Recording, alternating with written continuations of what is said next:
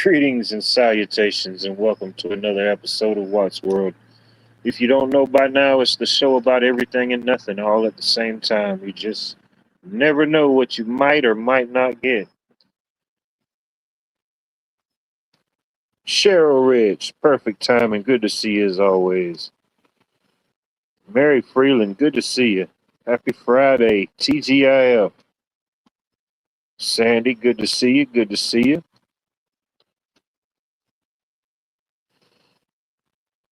Give a few minutes and see if anybody's going to show up. I hope y'all had a wonderful day. It was a beautiful day here on Georgia. Man, it was, I don't know, we were in the maybe the mid to upper 80s, sunny, nice little breeze. Wasn't too muggy, wasn't too humid. Pretty good weather for a Friday night, for a Friday. The man with 1,000 names. Greetings, sir. How are you? You know, just living life and loving life. Appreciate you for coming back.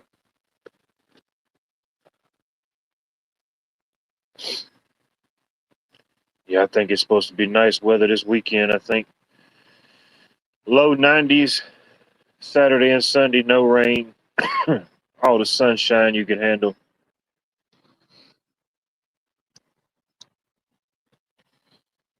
We're here. We're definitely here now. I appreciate y'all for being here. Yeah, it is. It's fun. It's entertaining. It definitely has its moments, highs, lows, definitely more highs than lows, but I enjoy it. Shoot. About the next time we fire up a bonfire here, it'll be I don't know, it'll be a while. It'll be a few months. We do get a few cool summer nights, but they're far in between. Shit, it ain't gonna start cooling down here till about Thanksgiving. We're locked in for the heat wave now. From now until Thanksgiving. Richard, good to see you again. I hope all is well. TGIF. We survived another week. Now our rear ends are hurting and rearing for a weekend.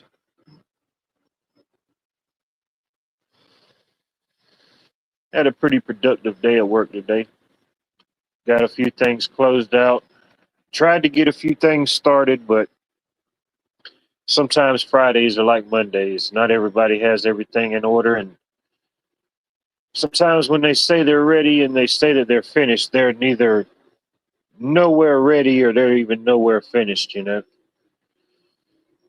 I guess the world we live in, the definitions of words are constantly evolving and changing, and it's definitely true in the electrical and the construction industry. Everybody's got a different meaning or a different understanding of the word finished and done. Meat puppet.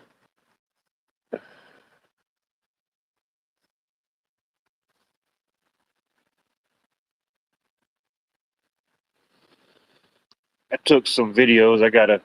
I didn't have much time to upload them this afternoon. Just a couple shorts from a couple projects we closed out today. A couple jobs that's been lingering. No fault of our own. Just the more we try to get done, the more they pile on us. Or the more we try to get accomplished, the more they try to change up. Right there, we're 40 yards out from the finish line. We could see it. Everybody's cheering. They got the roses. They got the champagne, but they just won't let us cross the finish line. They keep adding another mile to it.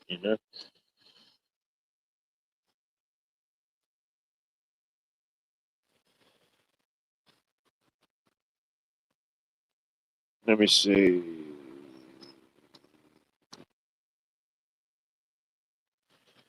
To be honest, ultimately, if it came down to it, let me find the question. Some people may not know what the heck I'm talking about. I don't think they ever know what I'm talking about, but at least you got to give them a good reference point, you know?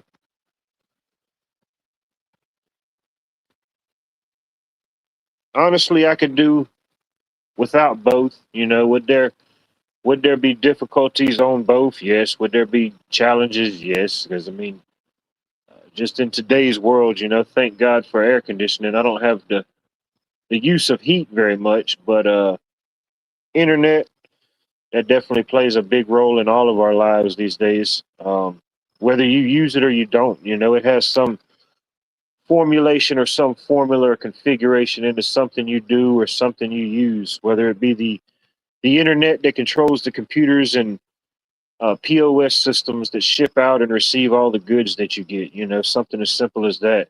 But I could do without. I could do without. I think I could do without air conditioning and heat. You know,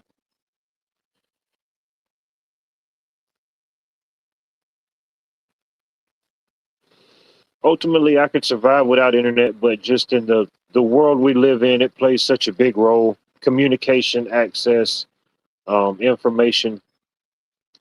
It's good to have the hard copies of things, whatever it may be, books, photos, documentation, whatever it may be. It's always good to have those hard copies of those things because the majority of everything we consume or think that we have access to or control over, we don't even have hard copies of it anymore. You know, it's some do, some don't, but a lot of it's just that internet footprint, the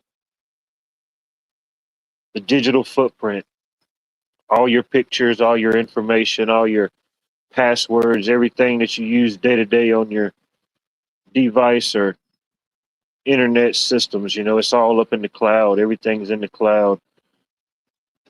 And then people get mad when they say, "Hey, man, your head's in the cloud." Well, what do you expect? You know, I'm trying to figure out where the hell my photos was, my video that I took from 2 years ago. Of course, my head's in the cloud. I'm trying to find it.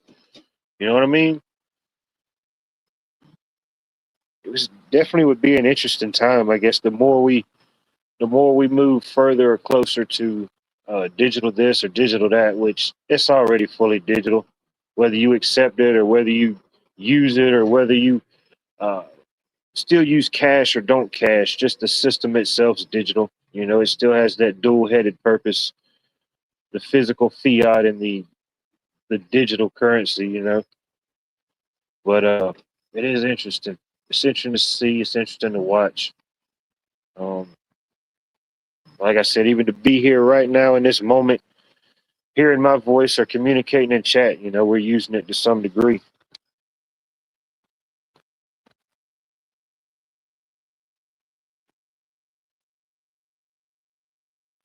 Yeah. Oh, no doubt. No doubt. Ventured out today to gas up and got a few things at the store. Bad air alert and tomorrow too. Best believe I'll be staying in. That's how it was. Uh, I don't know. It was like a couple nights ago, man. It felt awesome outside, sitting outside, just enjoying the peace,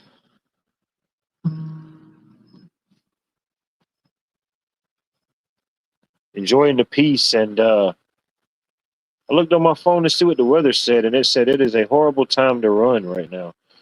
I'm thinking the sky's clear, nice breeze. It's not humid. Unless there's something in there, I don't know. Y'all bear with me 1 second.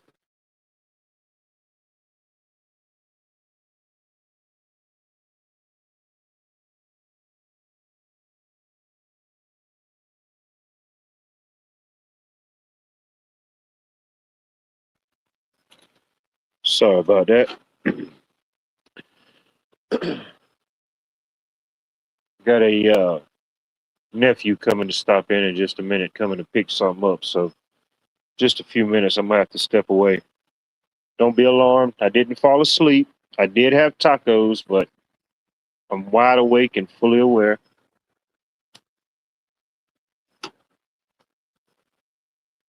Matter of fact,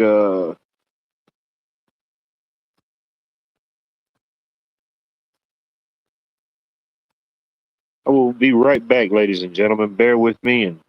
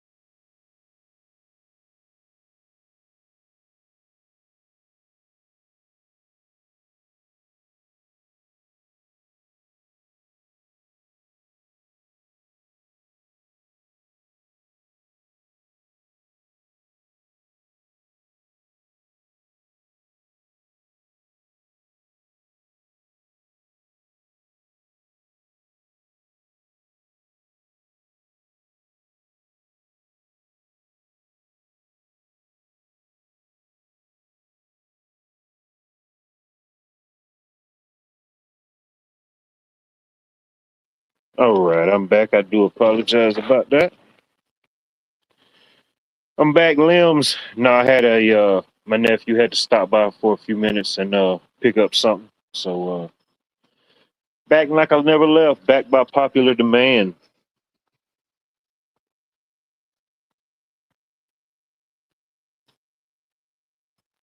Are you in a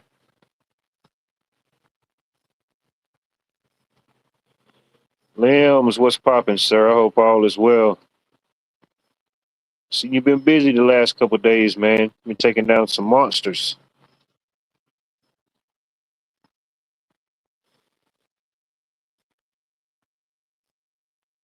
Yeah, go out and get you some solar plasma.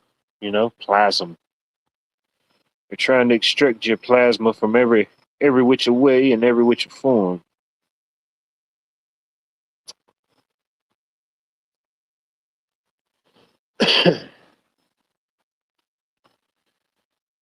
But yeah, old nephew. Well,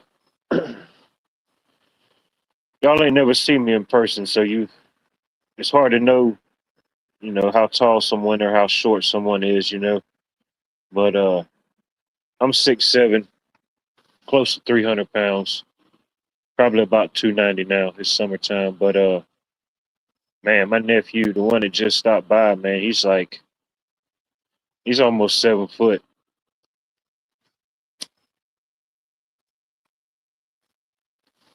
He's the only one in my family now that's taller than me. One of my nephews. Yeah, he probably weighs about what I weigh, but he's a little bit slimmer. Yep. Yeah, he's pushing almost 7 foot.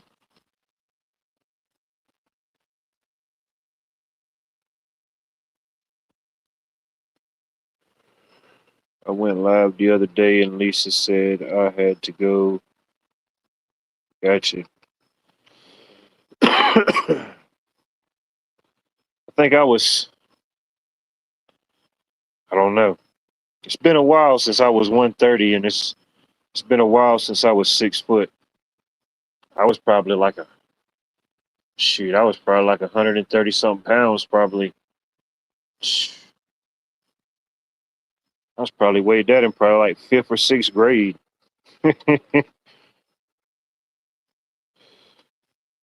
There's a lot of tall people on both sides of the family.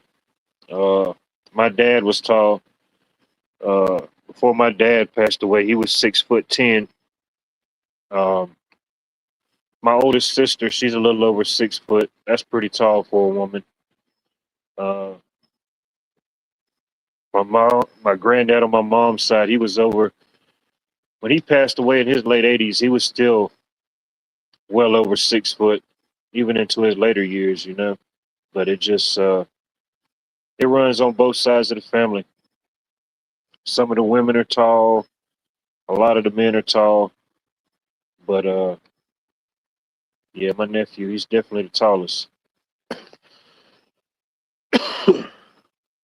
And to be honest, coming up, I didn't think that he was going to be the tall one out of him and his brother. They're both over 6 foot, but the one that's the tallest, I thought he would have been shorter. But man, he just started growing. I think he had like two growth spurts. He had one in middle school and one in high school.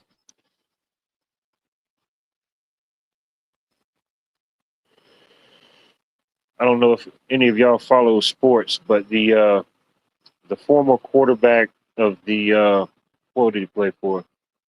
The Clemson Tigers. And I think he's currently the starting quarterback for the Jacksonville Jaguars. Trevor Lawrence.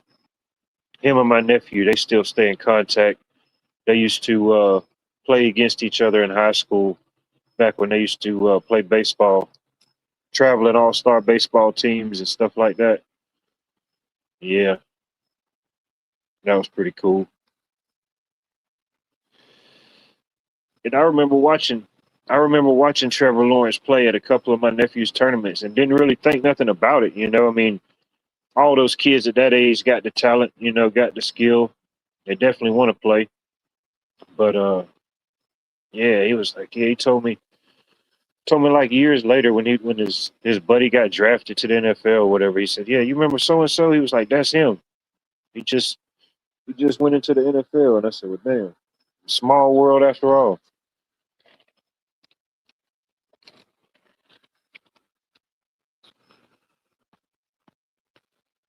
Oh, really? That's a fact. 6'9". How old is he? Well, I guess he's got to be at least 18. I think I did see an article where it said he was going to college or doing something. So I'm guessing he's at least maybe 18.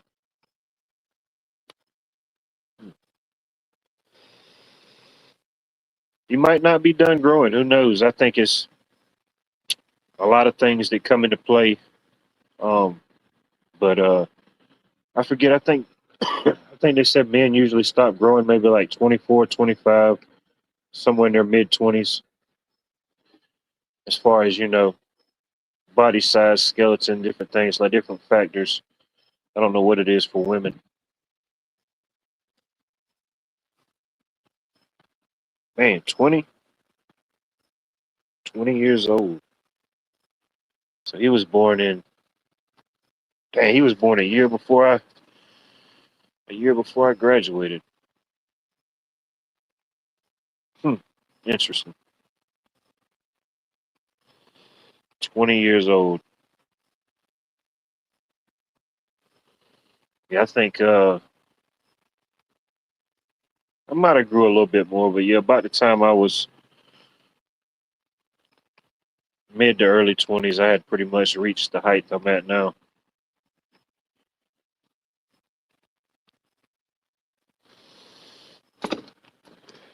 Now I remember I ain't never asked the guy why he used to call me that. I just kind of it was one of them nicknames. it got accepted. I don't know. I guess he called me Moose because I was big like a moose. But when I was in the Carpenters Union, worked out at Savannah River site, and there was we worked alongside the iron workers, and it was, some of them came, some of them left, but there was like those core group of local guys that was always there. And man, I can't remember this guy's name. He was an older gentleman then. He was like in his early 60s, but he was still working, still out there working every day like it wasn't nothing. Old school iron worker.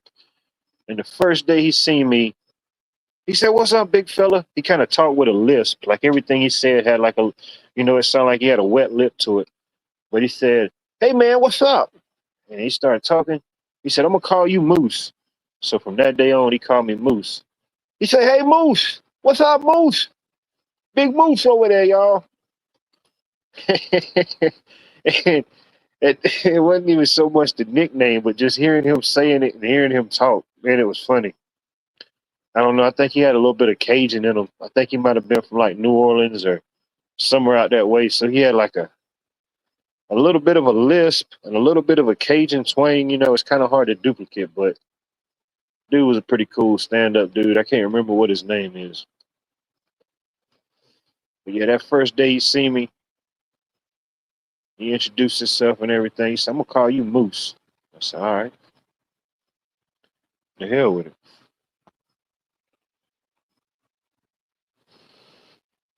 Yeah, it was him and some other guy, man. The other guy, he was like in his late 50s. The other guy was in his early 60s, and they was still working. One dude said he had been in the Iron Workers Union his whole life. He said he could have packed up and sat down a few years back, but that particular project we was on, he said he was going. At that point, his goal was whenever that project wrapped up, which was supposed to be I don't know. I worked out there about 8 years. No, it wasn't 8 years. I stayed out there about 6.5 years, and we wasn't nowhere near being close to being done. So I don't know if he retired or not.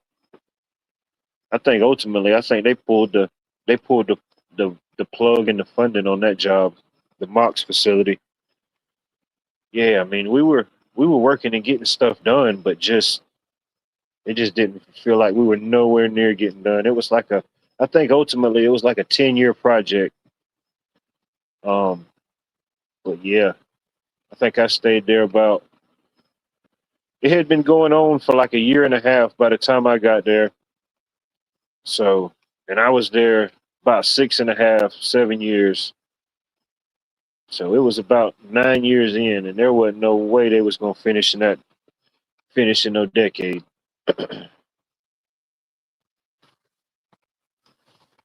I think ultimately it was just like a lot of those different projects, different things. It was just a money hole.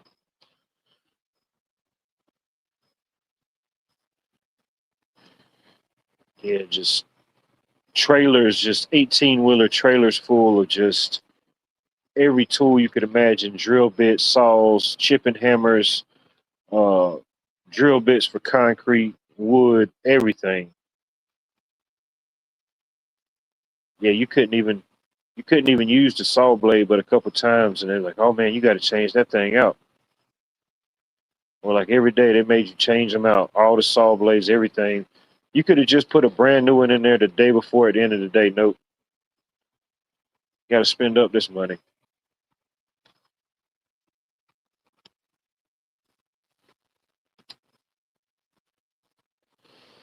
But I enjoyed it though for the time I was out there.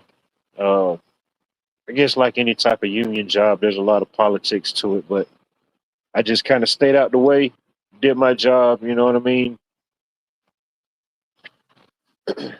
Chit chatted, had a few conversations with a few people I did, met some interesting people. Uh, even while being in the union, they paid for me to go and send me out there to Las Vegas. That was pretty cool.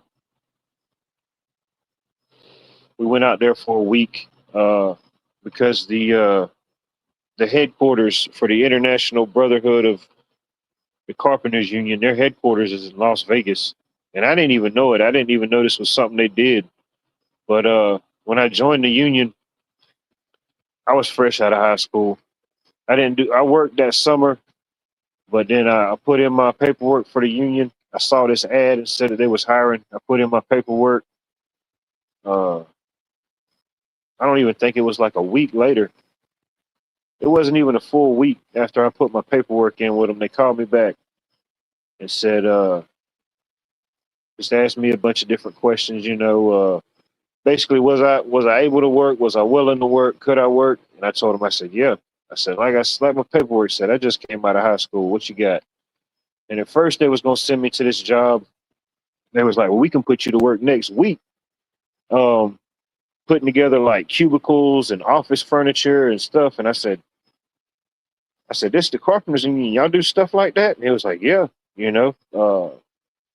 office stuff, office furniture, stuff like that. He's like, yeah, we get contracts and stuff that need those type of people. And I said, okay, cool. I said, well, to be honest with you, I said, I still got to get a few things in order. Maybe a couple weeks. Uh, it would definitely be pushing to get it next week. And they was like, all right. And they said, well, we got a huge job opening coming up with Baker Concrete out of Savannah River site. And I said, when does that start? And they told me the date. And I said, all right, I'll take it. Lock me in for that date. I said, I'll be ready. I'll be ready then. Which was like 3 weeks later, 3 or 4 weeks later. But anyway, I got all my paperwork ready, went down and turned in all my paperwork with them. They sent it all off. Then they said, all right, everything's approved. And they sent me to out there to the badging office at the nuclear site and went through it was basically a whole week. I think, yeah, it was that whole first week. It was just nothing but sitting through and watching videos, safety videos and things to do and what not to do. Oh man, half of that stuff, man, I couldn't even tell you, man. It was basically just like common sense stuff you should know. If something looks dangerous, don't touch it. If something looks hot, don't touch it. If you see a smoke-filled room, don't go in and start breathing. It was just, but a lot of different safety things that you probably wouldn't know. Just if something happens, different scenarios and things like that.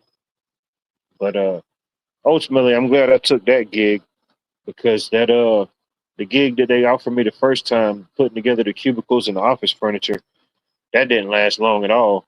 I think that gig ended up lasting like 2 weeks. And then by the time I was out there at Savannah River site, my second week out there, all the other guys that was in my class, they came in there. I said, man, y'all just starting? He was like, no, we went and did that bank job. And I was like, yeah, I'm glad I didn't do that one.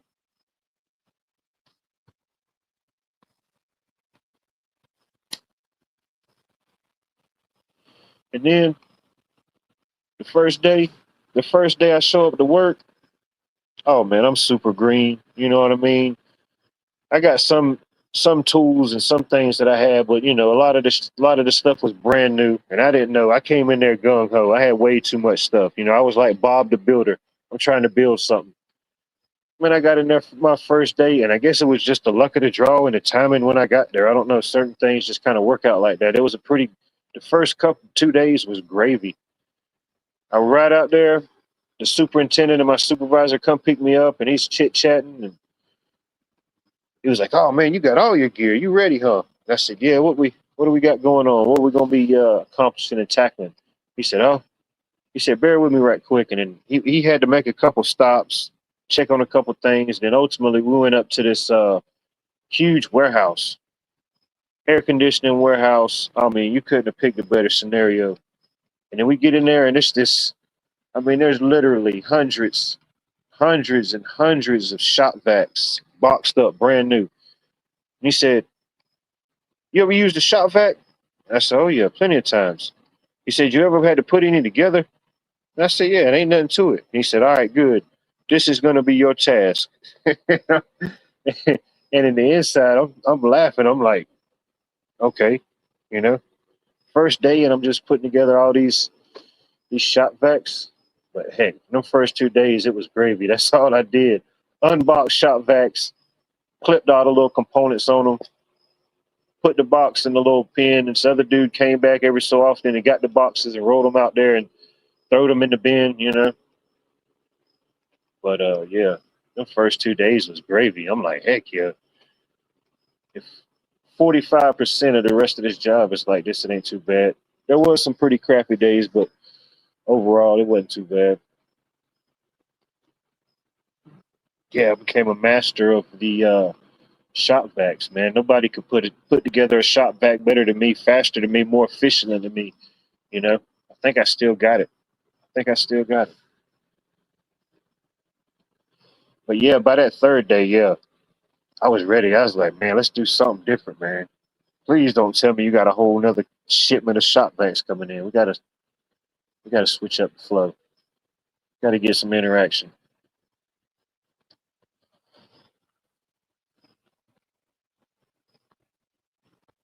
Johnny, good to see you. But yeah, that was pretty interesting. I don't know. It just kind of that was the first. That was like the first and only, really the first and the only job, kind of in a way that I really just had to kind of sign up for or kind of inquire about. The rest of them just kind of after that they just kind of lined up. Whatever the timing may be, whatever the decision was, or wasn't never on a bad note or on a burning the bridge type deal. It was just a level up or on to the next thing. Just being at the right place, the right time.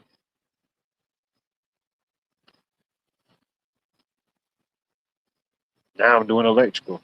Would have never thought I'd be doing electrical. To be honest with you, I have the interest and the basic knowledge and just the if nothing else, the tinkering, configuring, seeing what all can be done. But yeah, coming up, I never had no idea or no inclination that I'd be doing electrical at some point for a job.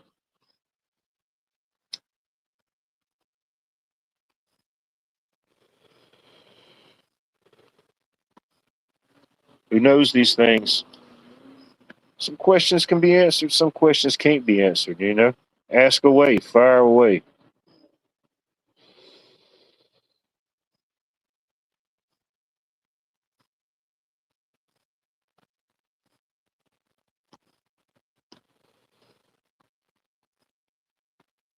No, I don't do any tinkering or working with appliances. Uh we do have references or like people that will refer to companies that we know that do those type of things. Uh and a lot of times the customer will call us and they'll think that it's an electrical issue. They'll think it's an issue that we could fix, resolve, or uh maybe find a resolution to. And I don't know. I don't know what the analytics are, what the numbers on it. I'll say maybe, I don't know. It happens. People call, and ultimately it's just we check the breaker. Breaker's good. We check the power coming from the breaker. It's reading properly. We go to the plug. We check the plug. It's reading proper voltage. Um, and then ultimately, a lot of times it could be an internal component. Something inside a dryer, something inside a washing machine. Uh, Dishwasher goes on the fritz. We provide power up to the plugs for these different appliances, whatever they be. But as far as myself and the company I work for, no, we don't do any appliance repair. Um, but we have run into some issues with people that's put in appliances. Like there's a reason why things have screws and nuts and bolts and lockdown at a firm, because anytime you have an electrical connection, like whatever it may be, even on just your standard outlet, uh, if you ever seen an outlet on the side of them, they have a screw. Uh, And what I do is I strip the wire back and I wrap that wire around the screw, and I wrap it around clockwise because that's the direction that the screw is going to be tightening down. So as the screw's tightening down, it locks in that hook that I put in it, so it makes it even more secure. But anytime you have a loose electrical connection, you're going to have arcing, and anytime you have arcing, that's going to cause damage, overheat, uh, ultimately deteriorate and degrade the integrity of the wire. But yeah, we've got calls out before say, "Hey man, uh, my dryer ain't working," or so and so. I think the something's wrong with the plug, and we get out there, and they didn't have somebody from one of these big box stores or uh, a rent a dryer or rent a center, whatever they may be, and they didn't came and set this up and didn't put the didn't put the connections on the dryer. You know, stove cords, dryer cords, you can disconnect them whenever you buy like dryers or stoves. They're not going to come with the cords on them. You put those on once you get them. There's a little panel you unscrew on the back, and all your terminals and connections locked down with screws on the back. But yeah, anytime you have a loose connection, it's no bueno, no bueno.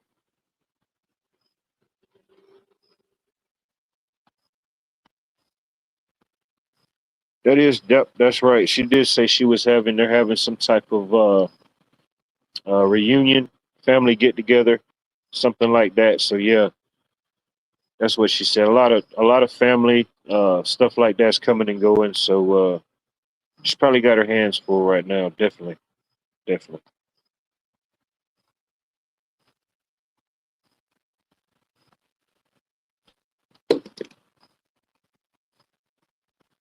There you go.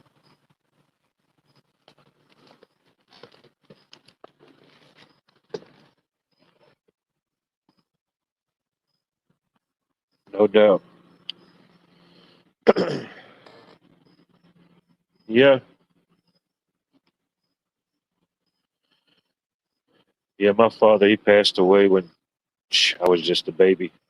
I think I was around 2 or 3. Um, so yeah, I've got a lot of stories and a lot of talk from people that knew him. Even like now, it wasn't. I don't remember how long ago it was. It's probably been some months back. I don't know. I was at the Lowe's or the Home Depot one weekend, going in there to get something, and I was walking, and I seen this dude walking towards me, and I had a hat on, I had sunglasses on, so I seen him looking like he probably knew me or recognized me, and then I'm kind of looking at him like, no, I don't think I know this guy. I don't recognize the eyes or nothing. But ultimately, make a long story even longer, I walked on past him, and he said, "Hey, excuse me." He said, "Is He started calling off people's names, and I'm like, "Yeah." I said, "Yeah, that's my people." And he said, "Was your dad so and so?" And I was like, "Yeah, that's my dad." He was like, "Man, I thought so." He's like, "Man, you look just like him." And yeah, the guy's name was, man, what was his name? Heck, I can't even remember what his name was now. But he said, "Yeah, heck, I'll be 38 this month." So that was, shoot, 40 plus years ago. I don't know. Yeah, we kind of talked for a minute. He was telling me about people he used to know and like back in the day, and I was pretty surprised. It was kind of caught me off guard. I mean, now to think about it, that was whatever memories he had of my dad at that point. That was like 40 something years ago. It's interesting. I don't know. I guess I'm kind of that way in a way. If I'm around a person enough or enough times or long enough, I remember a face. It's kind of weird. Yep. Especially like some days, I done went to like 3 or 4 different places, and I keep seeing these same people, and I'm thinking, well, I know they ain't following me. I hope they ain't thinking I'm following them. It's just a weird coincidence that we keep ending up at the same spots. Just that total randomness, you know. I don't know if you've ever had something like that happen. Seems like it's always the flea market days. I don't know. It's the flea market portals that I walk through. I see somebody at the flea market, and then, man, it don't matter how many places I stop after that. If I stop at 4 different places, I'll end up seeing these people at 4 different places. I'm like, there ain't no way. It's just got to be one big matrix, you know. On this giant 8-track cassette set tape that is the third rock from the sun. Maybe there was like a little scratch on the film or something. Kind of blitzed out into the summer madness.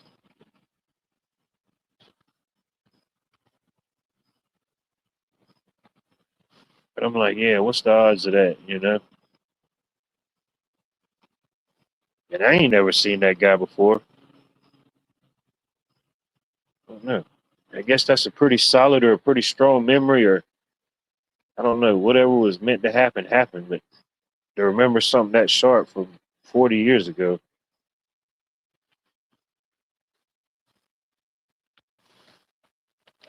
Here's to another 40.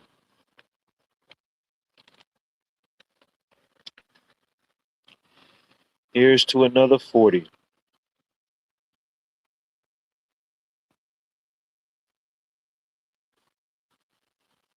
I know most people probably don't really care about it, but the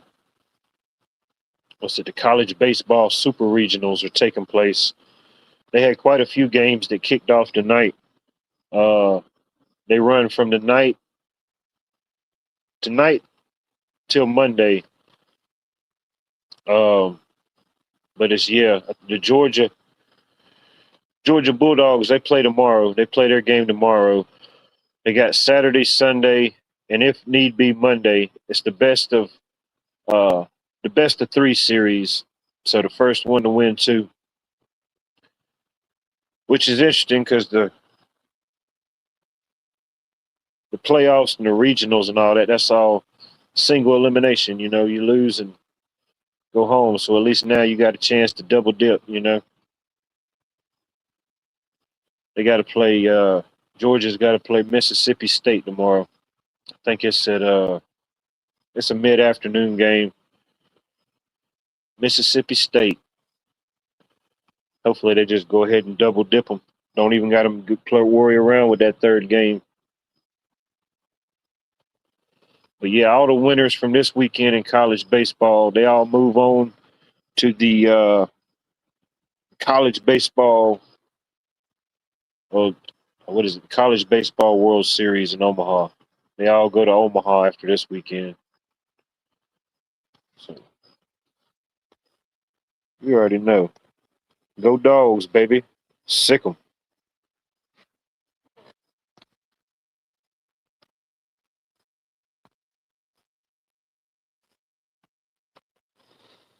42 years in Charleston. Charleston's a beautiful, beautiful town. I ain't been up there in a while. I've been there a few times. Uh, my uncle lived up there for a little while. He lived in Charleston, uh, another little town not too far from there.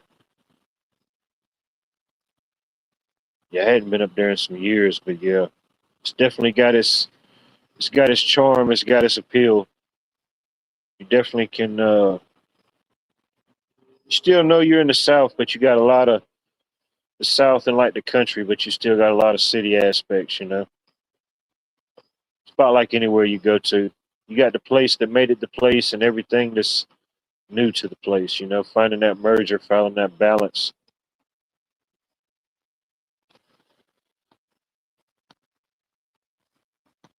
Congratulations, 42.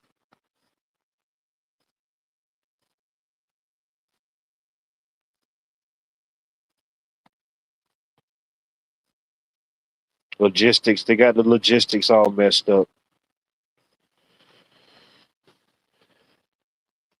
Same way down on the coast. You know, once you get into all the different cities down on the coast of Georgia, you're right. But it's just the connections and the byways in between. especially if you try to go like right outside of Savannah, like Tybee Island in that area. Oh man, you got to pick the right time.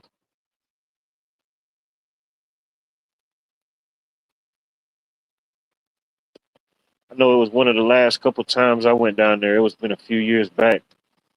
Didn't even know it. Just wanted to go to Tybee, sit on the beach, and we went down there at nighttime. And oh man, the entire main street downtown, the boardwalk, man, it was just Santa Clauses everywhere. And I'm thinking,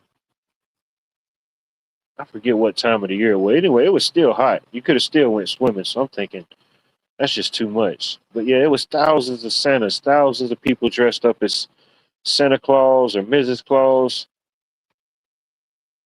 I said, man, if you had a Santa Claus phobia and you thought you were just going to come to beach to get you a little crab shack meal and go on the beach, oh man, that would have went south real quick.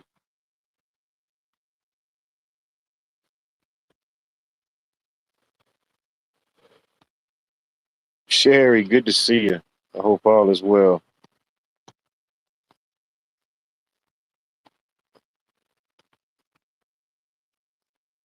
Let's see here. Give me just a minute, ladies and gentlemen.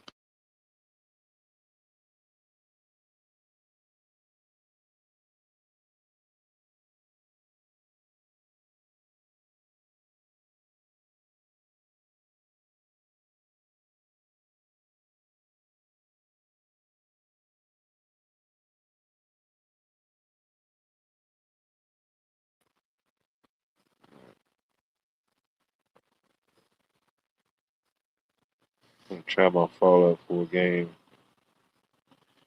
Yeah, I used to play games a little bit back in the day, but yeah, I hadn't owned the system in years.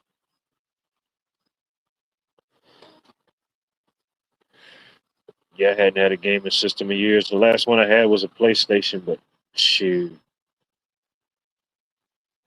that was like a what?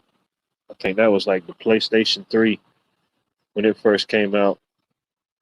And then whenever it crapped the bed or whatever happened to it, yeah, I don't know. Just never got me another one. I had a Wii back in the day. Uh, some of them games was too much. You're like, man, this is just, it's full on activity.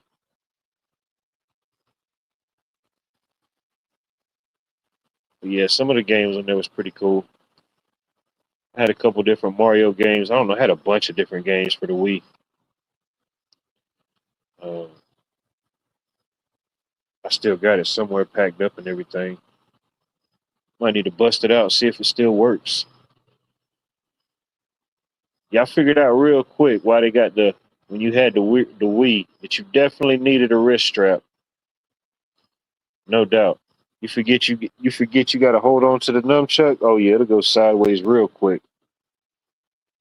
Nothing got broken, nothing got damaged, but yeah, I said there is a purpose and a need for the wrist strap. That's when you know it's gonna be a wild ride when you got to have a seat belt and a buckle for your video game. You got to buckle up for safety.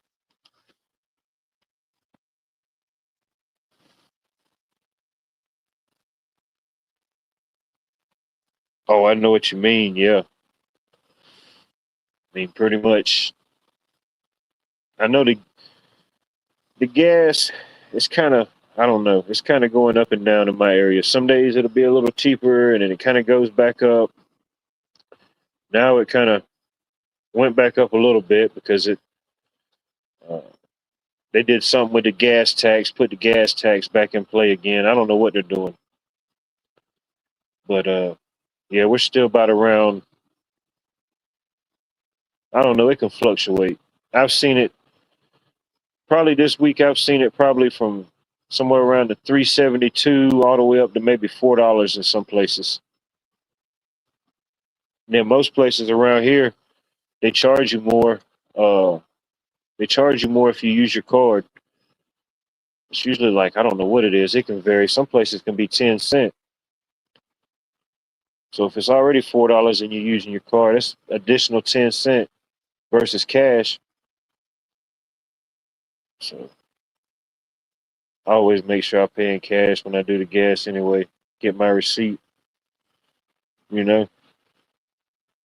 Use my little bonus points when I can. I don't get a whole lot of them, but I try to cash in when I can.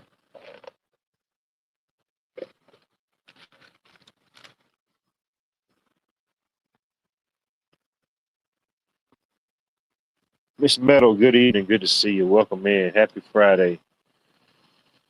We made it to Friday. Friday is ours.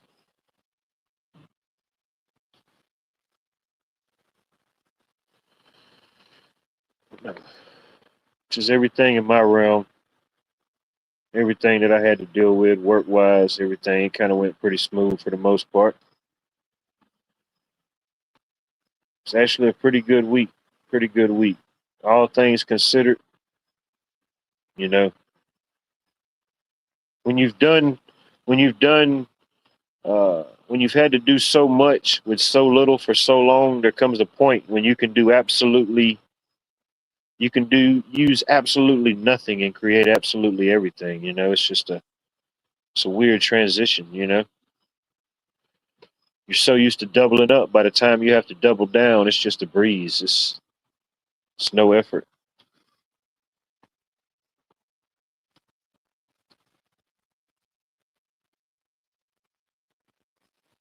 Me neither, Cheryl. I'm not real computer savvy neither. You know, that's why I'm still using this second generation Obama phone with the Taco Bell Wi-Fi.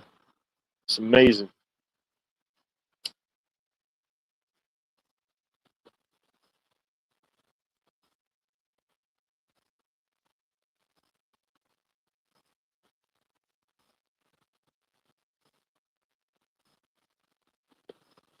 You may be ahead of me, Cheryl. You may be ahead of me in the internet savviness. You know, you always find some interesting videos, some interesting links. You know,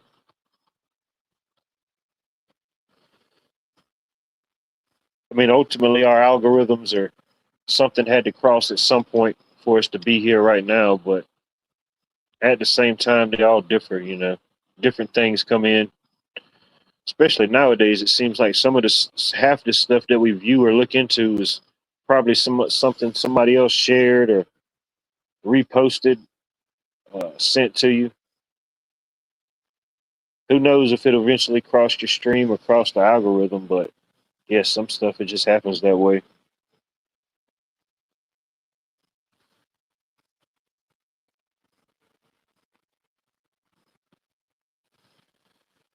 think that's why I always kind of felt weird, or I don't know, some things like that. It just kind of happened to be because being born in the late '80s and kind of growing up through the '90s when everything was still uh, kind of analog, you know, the talks of digital shifting over, you know, coming up uh, in the country in Georgia, we didn't have no cable, no internet. So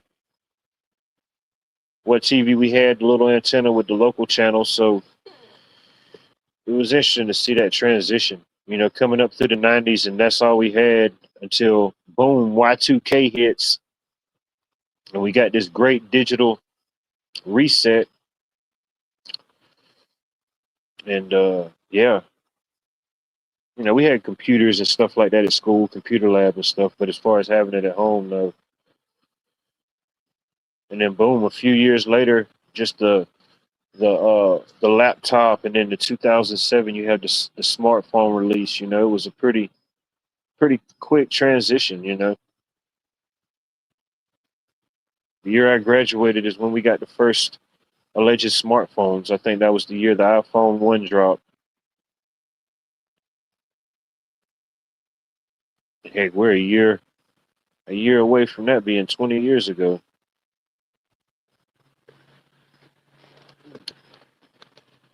20 years of technologies. It's an amazing and fascinating thing.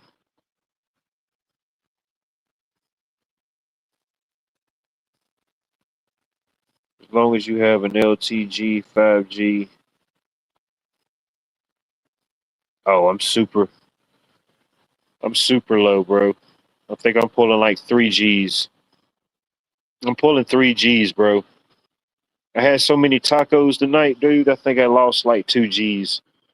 At my peak, I think I gained like 4 Gs, but in some type of a way, I don't know. From the time I left to the parking lot to getting back in the truck, something happened. Oh yeah, I got my tacos. I got my weekly Friday tacos, but I switched it up. You know, I'm a creature of habit. I like certain things. When I find something I like, I try to hold on to it. Uh, if they're selling more of them, I try to buy a couple, keep a couple in stock because I know if I go back to get it again, it ain't gonna be there. But I went there and how do you say it? Uh, conchete, conchete tacos, which is basically like it's the cow cheek. It's the meat of the cow. It's in its cheek. They do the whole process where I guess they sear it off and then they slow cook it where it's just, oh man, it's so tender. But I got 5 of those: beans, rice. Got me some esquete, which is like kind of like a Mexican street corn, but instead of being on the cob, they got it like in this little dish. But yeah, I chowed down. But yeah, that's some pretty good stuff. Yeah, man, those tacos, man, they load them down. They hook you up. I pretty much go there every Friday, so I've got stock in the place now. I'm pretty much just eating up my own supply at this point, you know.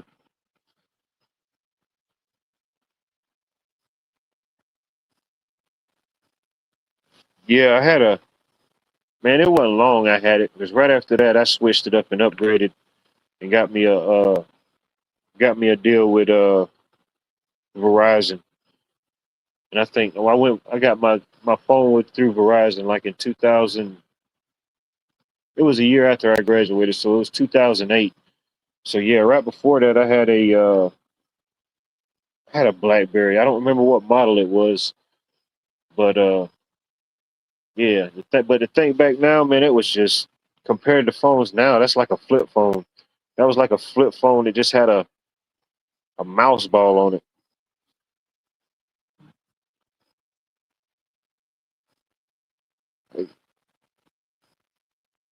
I've been known to have that effect on people. You know, I've been known to you know just think of having a fiesta taco night. I don't know. It just kind of became my thing. That's just what I do.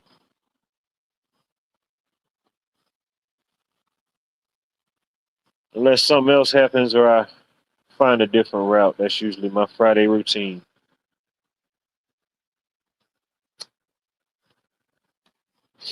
They already know I don't need no menu. I don't need none of that.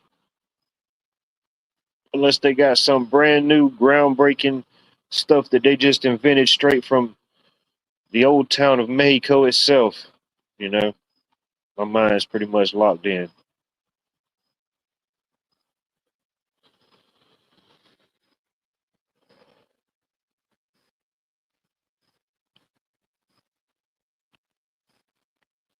Nah, but there is this. Can't even think of what it was now or the food now, but I seen this advertisement for this new restaurant that opened up, and that's pretty bad. I don't even remember what it was. But I said, damn, that might be pretty good. Oh, it was the Samoan barbecue. I forget. I got to look it up again now. What road I was going down? It was downtown somewhere, but I seen they were working on this building and they were putting up this big sign and it said Samoan barbecue. And we got a pretty big Samoan or island population in the area. And anytime there's like a food festival or anytime like that, they've always got different food trucks and things set up. But there's one I usually always support if I'm gonna get something like that. It's man, I forget what they call it. I think their sign just says Samoan barbecue, and they've got everything. They got a huge grill, all type of stuff, chicken, ribs, all type of stuff coming off. Um, but I think it's them. I think it's that family. They've been running food trucks, and I think they just kind of Finally found him a restaurant. Some people it happens that way. I've known people that's had food trucks and then eventually got a restaurant, and I know some people that's had a restaurant and it's been overly successful and they just branched out into food trucks, you know. But it's good to see the people still able to expand, you know, grow with everything else going on, you know.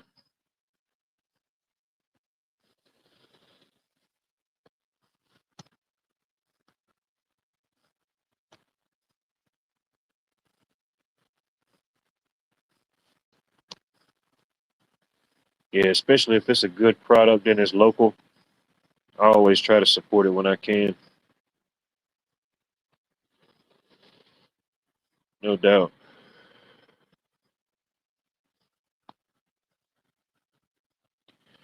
I think I might need to go out and stimulate the economy tomorrow. We got the Saturday outdoor market tomorrow, first one of June. Thinking about checking that out tomorrow. I like to go down there early when they first open, but then it kind of sucks because if you want to get something to eat, you know, like man, it's too early to eat some of that stuff. You want to wait till about lunchtime to eat, but then you're like, dang, you know, do I really want to be down here this long? I always try to go like around lunchtime. They run it from I think it runs from 7 in the morning, 7 or 8 in the morning till 2 in the afternoon. But I usually get there about 11:30, somewhere around in there. That way I got time to walk around, see what's out there. By the time I get up to a point and build up a hunger, I go find me something good to eat.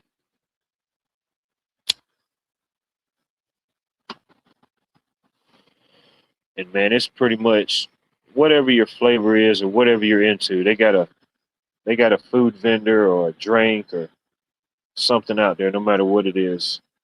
Sandwiches, uh, finger foods, barbecue, all type of stuff.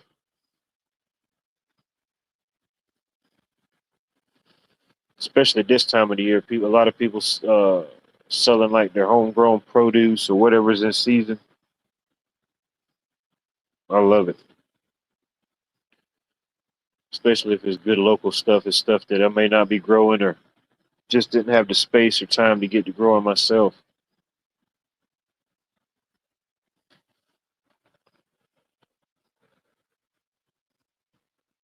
Yeah, I think it was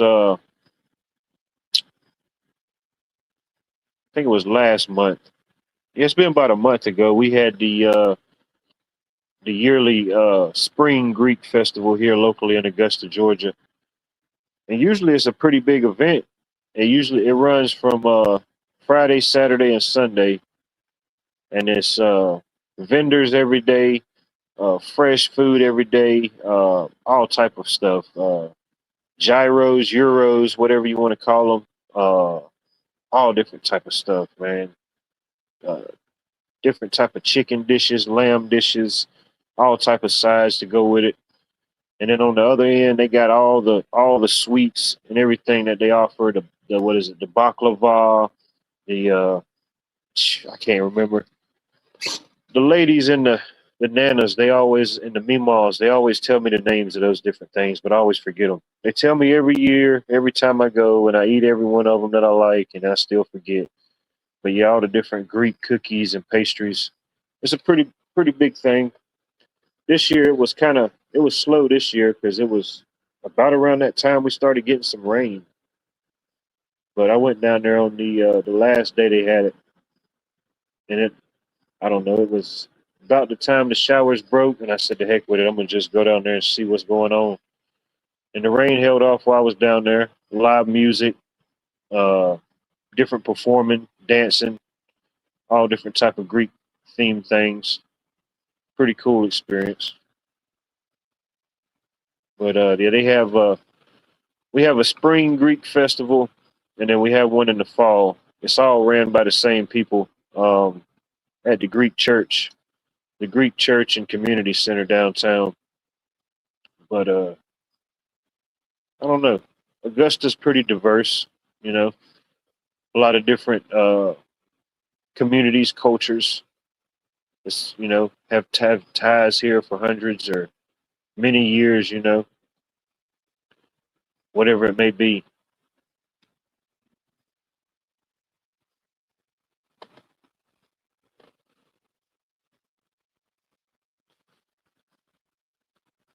But it's always kind of been set up like that. Even uh, what is it? Where's that link that I had? It's probably gone now.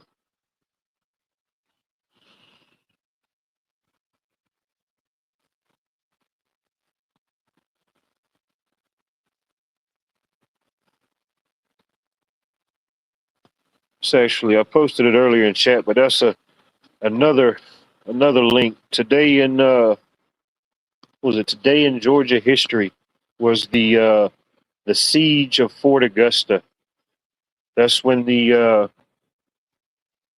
Patriots and the different Americans at that time were still battling and dealing with English rule. And at that time, the British still had a pretty good stronghold in Savannah. So the Patriots and different revolutionary men of that time, they moved in and saw Augusta and saw it as a great place. It was already a stronghold of theirs, but they needed to recapture it. Uh, Being the next biggest city up from Savannah, ultimately Augusta morphed into the second biggest city in the state of Georgia, I believe now still. Um, and it's played a role. It's played a role in a lot of different things throughout history. Even the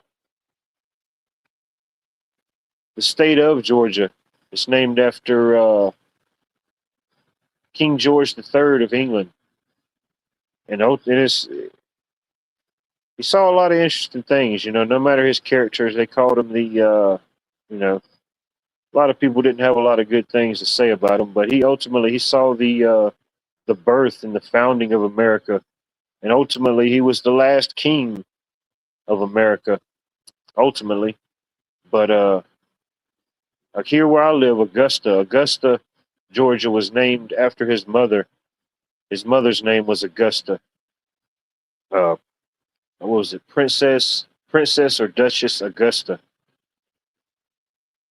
And ultimately, that's how Augusta, Georgia, got its name during its Georgia's founding and everything like that. During Oglethorpe and the different campaigns, they named Augusta, Georgia, in honor of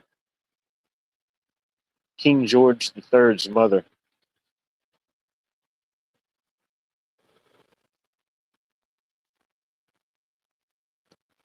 Sweet, getting up early in the morning, going to a car show. Sweet. Yeah, I think that's the first of the month. They got the big what is it? The coffee and cars car show tomorrow. I don't know where it's going to be at. I might have to look it up. But yeah, it's the first of the month. Well, not the first of the month, but the first weekend of the month. Let me see here.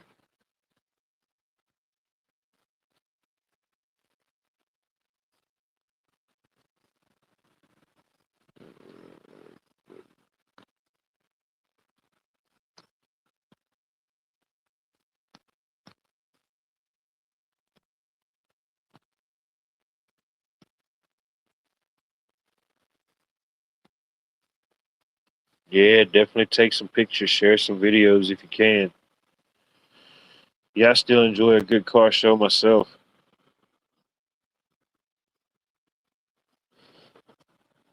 I've been to a couple smaller ones in the last few years. The last big one I went to, it was pretty cool. They had a bunch of newer type stuff, older type stuff, but the focal point, I guess you could say, was the DeLorean, the car from the Back to the Future.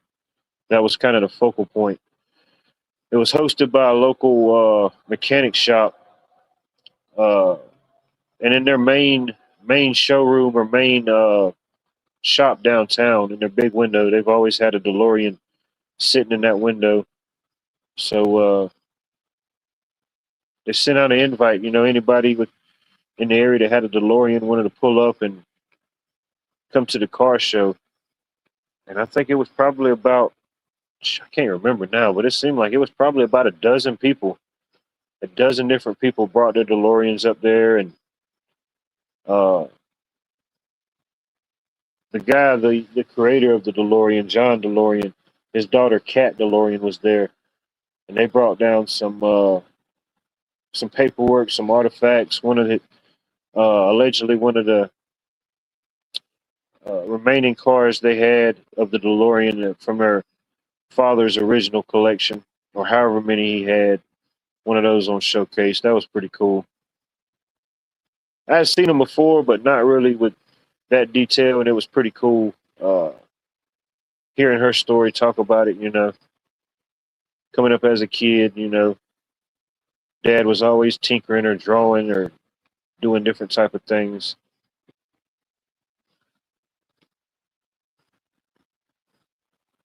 Blue Butterfly, good to see you. Red Pill, B, how's it coming along? How is the beehive? What's the progress? What's the status?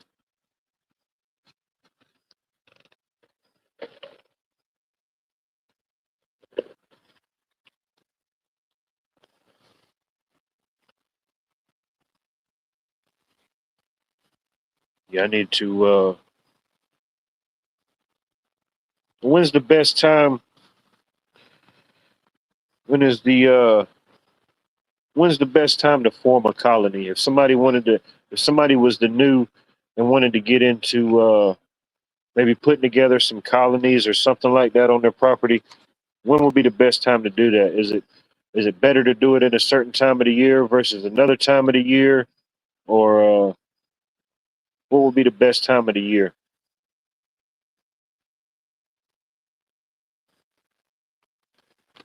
It could be, I don't know. I don't know much about it. It could be where it didn't matter, or it could be where you'd have to get them established and in there early enough into the season where they could establish over the fall and over the winter and develop into that following springtime. Okay, springtime. Yeah, I figured at least enough time for them to develop. That makes sense. Through the spring, summer, fall, winter. So by the time they reach a whole nother spring, they're fully acclimated to all elements.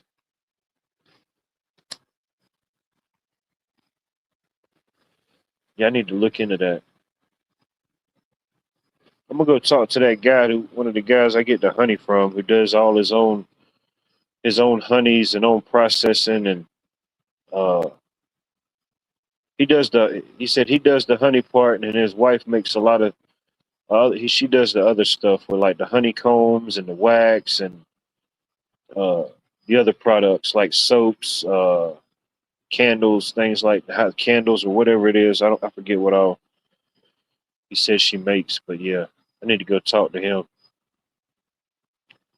Go out there, put on the bee suit, do it a couple times, get used to it. I don't think it would bother me. I've had swarms flying around me before. It's just all about how you react. Creatures and animals of nature, they can sense those type of things, whether it be just reaction, movement, pheromones. I think they can just smell maybe a fear, or they can smell the intent. Somebody would put off a certain smell or a certain pheromone for a different thing, whatever it may be. And I think they can sense those type of things. So it wouldn't bother me none, especially the suit, having a suit on or whatever. But yeah, that's definitely something I like to get into and ultimately get something established.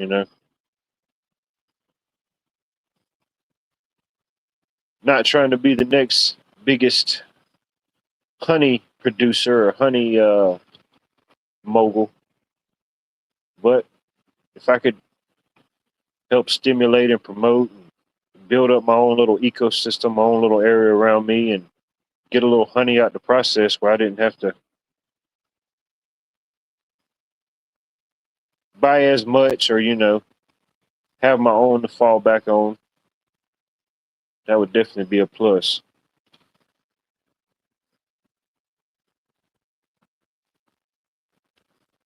Don't wear scents or dark colors. What is it? I could imagine the scents, but what is it? The dark colors. What is it about dark colors that is a no no?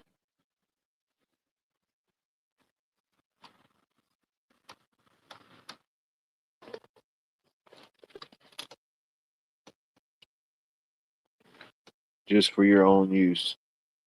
Yeah, that's all I'm doing. It just for my own use. If I could get me enough to put back and offset my purchasing of.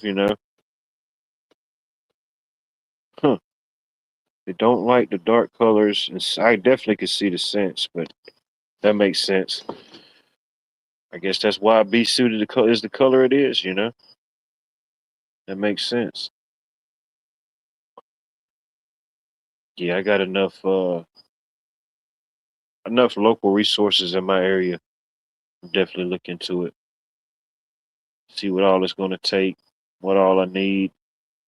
Uh,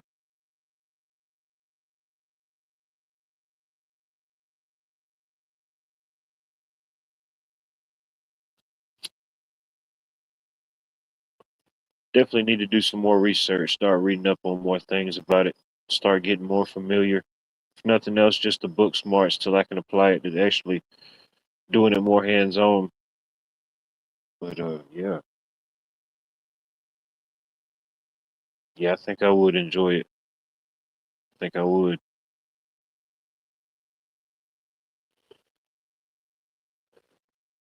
definitely.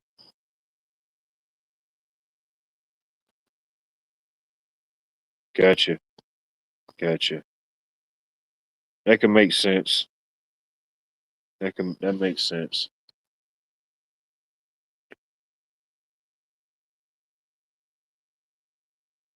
Yeah, I don't know when it'll be.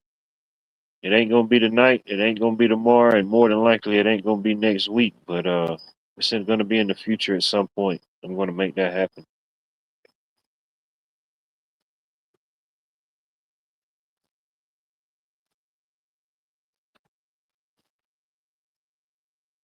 Watts Bee Sanctuary.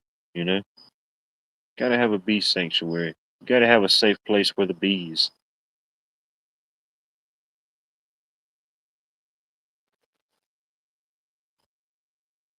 Shoot, I already do enough to feed the squirrels, and I guess the hummingbirds they was waiting on me because it wasn't no time after I had just filled up the thing. I was sitting out here and I looked back just to see if anything would fly up to it. As soon as I got kind of at a distance, I was still for a minute. Foo, foo. There comes two of them.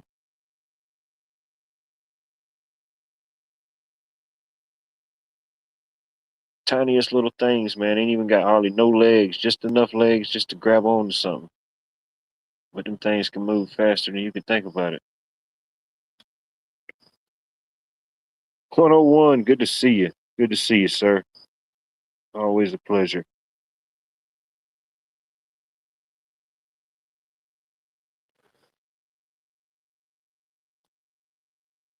Now, how would I do that?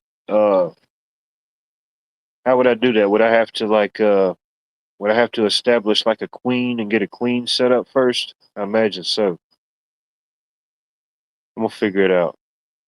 I'm gonna figure it out, B. I'm gonna figure this thing. I'm gonna figure this bee colonization out. As a rule, they don't want to sting you because they die. Oh, no doubt.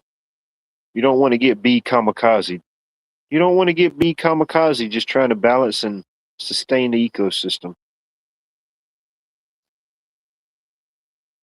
Yeah, I've seen those videos of those uh, different individuals that go out. They call them out the bee wranglers or the bee herders, the men or the women, and they'll go out and it's interesting watching them. They've done it enough and they know what to do. They're just so calm. They make it look so easy and so effortlessly. But yeah, they'll go in and whatever it is they look for, the size or the markings, they find the queen bee and get her and put her in the little box and just like clockwork, the rest of them just start shooing in there.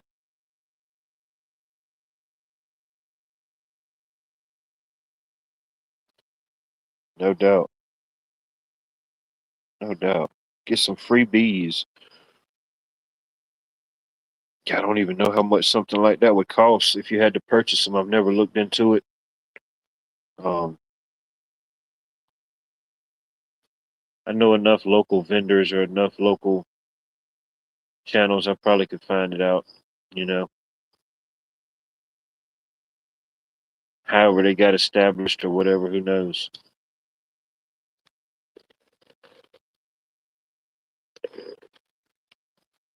Every hive has at least one. Pat Evans, good evening. Good to see you. I hope all is well. Gotcha.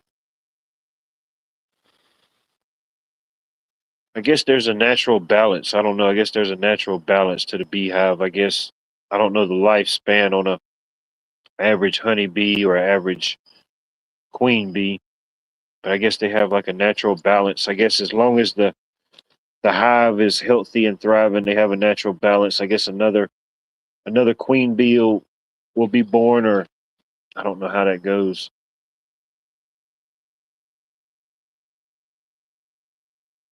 I mean, I guess as long as everything's healthy and thriving, I guess it would just find a way.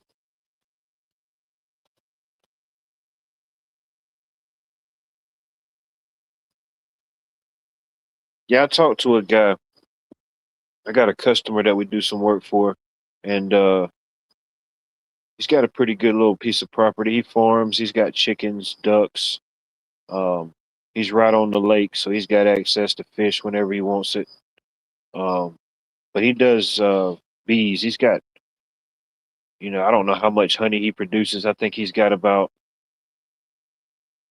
8 boxes, 8 boxes or 8 towers on his property. And I forget how tall they are. I don't know. I don't know if each one of those towers is an entire colony, or I don't know how much it goes. But he's got a bunch of that type of stuff. And I told him a while back. I think the last time I went out there and did some work, I told him about it. And he said, "Let me know." He said, "Man, I got a bunch of stuff." But man, yeah, I ain't talked to that guy in forever. But yeah, the different boxes, the different frames, the little whatever that little thing is, you got the smoke in, and you smoke them out. That little almost looks like a little oil can. Different things, yeah. Imagine it can't be too much to get set up.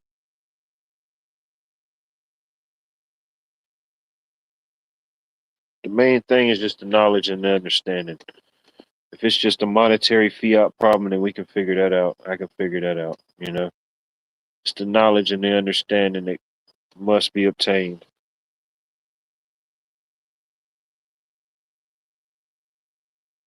Oh, I know that's right. Shoot.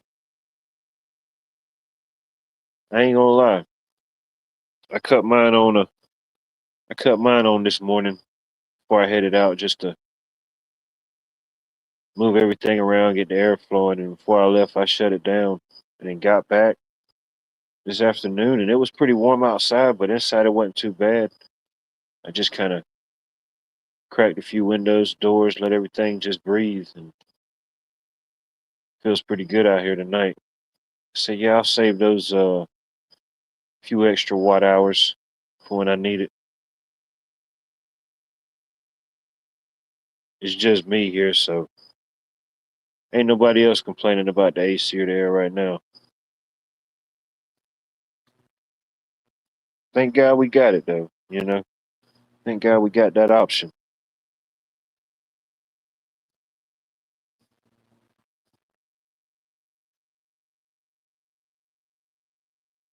Okay, yeah. Yeah, I wanna say his is like he's got like eight different tower setups and I forget how many boxes. I forget how many boxes high they are. Maybe like, maybe I don't know, 3 or 4, maybe 5 boxes high. I don't know, somewhere around in there. It's been a while.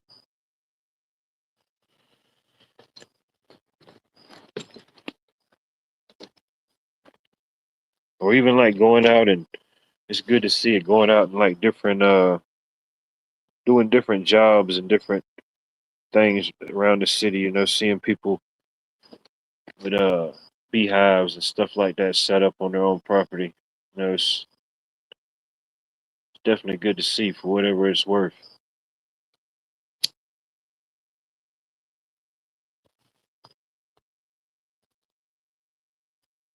Shoot, no rain here.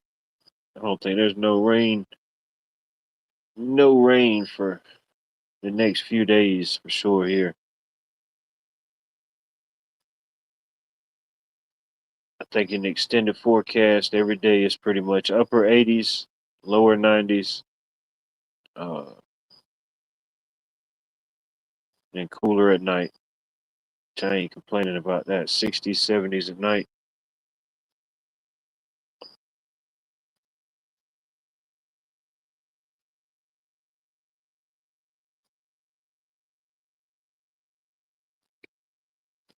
Yeah, I can't remember. They might have been different sizes. I don't know. They might have been. But yeah, that would make sense. Different sizes for different whatever the purpose may be. Yeah.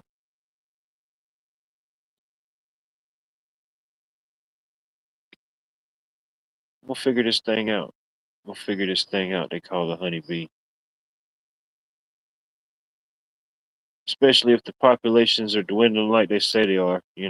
Even if it is uh, 30, 40% of what they say, that little bit definitely offsets something.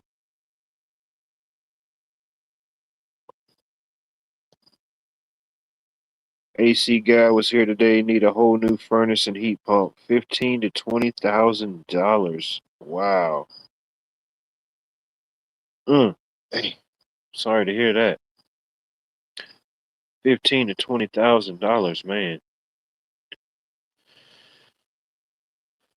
Yeah. Guess different regions, different things, and I guess yeah, being in the area that you're in, yeah, you probably would need like a heat pump just in case certain things. But man, it's like everything is just like moving into different brackets. It's weird to hear like ACs and stuff like that. 15 to 20,000. That used to be like a car price range. 15 to 20,000 to get you in this brand new pickup. Now everything's just kind of like shifted to a different bracket. Now the heating and air units are taking place of the former car bracket.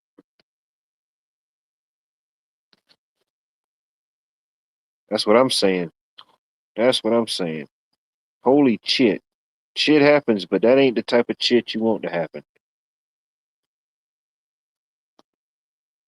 Yeah, that's like one time uh we went to this customer's house, and the description in the call was they were wanted to have like a home inspection. So we was thinking, okay, they're probably getting ready to buy a home or they're getting ready to sell the home. But when we get there, the guy said he wanted us to give him an estimate or on a quote to completely rewire his house. And we said, he was living in it, everything, the walls was up, everything was, living in it, functioning in it. We was like, well, what's going on? What problems are you having? And he said, there's a light. He said, well, to be honest, the only issue is the light up front is controlled by a switch in the back part of the house. So we was like, huh, went and checked it out, and he's like, basically, somebody before he lived there or whatever had did some work to the house, and there used to be like a hallway or a doorway in the kitchen, but for whatever reason they enclosed that whole thing in, and uh didn't do they put in a wrong switch in the kitchen. So basically you had to go all the way to the kitchen, and that switch in the kitchen had to always be on for the front foyer light to work. If the kitchen switch wasn't on, it wasn't sending any power to the switch in the foyer. So he said that was the only issue he was having. We checked it out, and it was just a wrong switch, and we changed over the traveler wire that would keep a constant power to his front foyer light, and it fixed the issue. But he said, yeah, somebody came out and they said that they couldn't fix the issue, and his only option was to completely rewire his house and completely gut everything and rewire it. And I think he said that they told him it would be like 20 to 25,000 for them to completely rewire his home. And we was like, well, I mean, it is an older home, but while we were there, we turned everything on. We turned the stove on, the microwave on, we turned every light in the house on, we turned the dryer on. No lights flickered, nothing, no power fluctuated. So uh, he said other than that switch not working properly, he said that was his only issue, but we fixed it. And he was surprised. I mean, he was surprised, that it was something, so simple. But he didn't know anything about electrical. But he had a couple people come out before, and he said the last one told him, he said, "Yeah, we can't even fix your switch. It's too far gone. We're gonna have to completely rewire his home." And of course, you get that sticker. That sticker price of 20 to 25K is pretty shocking. I always want to get a second and third estimate if you can. I know everybody's situation and availability and location is different. I do understand that everything's different, but yeah, I think we ended up sending him a quote or an estimate for a rewire, um if he wanted to have it done. But that's been a while ago. I think he's called us back to do other things, but yeah, they told him, "Nah, dude, we can't even fix your switch. Matter of fact, not only can we not fix your switch, we're gonna have to charge you 25,000 to come in and fix and redo and every switch." Now, when you have a home that's already built and you want to do rewiring or any type of remodeling, it can be pricey. It can be a little tricky. Um, and whenever we do rewirings, it's usually always two bids. It's one price if all the sheetrock and paneling and everything's up, and we got to manipulate and fish wires down. That's going to be your higher price.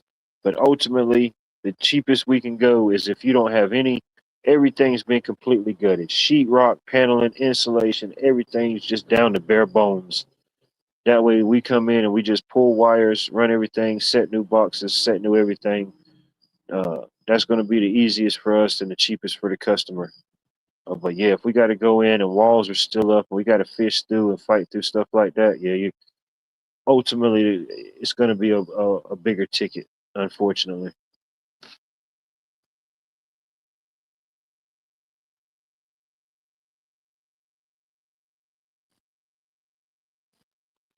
Yeah, I've worked on a lot of different things, tinkered on a lot of different things. I haven't did much AC work myself.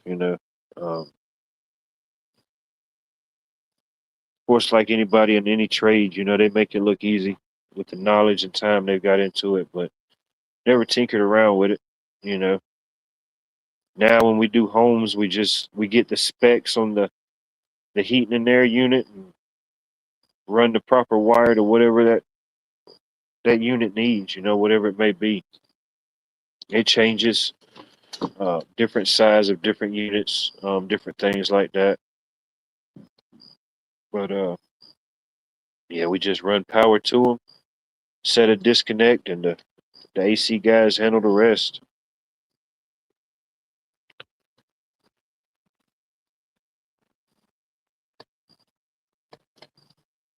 Yeah, whatever it may be. People prey on certain people. I know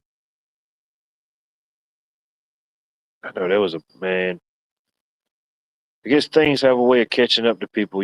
People that do real bad or whatever it may be.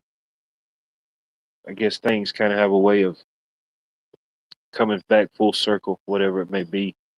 Life or Karma, whatever you call it. But I know there was a ton of those carpetbaggers or whatever you call it that came down after Helena. There was a lot of good, honest people, but there was still a lot of scammers, a lot of people that rip people off.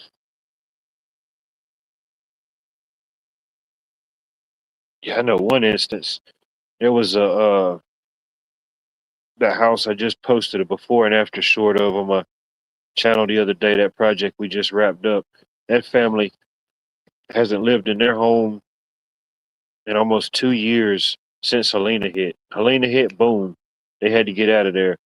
They had a they were renting a house in the area for I don't know for like the first 18 months or so or whatever it was, up till I don't know the beginning of this year, and I guess the insurance or whatever stopped covering it. But they had parents or whatever, but they had a big old RV, so they kind of used that to offset. But yeah, I think they're finally going to be able to get back in there next week. I think next week, well, they've already CO'd the home, but I think next week they're going to be moving back in. And almost 2 years after Helena tore through the South, uh, I know it hit here. What was it? September the 27th, 2004. Some people wasn't able to rebuild. There was a that whole street that home is on. Pretty much everybody took some form of major damage. But unfortunately, the couple that lived just to the other side of them, they took a bunch of damage. And unfortunately, this crooked contractor came into town, and I think they ended up ripping those folks off for like 50, $60,000 and left town.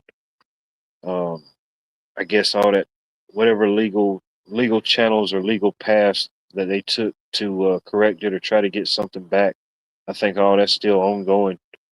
But yeah, I think she cut those folks like 50 or $60,000 worth of checks, and they didn't do no work. All they did was put tarps over the whole roof and got the hell out of town.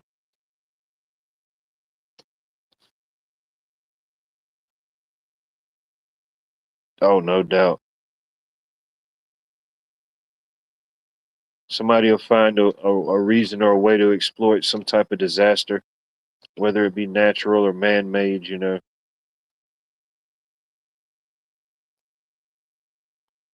Florida definitely has their share of it. That was the worst I've ever seen it in my area. You know, I've said it before and I'll say it again, but yeah, Hurricane Helena, that was something else. It's usually always to the far east on the coast or to the south in Florida, or if it comes from the if it comes from the Gulf, usually it may be Louisiana, Alabama, Mississippi, those other southern states kind of get the blow before it gets to here. Usually it's just a little bit of wind, some rain, you know. Some severe, but nothing direct. But I think they said the eye of the storm at some point was like what, 40, about 40 miles, maybe 45 miles uh, west of where I'm at. I think they said it was 40. It reached the closest point was 40 miles west of Augusta, here where I live. And that's the path it took as it went up through South Carolina, North Carolina. Ultimately, I think over 500 miles inland before it dispersed and faded away. All I know is they don't care about us. What you know about that, Pat? You might be too young to know about the Michael Jackson. That might be before your time. Everything, every time.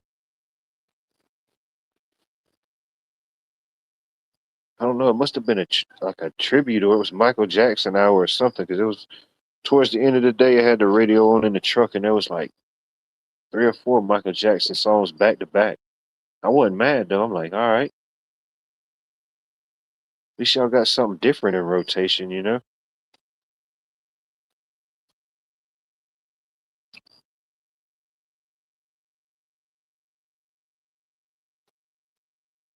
Oh, I know. I still got the screen recordings on the phone as I was tracking it. As soon as they said it was doing whatever it was doing, I said, "Oh damn, it's definitely gonna hook up." And then it was moving, and then it was just like boom. The Mike Tyson punch out hit it with a left hook. They hit it with a left hook, and it just hooked up. And man, it just took one of the nastiest paths I've ever seen. Whether it was natural or man-made, I don't know.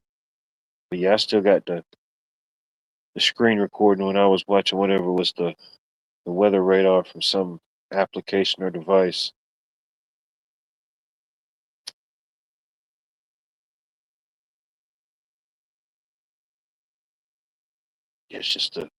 It's just amazing how much an area or a place can change with that much tree loss or that much uh, canopy change.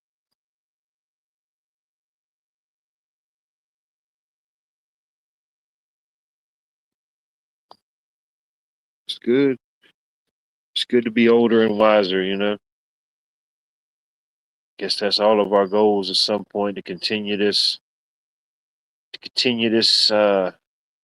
matrix, this humanoid groundhog day that we experience. Have more experience, get a little bit wiser.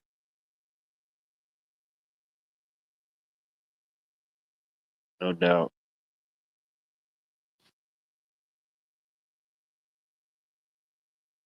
Oh yeah, shoreline. No doubt.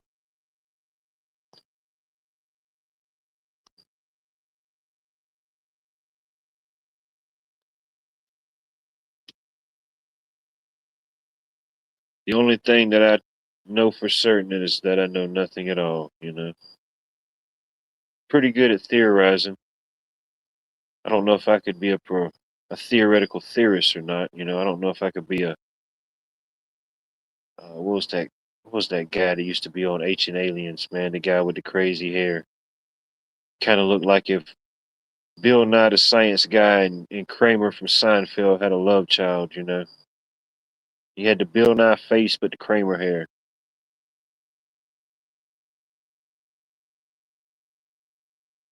I'm not saying it is, and I'm not saying it isn't. All I'm saying is this is what I'm thinking as a theoretical theorist. I'm thinking, damn, dude, I missed my calling. I could have did that for a living. I could have gave you a lot of theoretical theorists theories.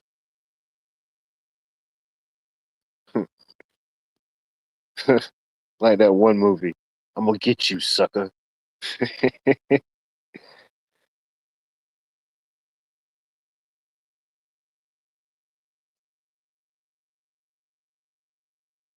know, right? See the thing coming, acknowledge the thing, and then freak out when the thing ultimately gets here. Oh, I know it. I can see it. I mean, I've got uh, riverways and lake shores and different things like that, and I mean, I've seen those areas change over the years since I've lived here on Georgia, and my trips down to Savannah, different places like that, I've seen it in change. So no doubt.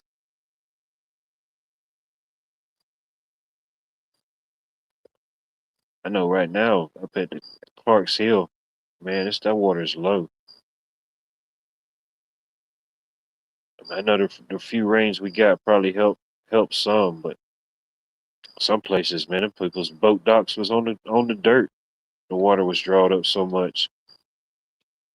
And you talking about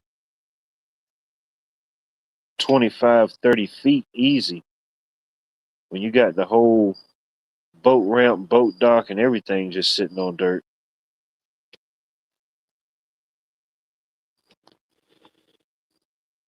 Serious risks and a serious price tag, no doubt. Shoot, they think we're King Tut because we want to live right on the Savannah River, man. It's just because I want to live here on the river, don't mean I'm made of money. It's crazy. They're just expanding and plugging in places here and there. Especially when you go out and you put a whole new subdivision or housing complex right there on the river, and you just completely strip away all the natural structures and bindings. All the trees, all the foliage, everything that just kept that shoreline somewhat intact, and you strip that out and put something new on top. Better make sure you know what you're doing. Yeah, because it's got some serious risks and some serious price tags either way.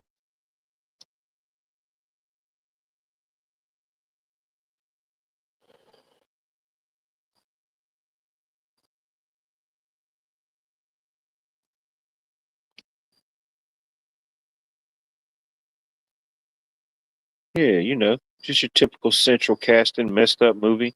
It's the prequel to the sequel. It's the prequel to the sequel, whatever that even means.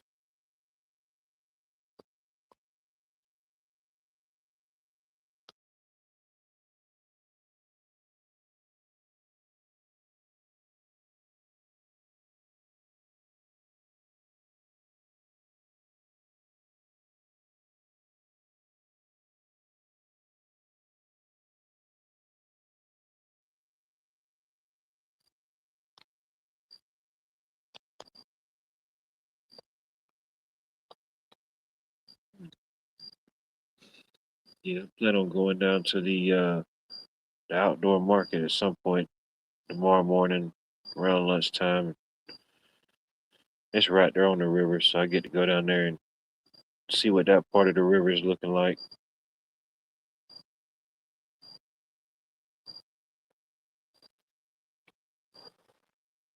But down there, there's plenty of trees and stuff along the river, but they've got it built up along the side with rocks and stuff. But they've got different markers painted on the bridge that people's put at different times of water levels. It's fascinating to see the different. You go down there under the one of the brick walkways down on the river walk, and it's got these different elevation markers that shows you the water levels of different floods that happened here in my area or Augusta at certain times. And it's pretty wild because you're standing there and you see that one flood marker that's like, I don't know, 15 or 20 feet above my head. And I'm thinking, man, that was I think that was the great flood of, what was it, 1910? The great flood here in Augusta of 1910. And yeah, there's all type of photos and documentation of just a lot of places downtown and stuff was just completely up to their waist in some places in water. Some places were completely underwater right on the river. But, but yeah, especially with since 1910 to 2026, all the development and everything that's happened, what that would look like now, it would look totally different. It would definitely cost a lot more for sure. With all the electrical and everything that would have to be upgraded and damaged. Who knows? Oh yeah, she's halfway to Margaritaville. Who knows? It's Friday night somewhere. Friday night lights.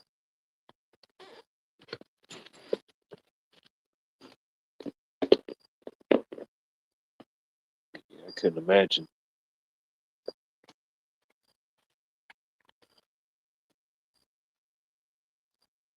But that one I can't quite remember. It might have been the Great Flood here over 100 years ago. It might have been a hurricane based. I forget the exact date on it, but yeah, it rained and it stormed and it rained and it stormed, and ultimately one of the levees or the dams upstream that they restructured or repurposed, it gave way, so that didn't help none. But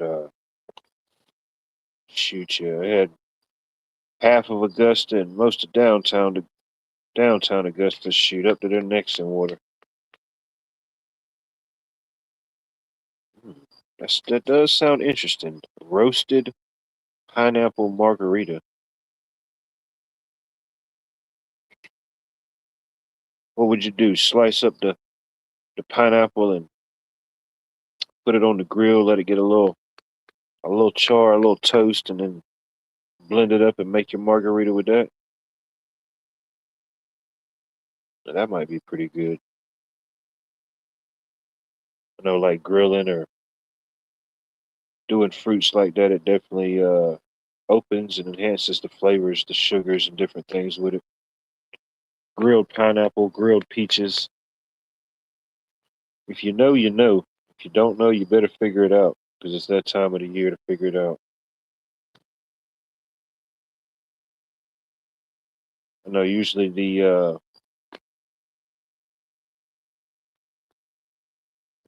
it's like a usually the tacos I get on Friday. It's a version of El Pastor, which is like they marinate it with the pineapple.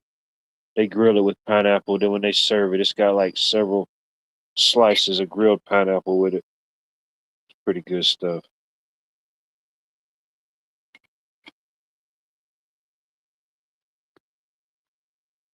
Mm. Yeah, that sounds good. Make you a smoked pineapple cocktail infused with toasted smoked peachwood.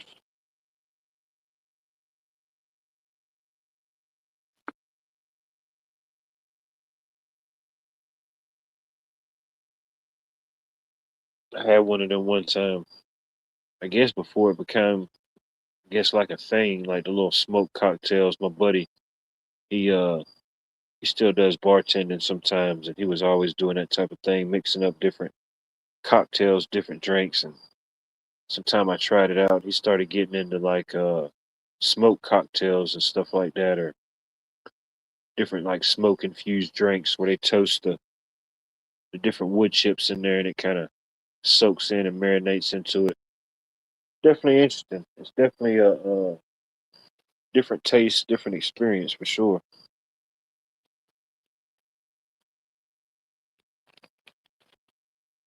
Yeah, I think Saltgrass they need to sponsor Pat. She is one of their biggest promoters. Feel like if I ever see a Saltgrass, I'm gonna have to eat there. I'm gonna have to try it out.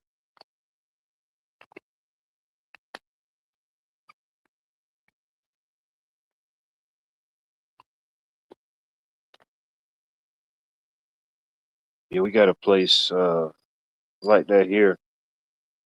It's a local place, but they've expanded. They've got two restaurants now, but it's called Farmhouse.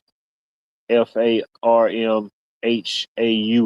Farmhouse, and they do all type of stuff. Most all their meats is like locally sourced. They try to get as much produce and different things that can be grown in the area at different times. They try to get as much as that as they can. But they got a phenomenal hamburger. Probably one of the better hamburgers that you can go out and buy somewhere besides making it at home how you want it. All their burgers are phenomenal. Their steaks are good. I've had the grilled pork chops; they were good. Uh, but yeah, they got a good product. I mean, they sell all type of steaks and stuff like that. But heck, even if you want just a good burger, I think that's still top of the line.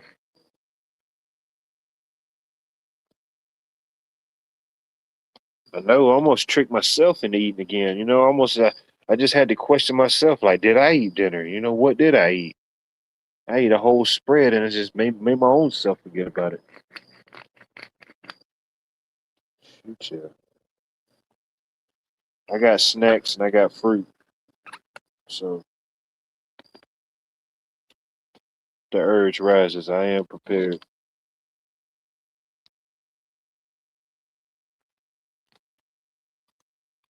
Yeah, I got to. Hopefully, they got some more peaches and stuff tomorrow. I need to secure some more fruit. Can't get enough this time of year.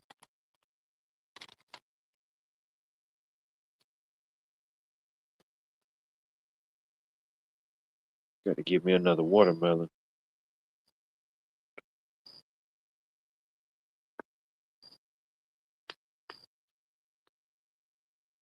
And I forget the type it is, but I've been getting these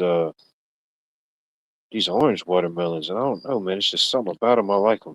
Need to go try to find me a good.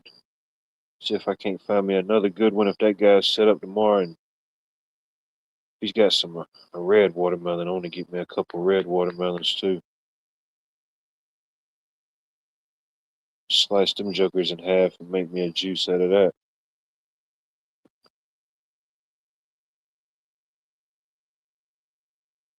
Man, you can't beat it.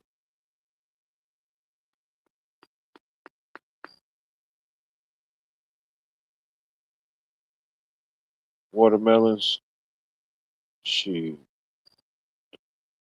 Go add whatever you want to with it, or just have it like that. Man, that's some good stuff.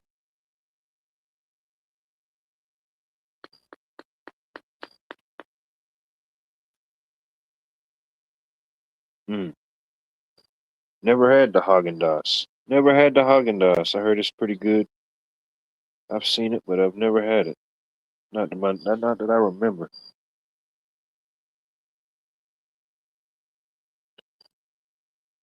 Shit, I've been getting these. I'm about out of them now. I think I'm like down to like the last three or four, but I've been getting these fruit popsicles that these people make here locally, and they sell them at one of the like farmers market slash nurseries. They sell them there, but I think somebody told me they set up down at the outdoor market now. But I got some from them. I don't know, a couple weeks back. The peach, the peach popsicles. Oh man, those things were phenomenal. That was probably like the best. Uh, well, all of them that they make are great, but that was the best fruit popsicle I've ever had. I mean, there wasn't no question. You didn't have to question what it was or anything. You could tell it was just it ain't but a couple ingredients. Man, so refreshing. If I had to say, that would probably be the second best thing to a good Georgia peach. And there ain't much that can beat it. So that's saying a lot.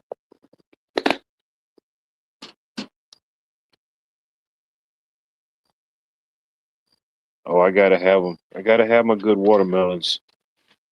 That's half the battle, finding a good one. You can find a good one, you got one. I'll hurt myself. I have to step back, you know. Watermelons, some good local strawberries, and some good Georgia peaches, man. I'll hurt myself.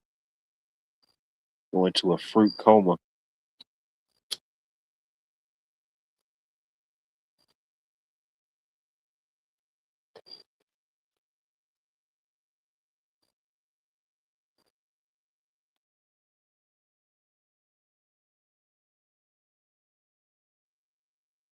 It's like this one guy. He sets up at the flea market sometimes, but he's got different places he sets up the juice, man. And you roll up, he's got uh, it's him and his buddy. One of them they do like they if you want fresh fruit, they cut it up. They'll cut up the pineapple, the mango, the papaya, the strawberries, the coconut, the cucumber. You have your whole fruit box, and they do all type of stuff. They'll put the sauce on it. If you want the tahine on it, you can get the tahine. But man, they make all their homemade juices. Man, that stuff is so good. I got a juicer myself. I do a lot with it. It's probably one of the better gadget investments that I did was one of the juicers. It's one of those ninja style juicers that separates the juice from the pulp. It's definitely worth it. But I catch if ever I'm out and about and ride by one of the locations that the juice man sets up, I always stop in there and get me a glass. All of them's good. Every single one of them.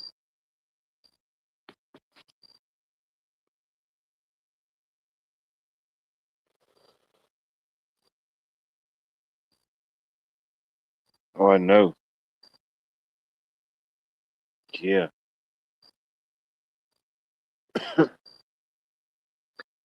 That's even like that one year. I don't know if it was a yellow watermelon or orange watermelon, but it was a seedless variety, and I didn't know it. But it surprised me. I'm thinking, man, that was probably one of the best watermelons I've had. But damn, it didn't have no seeds in it.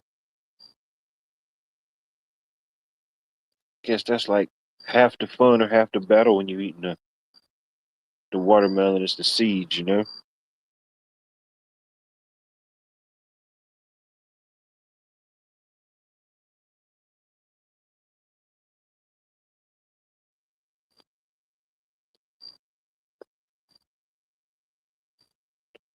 What is normal?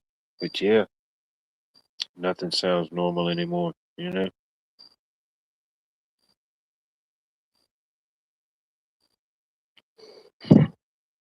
Yeah, I try to get that way.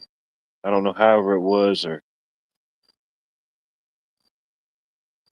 might have misread the labeling or whatever it was, but it surprised me. It surprised me. It was a seedless watermelon, but I'm thinking, damn,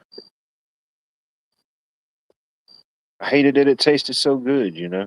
I was like, man, they really GMO'd the heck out of this one.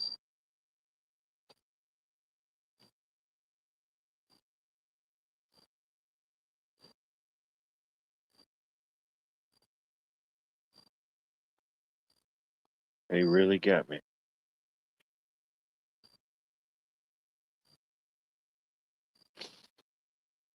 But yeah,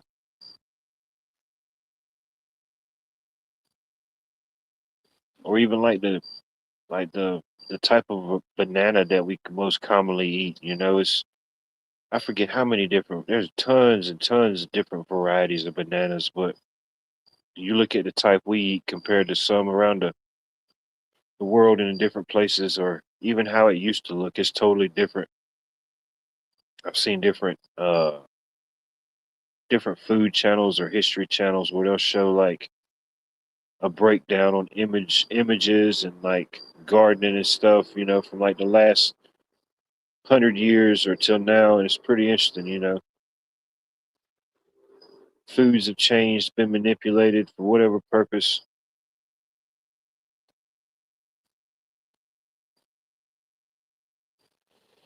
Or even if we think of like what diversity and access to seeds we have now is like hardly nothing compared to 100 years ago. I mean, it's like what 90 something percent, 90 something percent of the seed varieties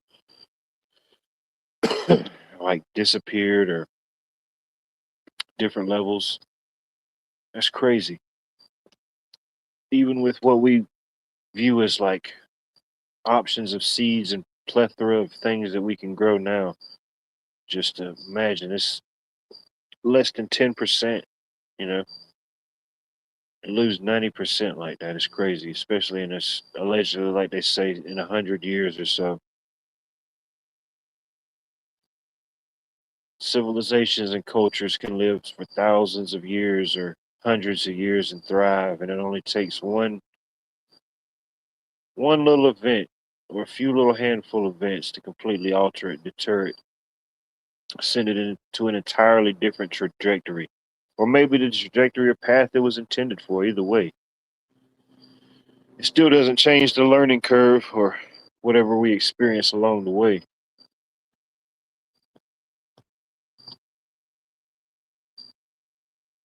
Rose, good to see you. I hope all is well. Appreciate you being here. I don't know.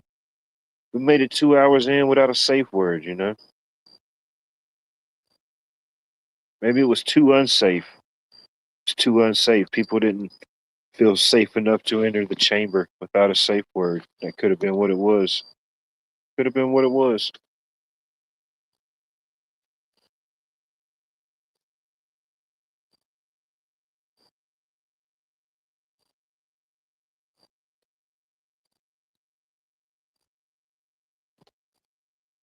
No, I've just been kind of rambling about nothingness, you know.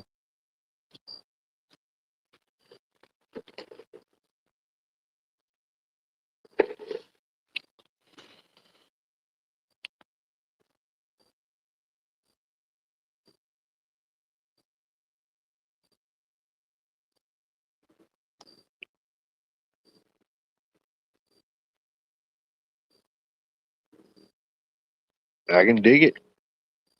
Well, we've made it 2 hours in, but we might as well stick with the theme. At any point in tonight's broadcast, if you feel any form of discomfort, displeasure, irritability, irregularity, any form of meat sweats, cold sweats, or any overwhelming or underwhelming sensation that you just can't quite describe, tonight's safe word is save. That's when it all go downhill, you know. I think if you go 2 hours in and make a safe word, you pretty much, you know, you've opened the door for all possibilities.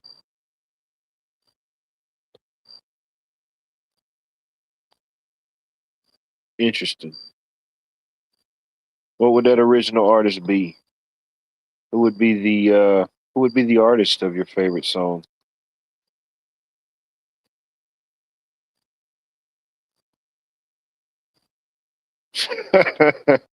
Yeah. Yeah. Who do you think you are, you know? Just got a grotto? Who's got a grotto in their bathroom?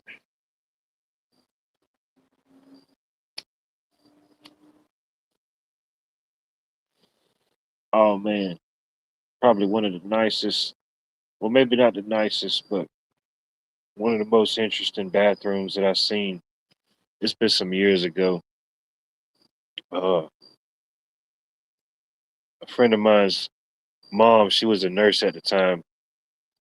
She's retired now, but she was one of her doctor friends was relocating to another town. So in the midst of moving, she was like house sitting for him, you know, as stuff was getting moved out, shipped out or whatever. So they had like a bunch of stuff that just needed to be hauled off, you know. Uh, Some stuff was trash, a lot of stuff really wasn't trash. They just needed it to be gone. So I went over there with my buddy in his trailer and we loaded a bunch of stuff up and she gave us a tour of the house.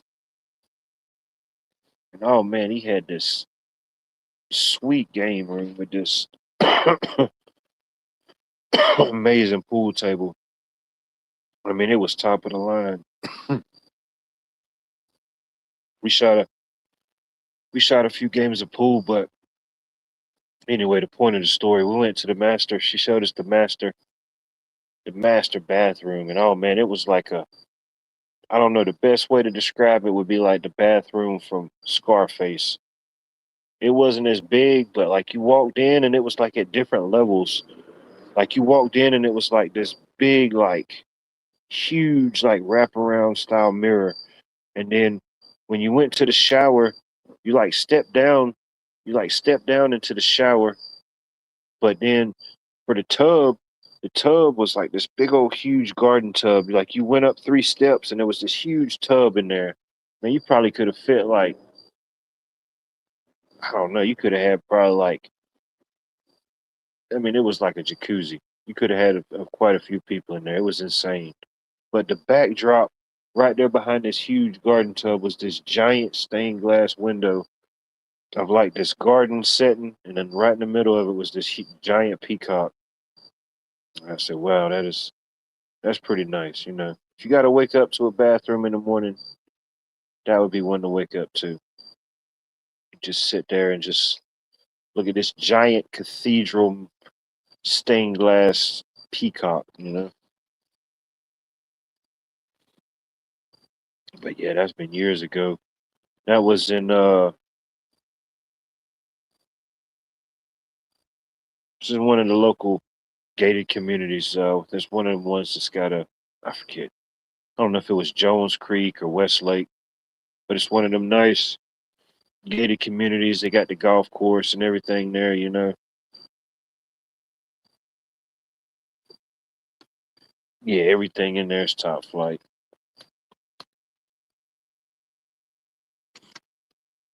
Oh, no doubt. I mean, that bathroom was huge. I'm thinking, no, this is.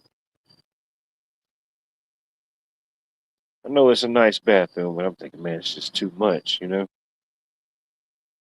This is way too much surface area in a bathroom to have to clean. If you wanted to take a bath, you'd have to like leave work early. You'd have to take like a late lunch break, and just come back home and cut it on. And probably by the time you got off, it should be about halfway full for you. Imagine that thing took a minute to fill up.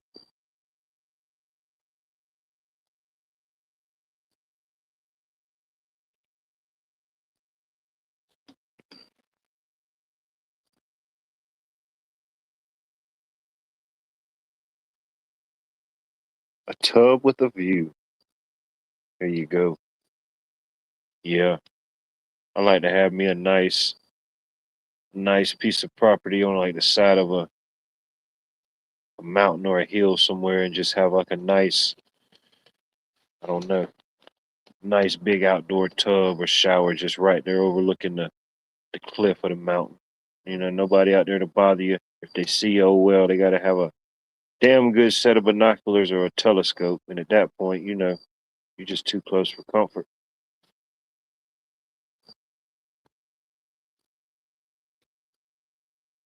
It's too much. It's too much. It's too much.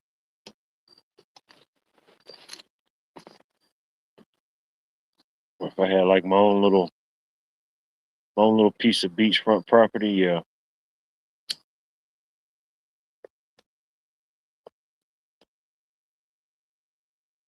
you can see what I got going on. You just got too close for comfort. You just got too close for comfort. I didn't send you the invite. You can take a picture, but just make sure it's my good side.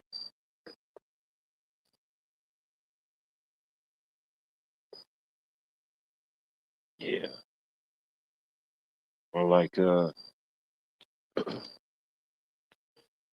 don't watch much TV or like TV show. I've watched movies. I still watch movies from time to time. I've probably seen way too many movies. No doubt. I'll admit it. I've seen way too many. But heck, the show's over with and done with now. But I started watching I watched the first episode. What was that show? Yellowstone. And I've been I don't know if I ever finished it, but I've watched a couple more. I forget how many episodes I'm in now. I'm thinking, man, out there, what is it? Montana. I think they lived in Montana on the show. I'm thinking, man, yeah, that's nice out there.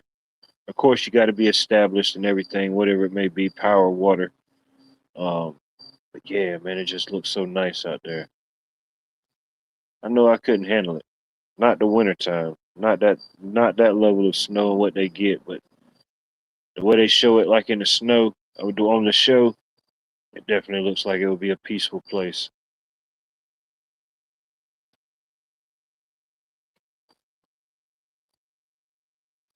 I couldn't handle it. You know, I'd be like that. I don't know who that one guy was. They used to always try to take a picture of him when they showed it.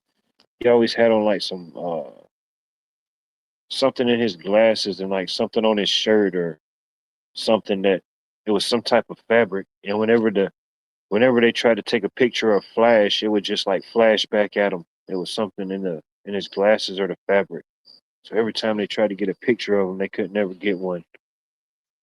I forget who that was.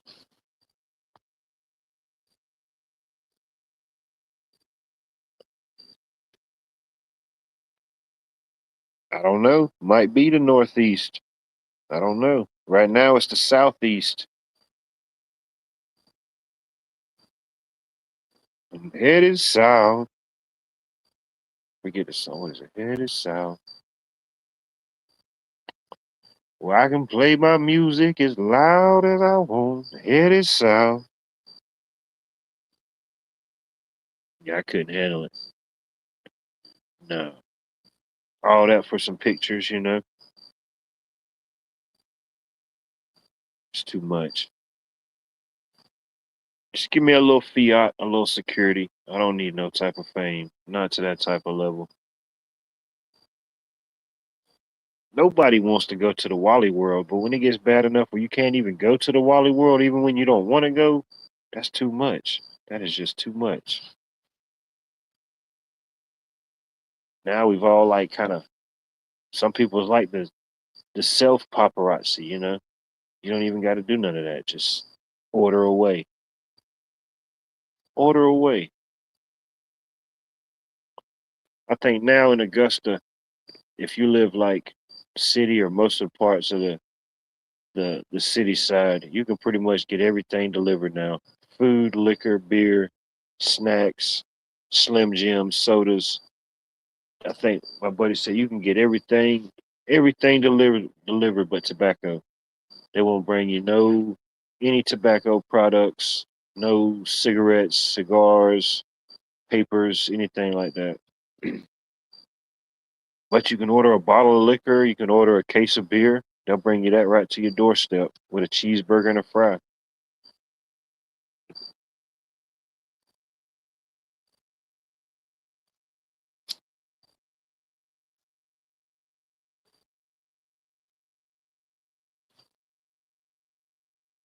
Pretty famous.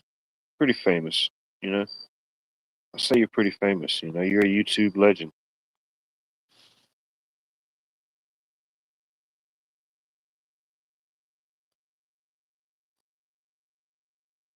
Now you just walk around in like one of those suits like you see like the mechanics or the tow truck drivers or the road crews wearing. It's got all the reflective tape and the reflective pinstriping all over. I imagine if you try to take a picture with that, it's going to have the same effect of the flashback on you. You just walk around like you're a DOT mechanic. Might be the way to go.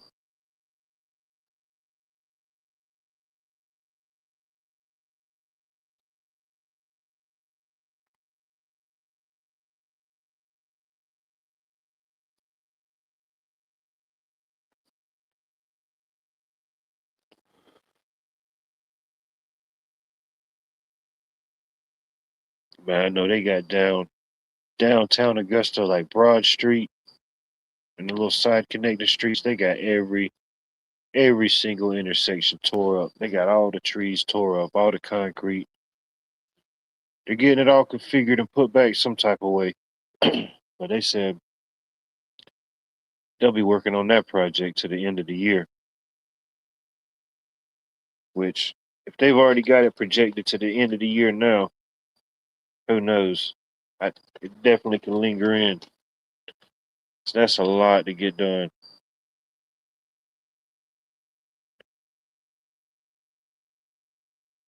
It's a lot of different intersections and roads to get put back down, everything. I mean, it can happen, but I don't know. I know how my area is with certain projects,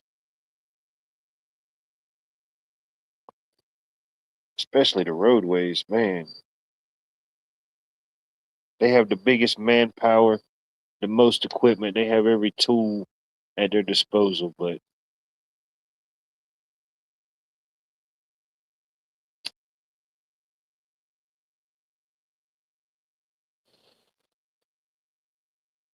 there'd be 20 guys, one shovel, one operator. Like, man, we might get something done today, fellas. We might get something done today.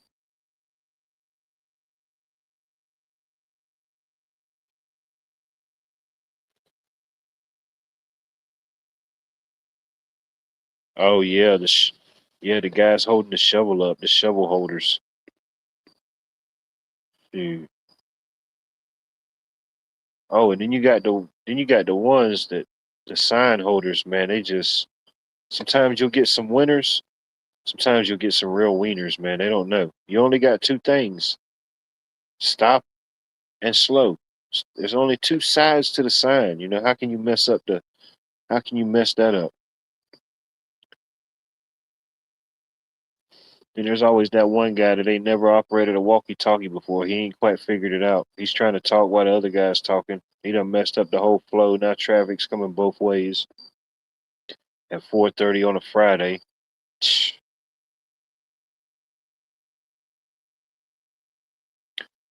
you can't be trusted with a walkie-talkie and a two-sided sign, then what are you doing, bro? You don't even have to hold the sign. They just stand there with it. They just put the sign inside a caution cone. It holds itself up. All they got to do is just twist it. Just a little twisty twist.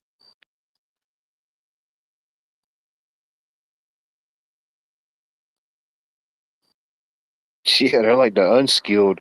They're the unskilled mafia. They don't even have a particular trait or a skill set. They can't even find things or make things disappear. They just are always there. They can't make anything disappear or reappear. They're just there.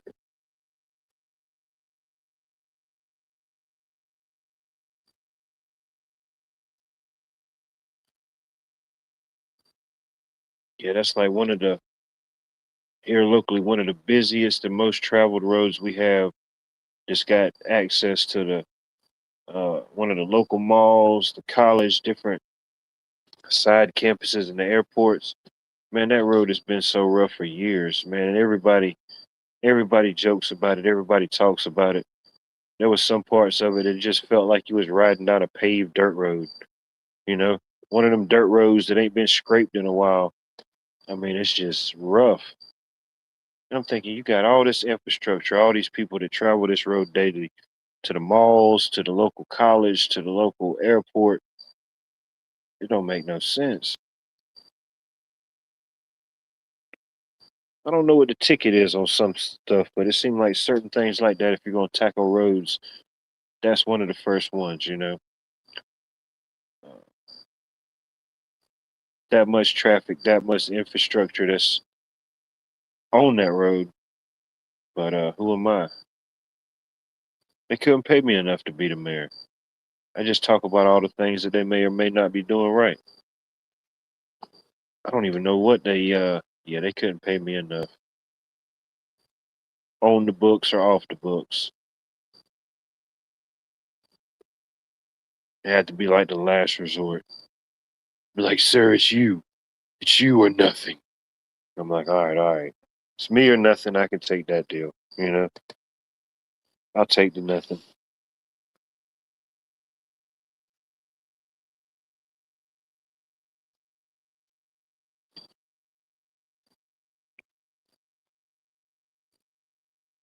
Uh-oh. What's up, Garrett? It's the first year since the release of Fearless. How about that?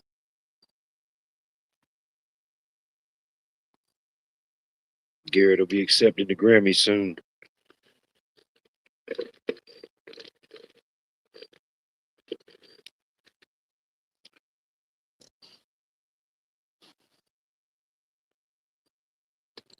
And this year's Grammy goes to Garrett01 for the most active, interactive YouTube AI experience of musicology.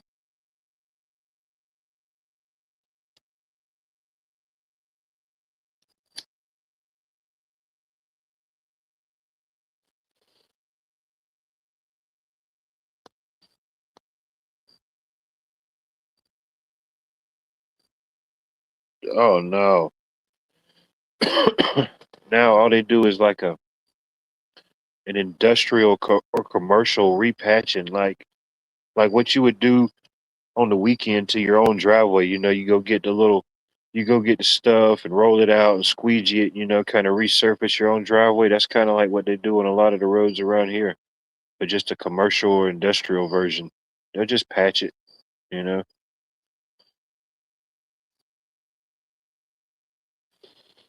Yeah, I don't know.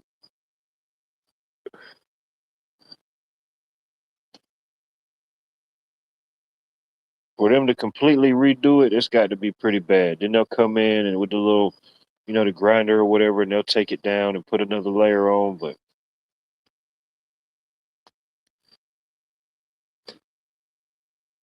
I think finally now, within like the last couple of years, you'll see like certain companies or stuff that do that. They'll go through whenever like something gets tore down or something. They'll go in and they'll tear up all the asphalt, repurpose it or reuse it. I don't know how they do that, but I mean, it only makes sense. Ain't no need if there's a reuse or a repurpose for it. Why not?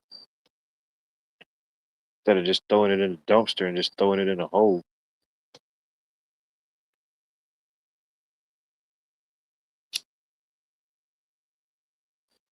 It's too easy.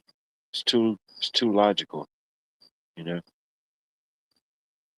I guess for those type of entities or those type of beings, it's just too difficult to do the right thing.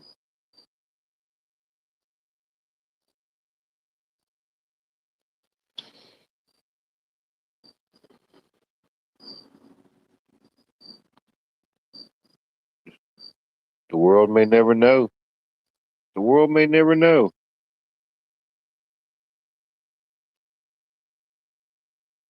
Hmm. Oh yeah, yeah. If there's a process and there's a way to do it, do it. You know, why not?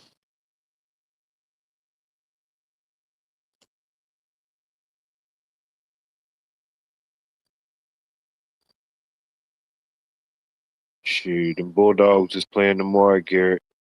Better watch out. Better watch out. Them Diamond Dogs are on the prowl.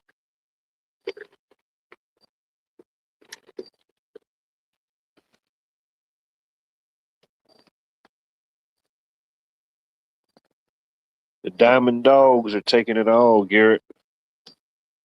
That's just how it's going to be.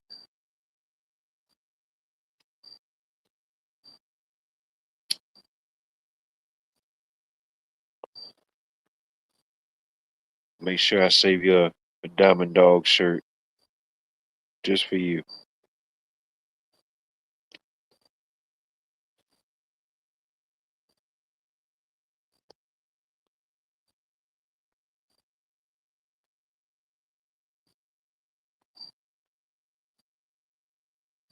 Just for you, Garrett. It'll be a Diamond Dog shirt similar to this one, but a whole lot more nicer. More frills, more thrills.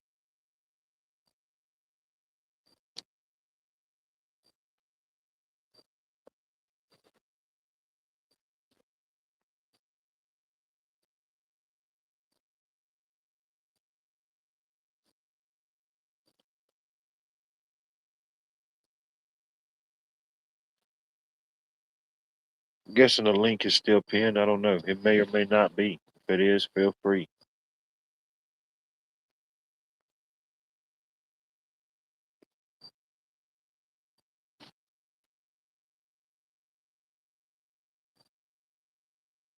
Who knows? Who knows? Or would that be something that the AI was programmed to say? Would that be the thing? It's tricky, man. It's real tricky, bro. Could go either way. Could be a normal bro, or you could be a highly intelligent AI interface, all part of the mass matrix hallucination. Could go either way, Garrett.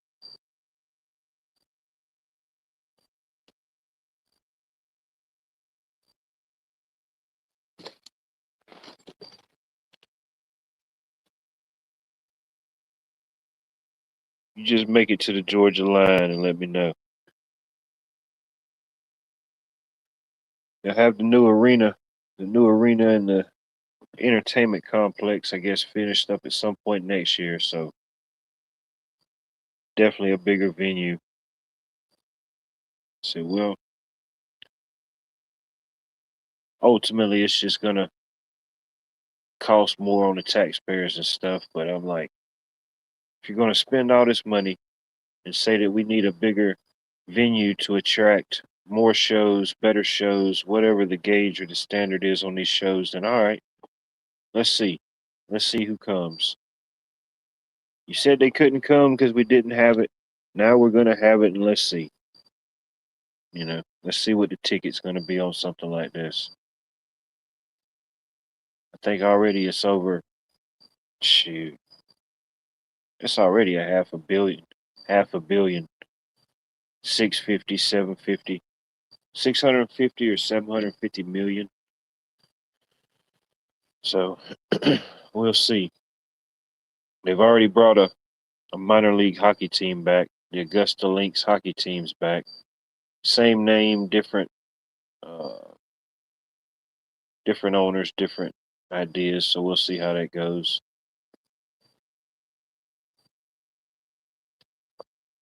Sometimes you go to a fight and a hockey game breaks out. You just never know how these things work. But I mean, ultimately, I see it from like a business standpoint or an entertainment standpoint. You want to have uh, kind of something that has some type of local lore, local uh, history, heritage connection. Then you also want to have something, somebody or something has to be the first one. You know, somebody has to be the first one to commit or sign up whenever you do these type of business ventures to say, all right, I'll be the first one that's going to commit and say I'm hosting my events or my venues here. You know, you got to have something. Uh, so who knows? I do understand that from like a business standpoint. Who knows? I don't know. I can't really think of nobody right off the top of my head who I would pay to see like a entertainer. I mean, there's some out there probably for sure. I just can't. I can't think of any right off the top of my head. Or even like a comedian. I don't know. It had to be pretty funny. R.I.P. comedy. Need to bring it back. Was on life support there for a little bit. I think they finally brought it back. You know, it's showing signs of a not so speedy recovery, but you know, it's on the up and up.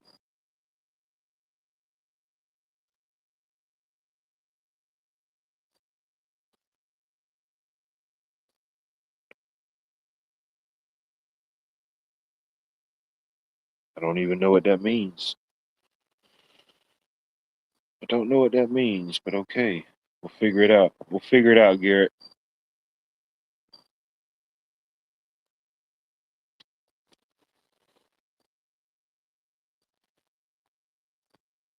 Exactly. Who, what, when, where? Do you know where you are right now? It's 12 o'clock on the East Coast. Do you know where you are right now?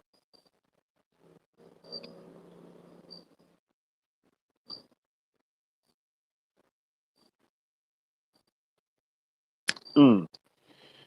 Yeah, that reminds me. I seen an exhibit for whatever it's worth, for whatever all intents and purposes. They have a one of our local museums, probably it's the bigger and more diverse. They have a lot of good historic references, historic artifacts, but they have a lot of traveling exhibits, different things they bring in and bring out. But I need to look more into specifics. I just seen the advertisement about it this week. And usually when they have traveling stuff like that, usually it's there for like a month or a couple weeks. But it's supposed to be different historic artifacts, articles. I'm not exactly sure to what capacity, but they've got it on display for the 250, the America 250, and who knows? That ain't but right down the street from where they have the market at. So if I make it to the market tomorrow, I'm gonna double dip. I'm gonna double dip and go check that out as well. It ain't much to get in there. I don't think it's but I don't know, $5, $6, $7 to get in. You know, and for everything they got in there, I mean that's pretty cool. When they got a full size train in there, they've got all different type of all type of stuff. Pretty much the history and the rundown of Augusta. You know, from its founding or creation to up to this point. It's pretty cool.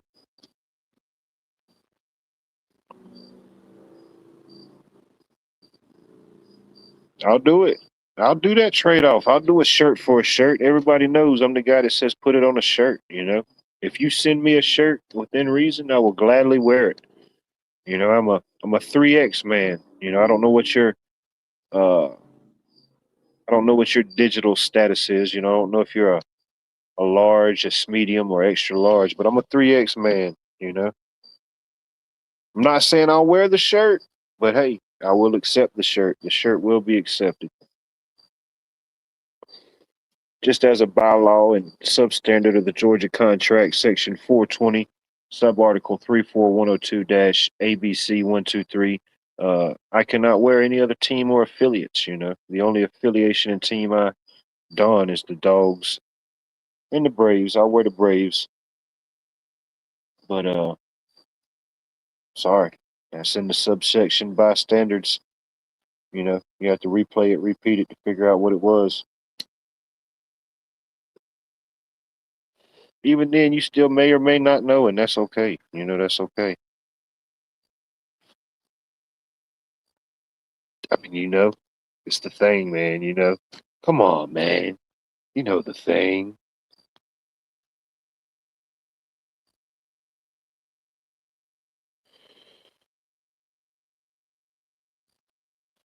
All right, that's it, Johnny. Johnny, you're officially banned from chat. You're gonna be my first victim of banology. There is no dog but the dog.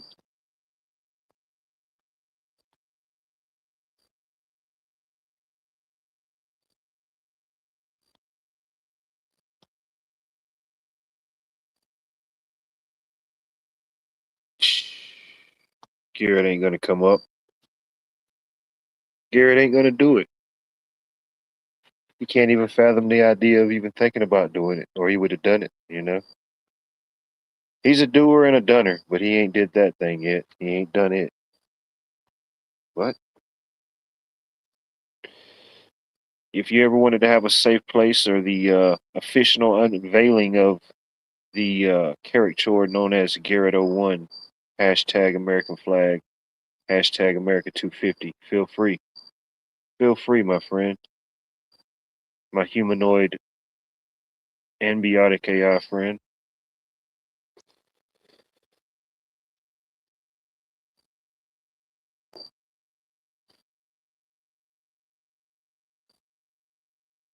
Garrett knows. If Garrett is a humanoid, he or she knows they can click the link. They know this.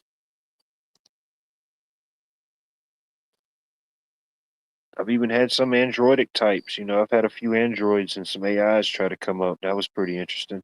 You know, Fascinating stuff.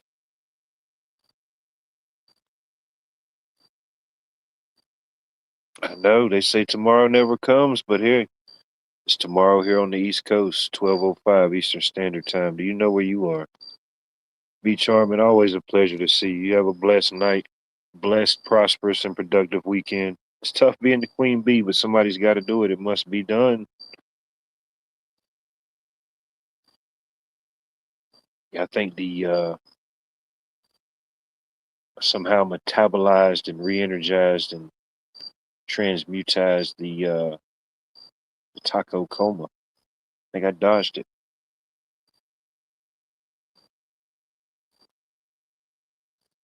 There you go. I think I was voted to have the top 5 least smoothest voice of the Panelverse interactions, MySpace 2.0.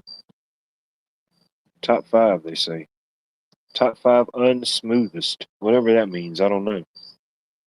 You got to get nominated or voted in for something. Let it be.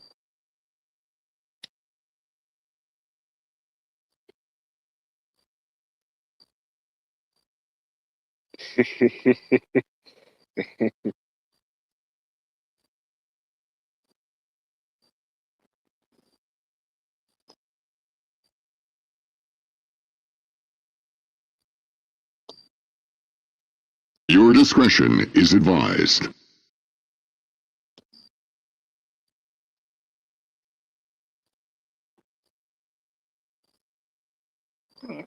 I'll take that. I'll take number 2. I'll take number 2. You just don't want to be number 1 in the number 2 business, but sometimes second place ain't so bad. It's got its perks. It's not really the gold. It's more than the bronze, but you've secured the silver. Silver's up. I'll take that. I'll take a little piece of silver here and there. A few shekels, a few shangles, some silver plated seashells by the seashore.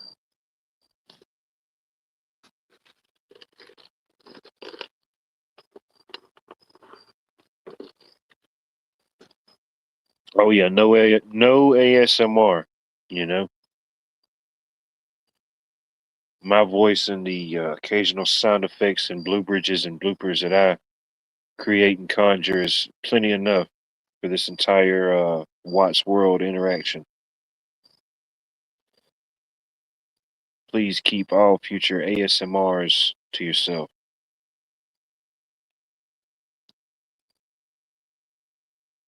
Well, I don't know about number two, but you got the first. You got the latter part right. You know what I mean? I'll give you that. You got that part right. I can neither confirm nor deny anything dealing with Fresno, but different type of things happen at different times. You know, I'm just saying. People say these type of things. People say these type of things.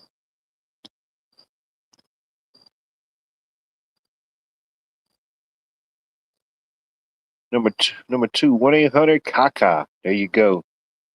That's the number to call if you have any complaints, any type of misinformation, any insight on any type of malfeasancy. There you go. Dial 1-800 Kaka. Doesn't matter how you spell it, it'll still get you to the same number. It's a beautiful thing.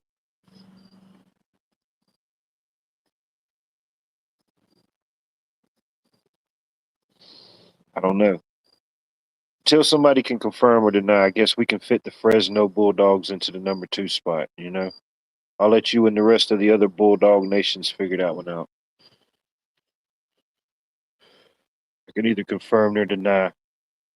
I've already got PETA and the ASMA after me, man, you know? Trying to get PETA back on the good side. I mean, you say one joke about the pound puppies in Alabama, you know, and they think you done took it too far. The FCC wants to ban me.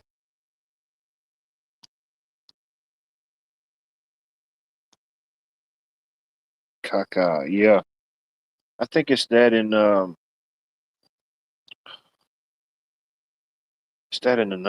language as well. Because I know when I was younger, where me and my mom lived at, we had this. We moved out of the country a little bit. We had this couple from Puerto Rico, Mike and Angie. Awesome people, cool. Man, she loved it. She was like my mom. She loved to cook good, and she was always giving us stuff to try and different things. You know, all different type of Puerto Rican dishes. Man, it was some good. I can't remember what all it was, but it was always something good. You know, whatever it was. But what was the point I was fixing to make? Oh yeah, her grandson, her daughter lived with him, and she had two kids, two boys, and the little boy, the youngest, Giovanni, man, he was always into something. He would ask you, man, if he seen you, he would come and ask you a million questions off the rip. Like he had these things ready for you. What is this? Why is that? Well, you know, this and that. And he'd get to messing with something, and his grandma says she'll say something, and she'll say, "Don't touch that. That's caca. Don't touch that, Giovanni. Don't touch that. It's caca." And then he come around the corner. It's like, Grandma, why is this caca? Why do you say? Oh man, I didn't think a kid could ask that many questions. He had a million of them ready to go. He was never a lack of. Why is this caca, Grandma? Why you say this? Oh, but yeah, Mike, he was from Puerto Rico. They both were from Puerto Rico, but man, he had a green thumb. Man, anything he planted, it grew. He could make it grow.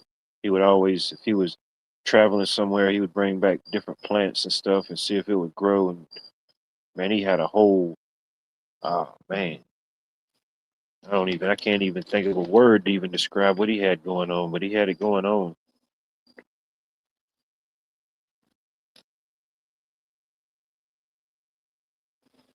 Shoot, yeah.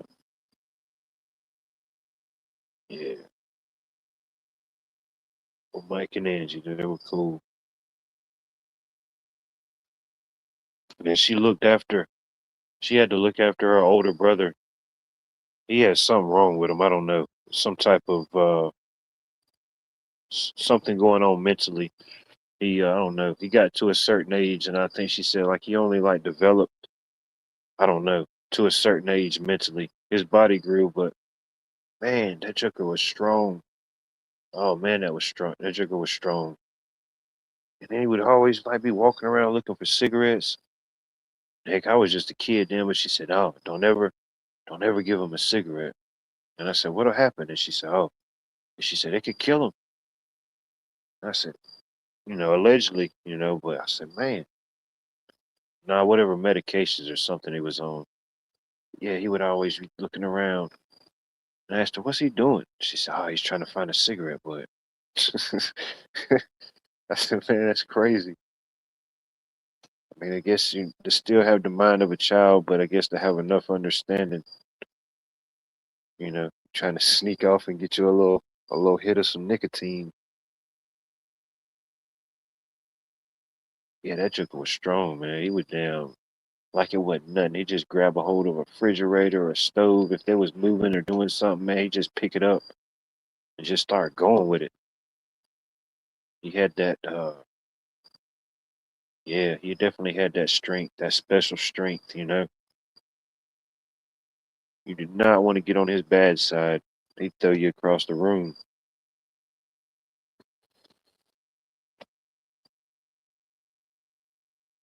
Shoot, they was good people. He didn't never act crazy or do nothing. No,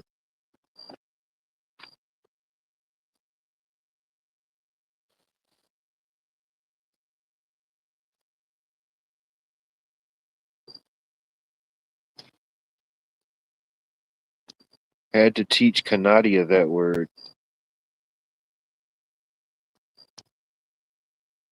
Sometimes you got to do it. You got to expand and let them know what's happening. Maybe they didn't know about it up there in Kanadia.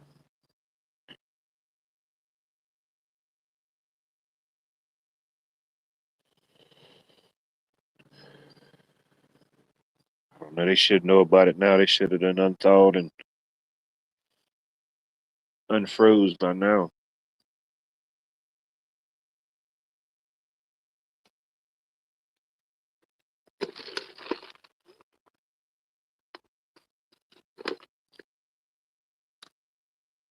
Hmm.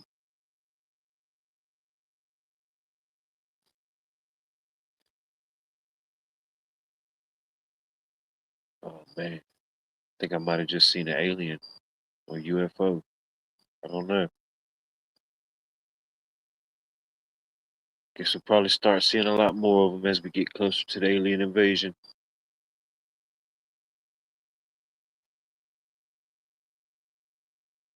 I don't know. I think we're less than not this weekend and not the following weekend, but I think hold on. Either it's next weekend or it's the weekend after next that they're having the big UFC fight at the White House. The UFC America 250. I don't know if anybody's been tracking that. I thought that was pretty interesting.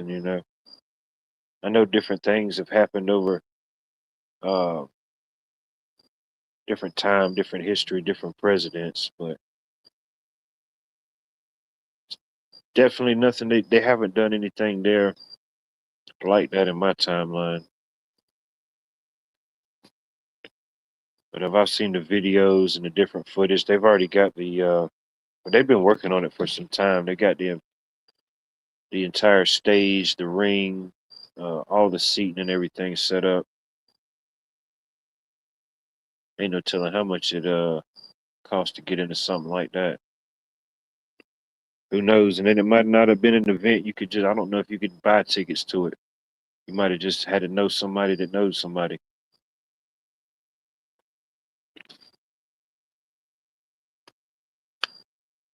But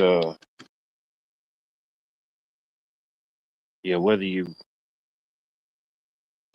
I know I normally don't really get too hot and heavy on politics. I'm kind of, for whatever it's worth, independent, neutral. I'm just a living man myself. I see certain things, however I may feel about them, but however you feel about politics or sports or fighting, it's definitely a interesting time. Interesting time where two of those things have merged, whatever it may be. So I'm gonna have to dig a little bit deeper and do a deep dive and see what little events and stuff like that have happened before.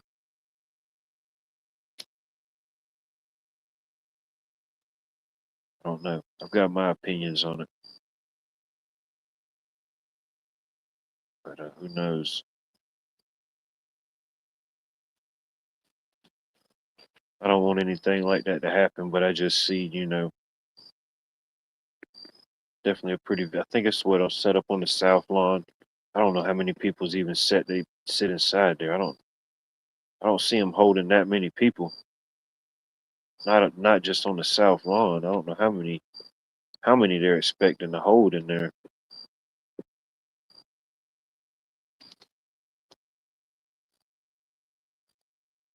Zed, good evening.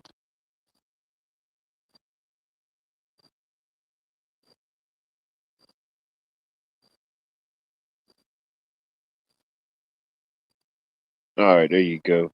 Got it figured out. Got the ordering of the rankings.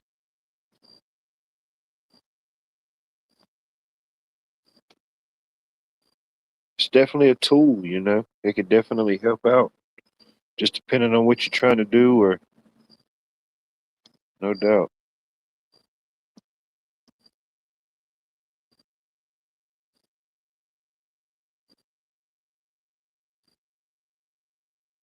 Yeah, that's like that event that happened in Miami. I don't know if any of y'all remember that when was it? Last year? The alleged the alleged event, non-event that happened at the one of the Miami malls. Y'all remember that when there was people that allegedly seen these 9, 10 foot tall creatures, different things.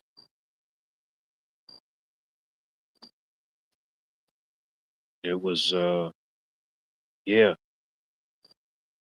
a lot of stuff happened um in and in and around that time or that event. But yeah, after the fact, you didn't hear nothing else about it.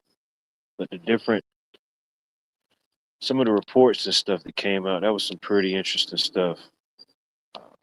Allegedly, people were in the mall just kind of, doing their own thing, and then allegedly these like portals just started opening up, and allegedly these creatures started coming out, tall, uh, I don't know, different sized creatures, kind of came out of different portals or whatever, glitching and things like that. And the amount of police and dispatch on something like that, and ultimately just to be said it was just some kids with fireworks. No, I think that was like the biggest. I think they still got it classified as the biggest police response in Miami's history. In the city of Miami, I think they still had that classified as the biggest police response to one event or one thing. Uh, that was pretty interesting. And boop, all that gone. Cell phones gone. Footage gone. Doop, doop, doop. You think about deleting something or isolating something, and you think about like the internet aspect, but yeah, I mean, it's vast and complex, but for the archetypes and the people that go in and out of these webs that are on the inners, oh man, it's nothing to it. you know, especially when you get so isolated basically from cell tower to cell tower. If everybody's isolated on one particular cell tower, that makes it even easier. You don't have to you don't have to go through mass networks. Boom. You just neutralize that one tower's capabilities, and that's all you need. Geo tracking, geo fencing, everybody's running off of the same geo tube at the same time. Channels, comments, words disappear, things disappear in real time. So to ultimately the displace and to counter that type of uh, event, I mean, it could sound far fetched at one time in the timelines, but it really doesn't sound that far fetched. I mean, I don't think it is. In my opinion, whether it's true or whether it's not true or whatever it may be, I don't see it far fetched to be so far from that.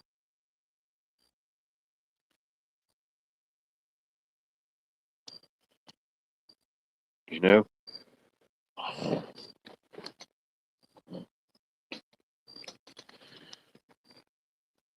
Or yeah, I mean, just I don't know.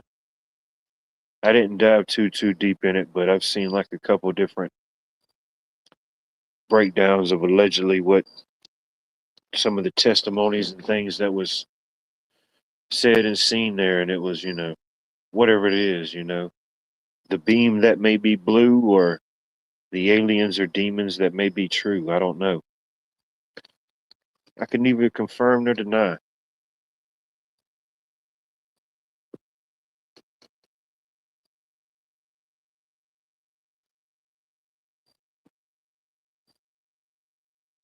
I don't know.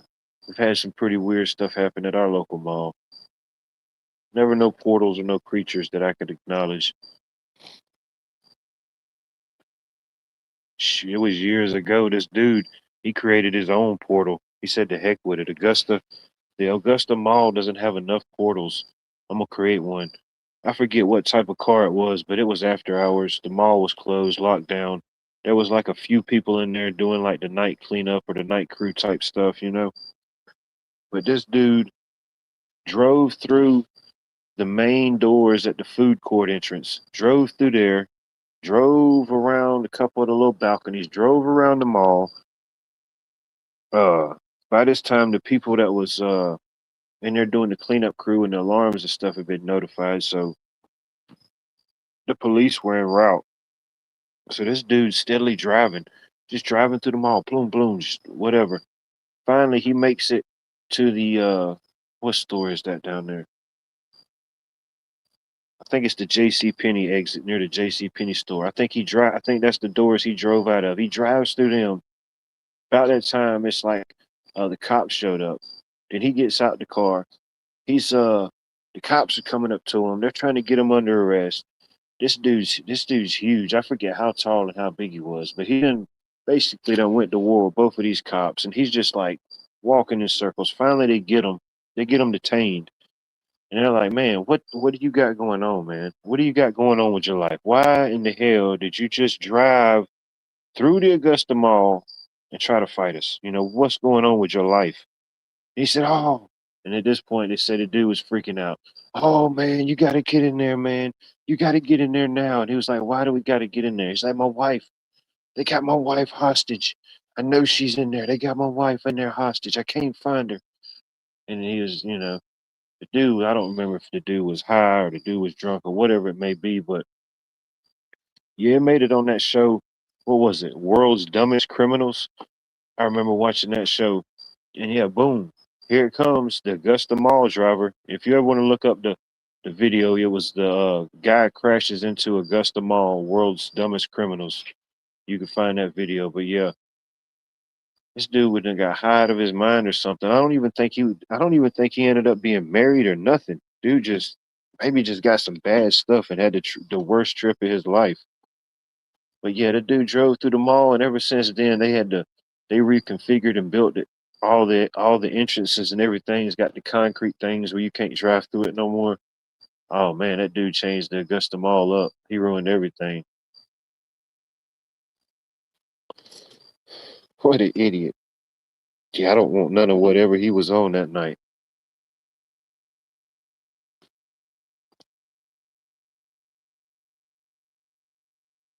Divers is supposed to be here tomorrow. Later, Zed. I appreciate you tuning in and checking in. Have a blessed night and a blessed and prosperous weekend. Yeah. We definitely just entered a portal, Jerry. We definitely entered another one.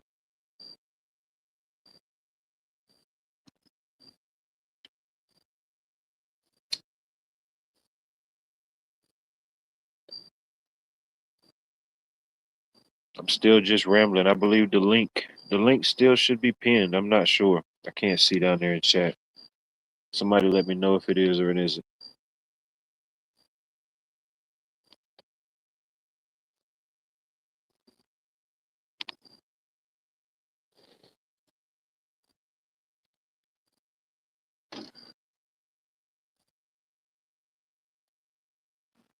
Ten four. Just checking. Just checking.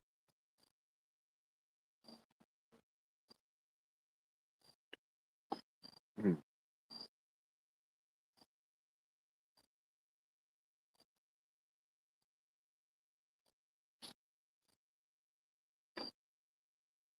Man, it turned out to be a beautiful night.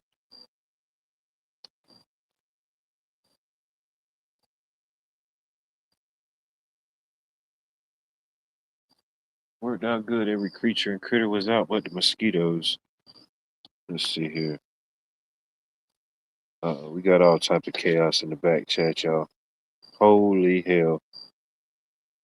It's like four people back there just battling it out in an American Gladiator style of 250 panel versology. Holy crap. I don't even know how to bring it up.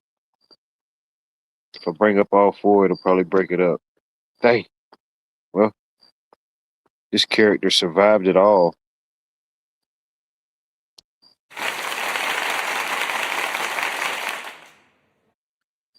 Johnny just survived a 4-man Hell in a Cell elimination chamber match. Holy damn. How do you feel about that, Johnny? I wish that was Rob Van Dam or Sabu or somebody, remember ECW, the East Coast Wrestling? Yeah, I could see you as a Rob Van Dammer. Hell yeah. Frog splashing him off the top ropes. I love it. Even Sabu was pretty cool too, man. He was a great wrestler too. Yeah. I think Rob Van Dam, well, I don't know. I don't know if he wrestled with WCW, but I think, man, he wrestled with about every one of them that you could wrestle with at some point. If you want a guy from Georgia, that's probably better than both is AJ Styles from Georgia. Oh, yeah, AJ Styles, yeah. Shit, a lot of people don't know that, Hulk Hogan. You ever heard of the wrestler Hulk Hogan? Oh yes. What? Yeah, some people might have heard of him, I don't know. But he was born here in Augusta. He didn't live here long. I think he pretty much, it wasn't too long after he was born. He ultimately, I think he moved to like Florida or California or somewhere. But yeah. He's Florida. He was always Florida. I don't think he moved to Cali. I think still, if you Google him, I think it still says Augusta, Georgia. Yeah. No, I didn't really pay attention to Hulk Hogan. He was my time like later. I just know because it's Augusta, I'm a Augustaologist. That's what I do. Yeah, no, I know. I like the area. It's like at the corner of where North Carolina, South Carolina. You ever heard of the wrestler, The Big Show? Oh yes, He was born. He was born right across the Savannah River on the South Carolina side in Aiken, South Carolina. Yeah, probably like 25, 30 minutes from here, maybe. Yeah, I know, like Greensboro a little bit. I think that's South Carolina It's way too. different. Aiken, South Carolina. Oh, it's built up nice. It's beautiful. It's still got all the historic countryside aspects of it that made it Aiken, but it's a lot of other things. But it's a bunch of stuff. It's always something to do. Always a festival. Always an event. They've got a big horse, or what do you call it? It's like the Kentucky Derby, but on a smaller side, like a steeplechase. They have those type of events out there. It's pretty cool. They built it up nice. If you're talking about a Carolina wrestlers, you forgot two brothers, the Hardy brothers. They're from Carolina, Yeah, North. North Carolina. Yep, both the Oh, Hardy, yeah, Matt and Jeff. yeah, that's different. I love it. It's still a Carolina. It's your neighbors. I mean, aren't you at the corner there? Augusta meets where South Carolina and North Carolina kind of are really close together Now, to if you Georgia. look up Augusta on the map, it's probably about the halfway point on the border of Georgia and South Carolina, and it's almost kind of like the halfway point from Atlanta to Savannah in a way. Um, Gotcha. but it's right on the river. When you're down when you're in downtown Augusta or certain parts of the river, I mean, it's South Carolina's right on the other side. Yeah, no, it's in between Savannah and Atlanta, but it's like it's still not too far from like the midpoint of North Carolina towards. It's still not too far, man. No, no. Yeah, I'm closer than some. Yeah, no doubt. Closer than anybody west of the Mississippi. Yeah, Tennessee. I think you're closer to North Carolina's midpoint than Tennessee is That's to like you can North go up Carolina. there at that point and you can see all of them. You can see Alabama, Tennessee, South Carolina. You're in Georgia. It's a nice view. Yeah, Augusta's probably. I would like it better because less hurricane force than Charleston, South Carolina, or Savannah. It's on the coastline. I guess it's a Yeah. little more in, so it's going to have less hurricane Whatever normal level. is, normally we don't get it. Helena was one of those uh, freaks of nature, I guess, for lack of a better term, that I know of at this moment. But yeah, But I was going to say, I forgot about one more. Bulldog University, Gonzaga University, and Washington State. They're yeah, I number think they two. may be different. I think they got a Scottish bulldog. I may be Oh, wrong. I don't know. They may be the gotcha. Scottish.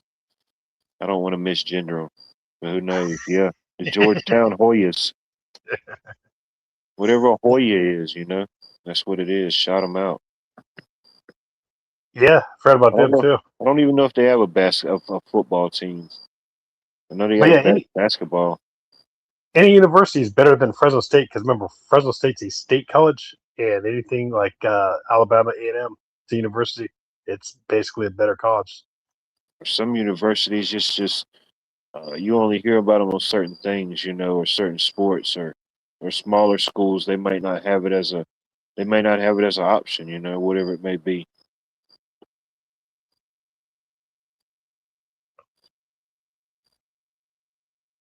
There's a few universities that I missed that have Bulldogs as their mascots.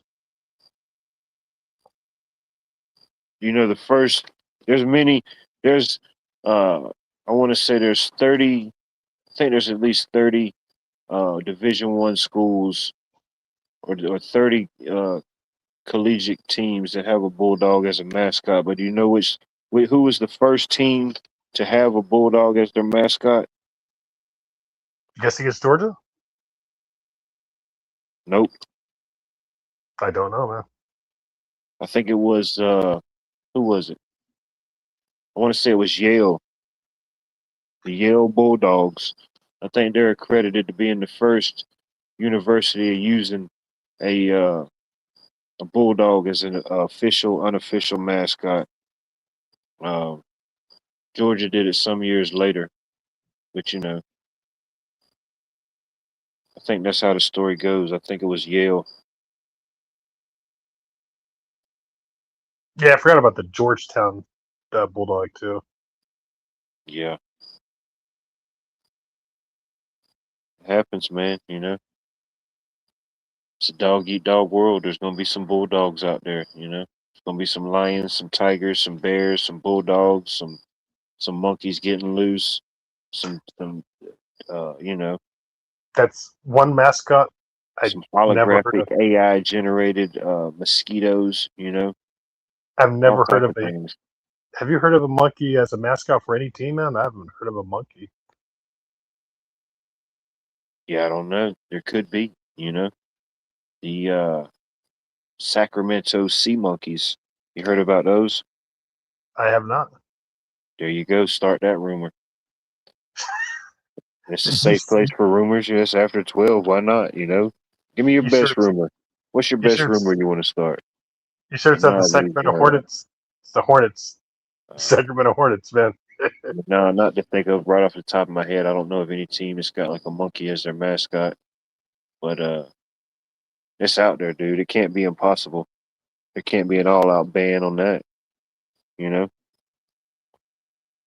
you got the I know. South Dakota Grizzlies. I mean, not the was it the South Dakota Gorillas? Look them Yeah, up. Gorillas. There probably is teams, the Gorillas, But but the Gorillas thing is, really. whatever team has got the monkey as their mascot probably has no affiliation to monkeys. There was probably never no, you might as well just, they just picked in the hat and just drew it. It's like, what's left? What do we got? Aardvarks, koalas, or monkeys? What do we do? Lemurs. I forgot about the lemurs too.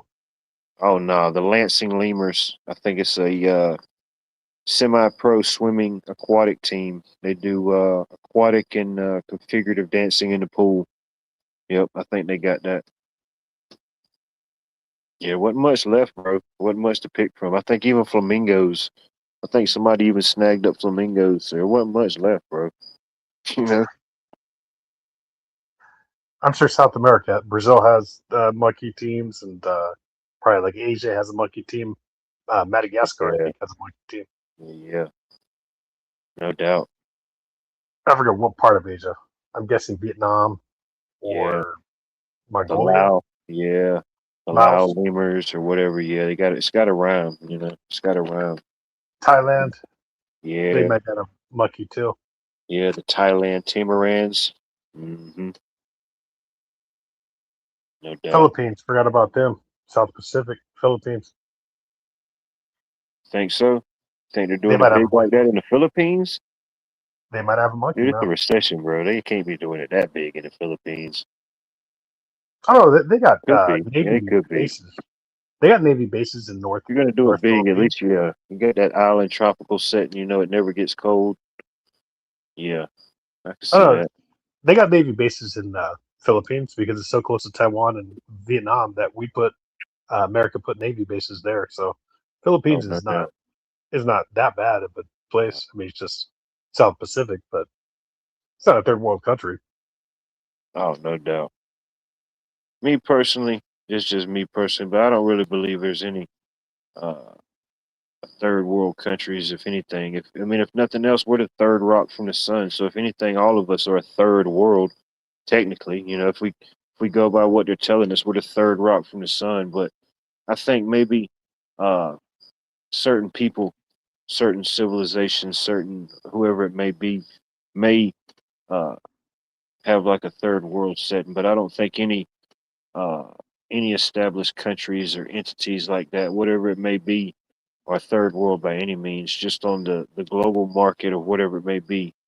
If we have a if anybody or no matter the U.S., if any country has a reason to go there, whatever, obviously it's for a reason, a resource, a commodity of some sort. You just don't go to a place unless they have something to offer. Ultimately, in that aspect, you know what I mean? Yeah, no, it's because it was so close to Vietnam and so close to Taiwan that they had to put Navy bases there. We're all third world. We're on the third rock from the sun. You know, that was Um, a show. What? yeah, I remember. Well, I never watched it, but yeah, it came on when I was a kid or younger or something. But yeah, I remember the whole premise. Yeah, I think one of the Pretty good guys or show. somebody was like an alien. He came to Earth or something. Yeah, it's pretty decent. See, they were It trying to had its tell us troubles. then. They were trying to tell us then. Now they got us all convinced that we're first world, second world. How many worlds are there? We talk about third. Was there worse than third world, or is that it? It just goes to That's it. three. Oh, damn. Well, if they did invent a fourth world, where do you think that fourth world would be? What part of the globe would that be? If you had to give it a fourth world, Uh, yeah, man. never I mind. I would don't want not. to put that on. Never mind. We'll redact that. We'll talk about that in a closed setting. I would That's not know, good. We man. only got three worlds to worry about. Yeah. It's bad if they talk. Well, In today's breaking news, in today's economy, we have to now unfortunately add a fourth world. We are now first, second, third, and fourth world, ladies and gentlemen. We have now reached the first world capabilities. That's when you know. If they tell you that, that's when you know, oh, they're sending the people to Mars. We don't want first world galactica on them. What would be the fourth planet? Oh, would it be Mars I don't know, from the dude. sun? My very energetic mother just served us 9 pizzas. That's what they used to tell us in school to remember the planets. Yeah, I My forget. very energetic mother just served us 9 pizzas. It's like, man, who the heck is that? You know, who the heck's getting 9 pizzas, bro? I'm taking it. It's like the Ninja Turtles, man. Leonardo, or I forget who, Michelangelo. He was Pizza Man, dude. Who knows these things, bro? It's like the random stuff that we all like experienced randomly at different points in childhood, and it was like, how did this even come about, or what was even going on? It's almost like there's like a, I don't want to say like a pre-programming, or like there's just something, there's just some things just kind of floating around up there, and whether we can grasp them, get a hold of them, or understand it at some point in our time, you know, when we go through our own portals or transitions or whatever it is in life, dude. It's weird. It's a link of events, chain link of events. And then, you know, just like how we have different tastes, you know, music, foods, um, hobbies, things that we interact with, whatever that, you know, whatever we do. I always used to wonder about the same thing. Obviously, we see things differently, you know. And when I say we, I don't mean me or you or whoever, just whoever it may be. It could be all of us, obviously, but we see things differently, you know. We see things that we like. We see things that we dislike. Uh, so even in the reality and the perspective version, I don't know. Or like you see I don't know, the people that they say are like colorblind, and you see them like in the videos where allegedly they put on these glasses or these goggles, and now they could. I don't know how that works. I don't know if they could see like a full spectrum, or they add something. I don't know how that works as far as what else they can see after that.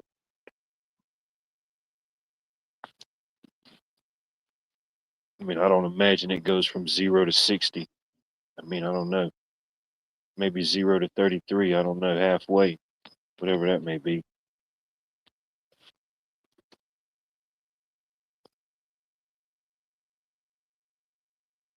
The show Elf.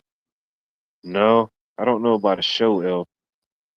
I think there was a movie called Elf, and I didn't even see that movie. But I no, believe definitely not a show Elf. I don't think. the Elf movie was with Will Ferrell, if I'm not mistaken. Yeah, I'm familiar with that movie, but I still ain't ever seen that one. Devil Dog, good to see you, sir. Hope all is well. But to my knowledge, I've never seen the show called Elf.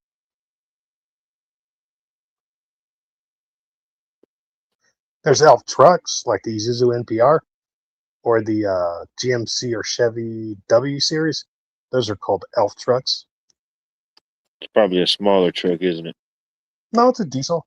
It's like a 1 ton, but it's one of those weird looking Japanese ones that are cab over. You know, a cab over semi truck. It's like a little cab over with a box behind it, 12-foot box. You've seen it around. I'm sure you Yeah, have I'm one. too big to be driving anything that identifies as elfology or anything elf, you know?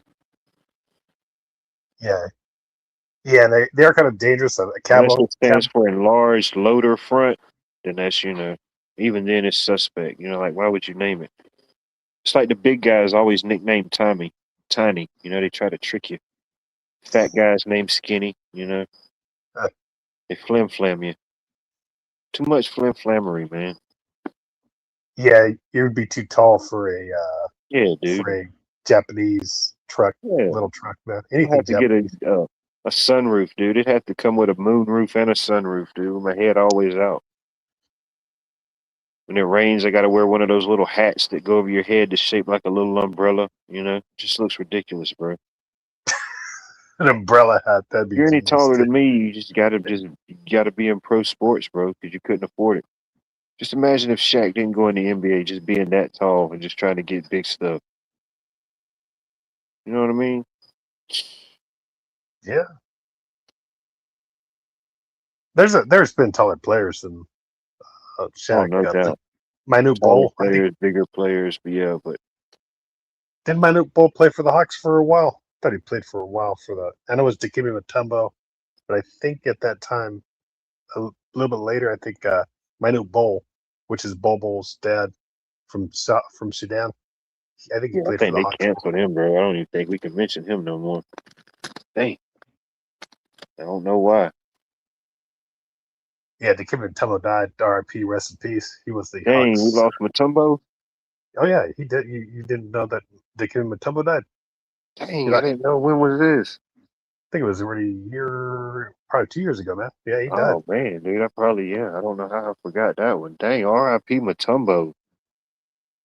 Not today, man. No, no, Died at no, not today. 59, man. He was young. Yeah, 59. Yeah. Dang. No, I don't remember that one.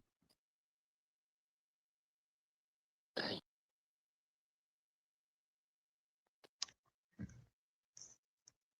All the quote unquote legends. Where's the new legends? Where are they at? Oh, the Hawks are actually playing pretty good. They went to the playoffs. I mean, just not even in sports, just whatever the spectre of the genre may be, you know? Who's going to be the new legends? Where are these new legends?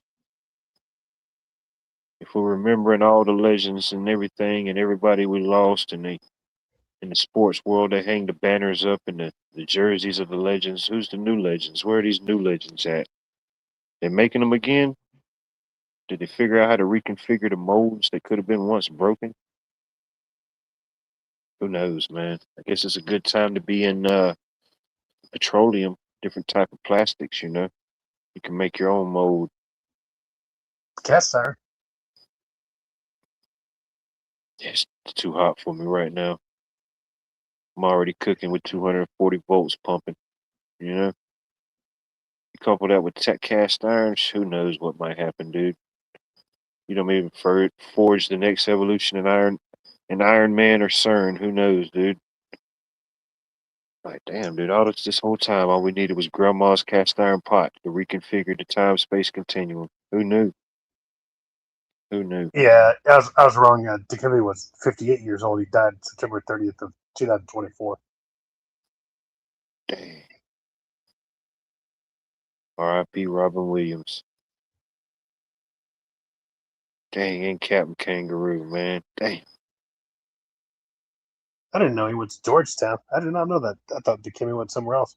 I went to Georgetown University. Who knows?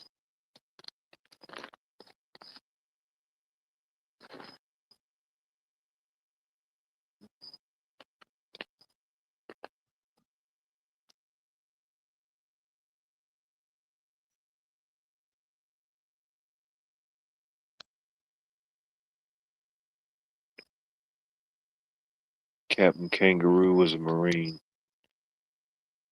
I don't know. They used to have a. It was before my time. They had one of those type of characters like that. I forget what his name was. He was like a local legend. Can't remember now.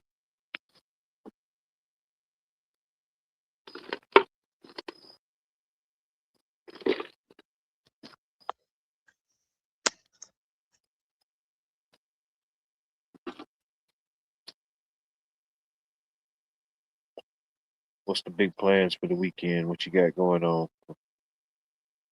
Mm, just taking apart some aluminum mainline, a 10-inch mainline for irrigating hay. Pretty much stacking it up. There you go. I might actually go out there and just go live just to show you, but it's just the gated mainline. It's like PVC pipe, 10-inch around, but it's aluminum.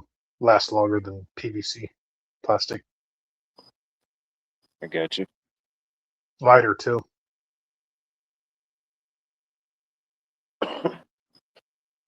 Yeah, I think one of our supply houses we went to, I think they had that as another option. Because when we do like outside stuff, either it's like EMT or it's like rigid pipe. But I think there was somebody that started offering like I forget the composition and everything, but it was as stronger or stronger, but uh, a whole lot lighter.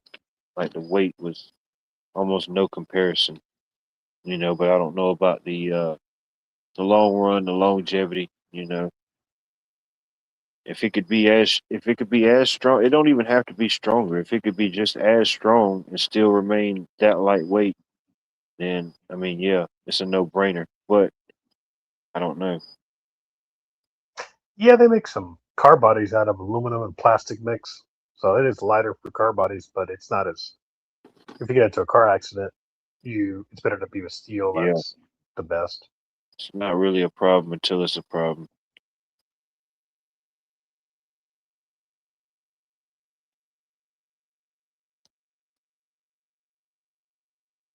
Dang, Mr. Rogers was Marine also. Huh. Yeah, I You remember talk that on my timeline as a kid. Well, it was reruns. Coming up as the '90s, it was the reruns, but that was one of the few things that was on the TV. You get I don't even remember when it came on, in the 80s. afternoons or sometime. It's in the memory vault.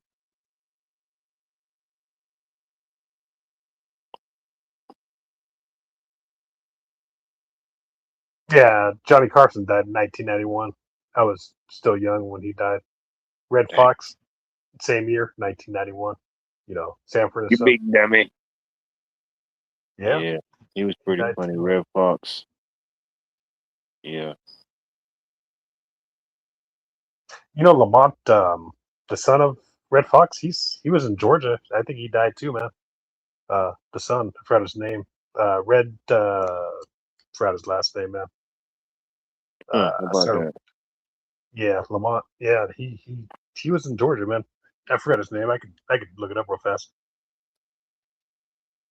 Hey, some people say all roads lead to Georgia. Who knows? I don't know who's saying these things, man, but they're saying it. Oh yeah, lamb chop, sing along, yeah. The lamb, yeah, they played that. They played those reruns on PBS as a kid. Yeah, the Mister Rogers, the lamb chops, the Sesame Street, and it was another one.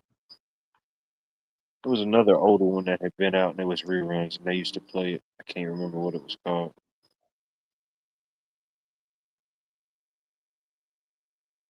But yeah, Yeah, I think you remember this guy. It's Lamont, but his real name is Demond Wilson. This is him right here, man. okay, yeah, yeah. Yeah, he That played was his, Lamont. that was his son. He's born in Georgia, but he died in Palm Springs. But he's from Georgia. There you go. I appreciate that. Yeah, it's cool, man. I'm surprised he died too. It's crazy. Damn. R.I.P. Lamont.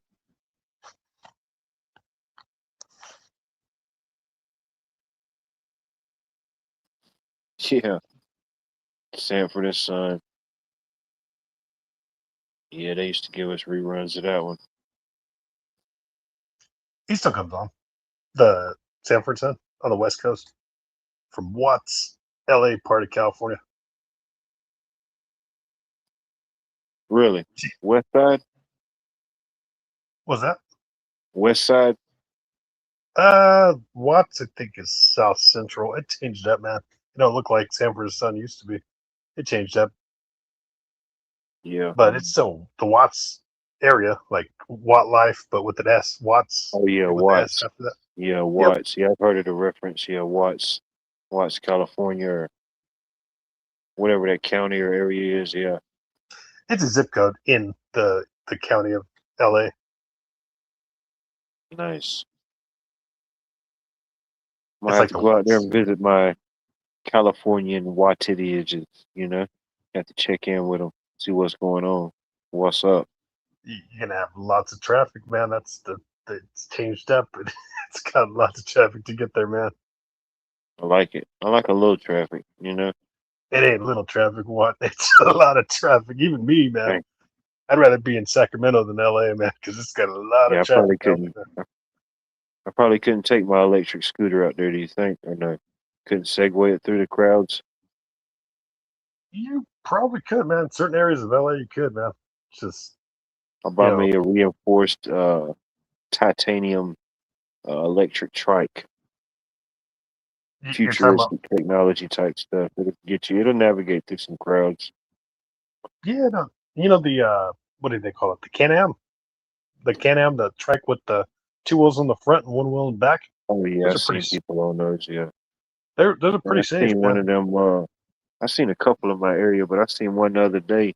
You know the slingshots. Yeah, for that. Man, this dude. I think he probably had every accessory. Dude, he had every accessory that the whatever company makes the slingshots, dude. He had every accessory on there that they offered. I promise you. You could not out accessorize the slingshot that this dude had. Man. I mean, I guess Yeah, it looked cool, but it was just too much. You know, it looked like it was about to just pop out wings and take off like a transformer. yeah, for You know? those kind, it's called the tripendo suspension, to where the two wheels in front, um, when you turn turns, it has a swivel on it to where it angles with the turn. So it's crazy how the suspension Yeah, is. that's too Hugs, much, man. it hugs the Shouldn't have corners to. real good. I like extensions and some things, but yeah, I don't want to buy a extension on the vehicle. It's too close to the extended car's warranty policy. You don't want them type of calls, man. I'll tell you, man, it hugs the rain. Like I've gone up Highway 5 and corners, and there's chicks, like ladies, that are driving like freaking 75, and I'm in a car driving like 65 around the corners. They're driving 75. Just Maybe extended. We can extend it up, but yeah, you don't want to damn yeah. they hug the corners, man. Those tripendo suspension, those two wheels in front and one wheel in back, the backwards tricycles is what I call it. Yeah, they hug the corners real good in Yeah, rain. you gotta watch out for them guys, man. You just kind of gotta yield. You just gotta do a self yield and let them go around like they're an ambulance. They're Let them guys keep ambulance. rolling. Just keep on keeping on. It's like there's a guy. I don't know if he still does it, but you used to see him. He'd ride around. He would he would convert, and man, he had all type of stuff going on. He would take like at one time he was taking like old Volkswagens, like the back half of the Volkswagen or whatever, and putting it on like a trike. So it was like half Volkswagen, half trike. I mean, it was a pretty interesting looking thing. It worked. Then he built another one where it was like the whole enclosure, so it was like a trike with the Volkswagen little frame or body on there with the doors. Yeah, dude can make some stuff now. If you had an idea or needed something fixed or put together, that dude could do it. It's like the Mad Max. We ever went full Mad Max, that was the guy you want to look up. That's be the guy that can make your Mad Max car. Do you know who the founder was of Volkswagen and Audi? Uh, Starts no, with an H. It ends with an R. ain't no telling. Hitler. He was the founder of Volkswagen and Audi. He made the Volkswagen. Nice. How about that? It's crazy. I was going down the road the other day. I didn't even know they brought it back. But I was going down the road and I seen this car. Like, man, what the heck is that? But it was they brought back the Beetle van or the Volkswagen van. It's probably been out for a little while. I probably just recognized it. But yeah, kind of weird going down the road. It looked like they took made like a compressed, miniaturized city bus or something. It's a hybrid, electric style Oh, hybrid it was van. definitely hybrid. You know, it was hybrid. I thought I was high. or something. I'm like, what the heck is that? I thought it was the Magic School Bus, Man, Yeah, the good old diesel van, Volkswagen vans, and you get to be able to put a this was diesel. like, man, you fit like 3 people in this thing. I'm like, you can't even call it a van, you know? If you can fit 2 people in a passenger, that's not a van. That's just, I don't know. You just Yeah, got an extended Prius, you got a Prius with more uh baggage room, you can fit an extra gallon of milk back there now. They don't give you it's not much of an upgrade.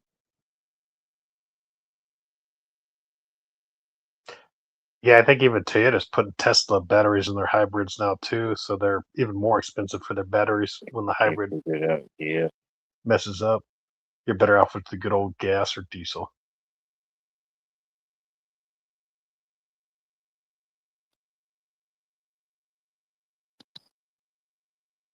Propane too. Forgot about that. Yeah. Just propane it out.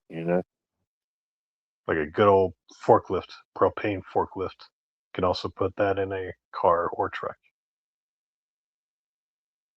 Oh yeah. There's options. Whether those options get implemented, used, or misused, there's definitely options.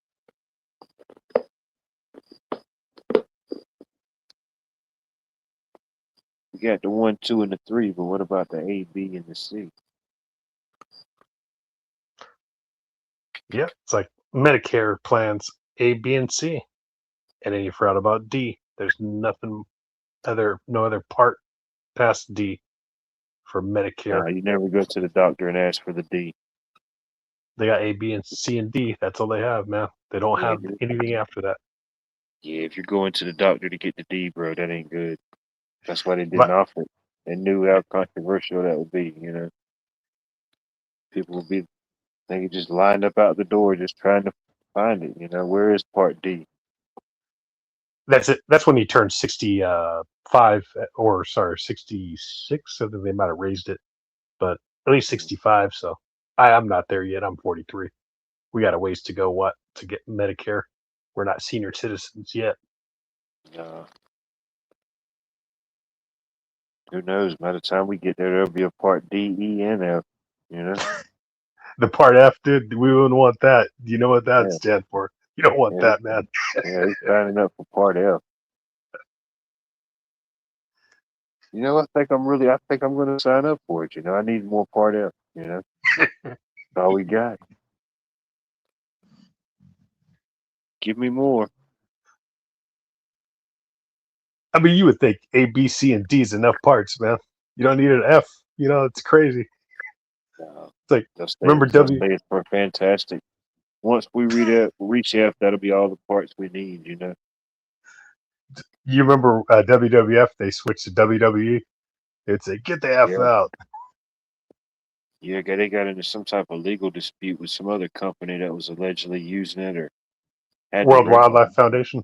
Yeah, it was the World Yeah, Wildlife something like Foundation. that. Yeah, yeah. People was trying to look up and find out about the turkeys, and they was all getting redirected to Vince McMahon photo shoots, man, and they didn't like it. You know, you trying to look up and see where you can go find the turkeys, bro, and you pulling up Vince McMahon glamour shots, bro. Nobody wants to see that, man. Deer too. Yeah, I remember as a kid, yeah, they transitioned, yeah, from World Wrestling Federation to World Wrestling Entertainment. And I really didn't watch it much after that. It was kind of a shift and a change anyway. The stuff that they was doing like in the 80s and the 90s, shit, it's totally different now. Well, I mean, early 2000s was still good because ECW in 2001 it folded and went bankrupt. I really liked East Coast Wrestling. That's what it standard for. Extreme Championship Wrestling, but it was really East Coast Wrestling. They didn't ever come to the West or the Midwest. They always stayed on the East. Then Yeah, they merged, in 2001 with WWE. They became it was over. pretty strong. It was over after Y2K, you know. Yeah, still pretty good.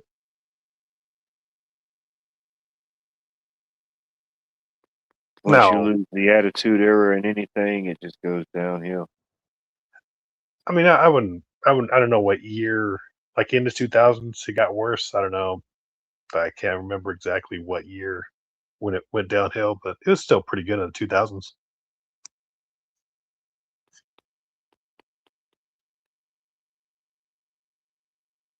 Yeah, yeah. Just imagine the turkey could have almost been our national bird. How would you feel then? There's a country named Turkey. It's the gateway to Europe.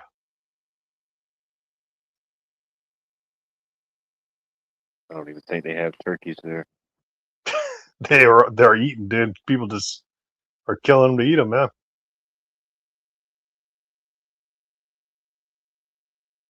They gotta eat somehow, man. Yeah, just imagine what if turkey would have became our national bird? Would we have been able to have turkey for Thanksgiving? Or would that be controversial? You I know, would, that could have changed up the whole trajectory of a lot of things if you think about it.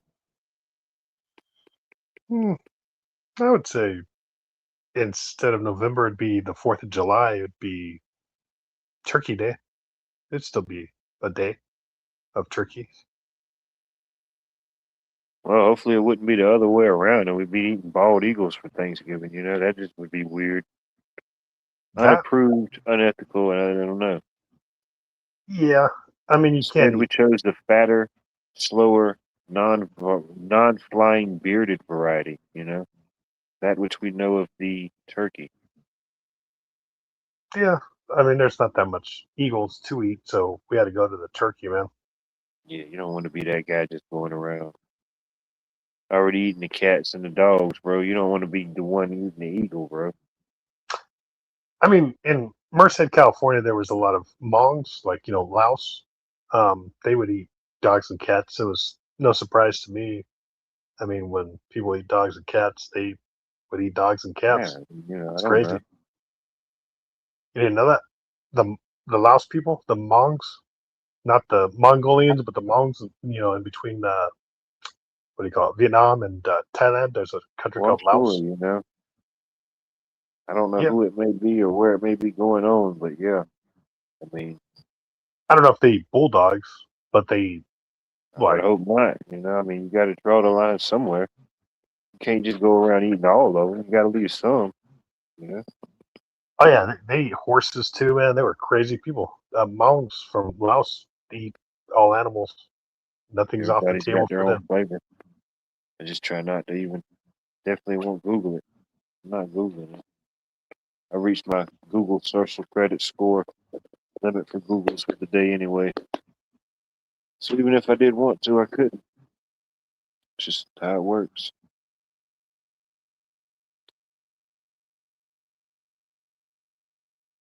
I just always get mistaken with Mongolians, like Mong from Mongolia, and Laos.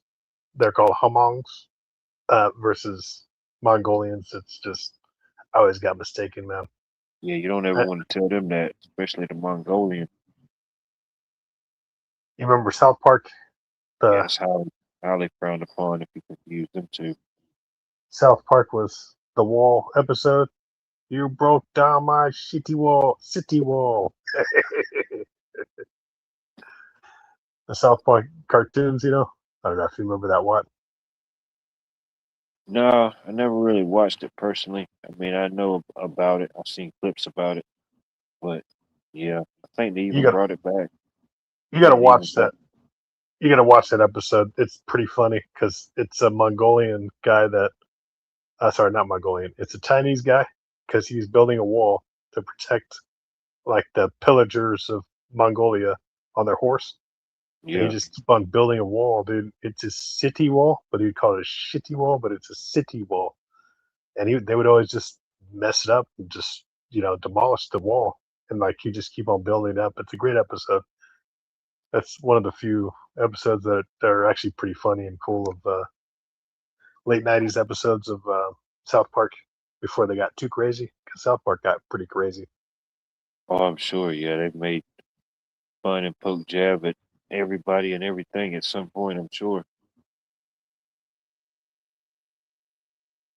I think Simpsons was a low key version of to where they didn't want to offend people. It's kind of nicer version of the South Park, The Simpsons. Then there was Futurama. You remember Futurama? Yeah, I think so. 1999 cartoon. Pretty funny too.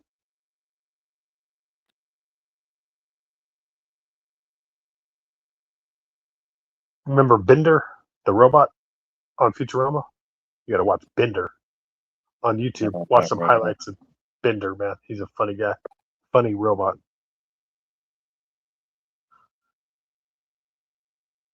I don't think it'll let me look up anymore. I think I've looked up too much AI and robotics. Gotcha. Once you go into so many topics, they just stop you, you know? It's like it don't even exist. They start sending you to just other stuff. Yeah.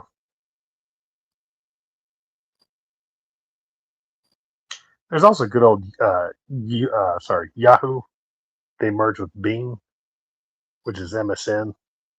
Yahoo searches are pretty cool too. Probably not as good as Google or any AI search, but I think there's Brave. There's Brave search, like Brave. They're separate from Google. I forget the other one too. Imagine some of them probably have like their basic, you know, like the basic uh, coverage that would be let out or whatever, however it would be presented. And then each one may go up or down, you know. Some may exceed, you know, some may give you uh, straight to the point or a lot of less filler, you know, depending on which version or whatever you may look for, search for whatever search engine. I forgot about one more search engine other than Google. DuckDuckGo. That's another search engine. Yeah, they should have made that one the one, you know. Should have made that one the one.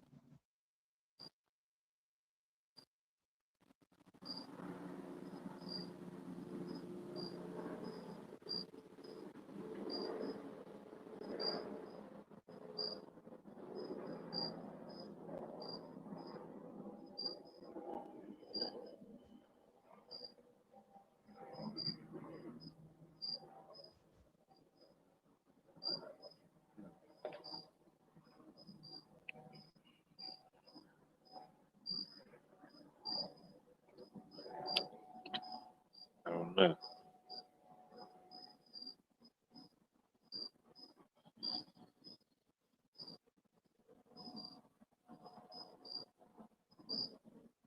Didn't know.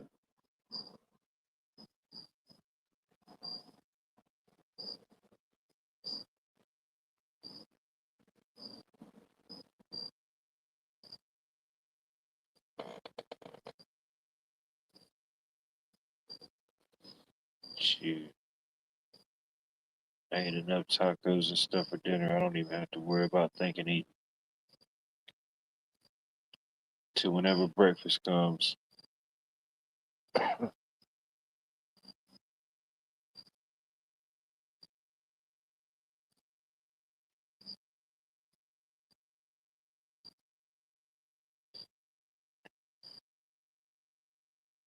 Yeah, there was some years back here locally. There was a restaurant like that. They got in trouble. Ultimately, they got shut down. They was doing something with the meats, something. But hey, to be honest, I didn't even acknowledge the place or even knew the place was open. I never even ate there. But I'm thinking, man, I'm glad I dodged that bullet. But then I'm thinking, man,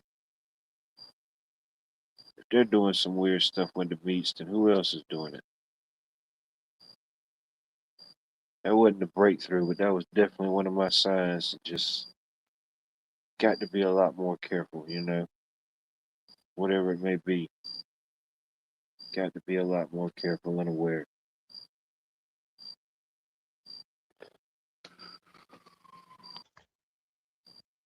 Sorry, All that's you changed. getting, you know, just living life and loving life, you know. Friday night, everything and nothing all at the same time. Appreciate you being here, checking in, tuning in.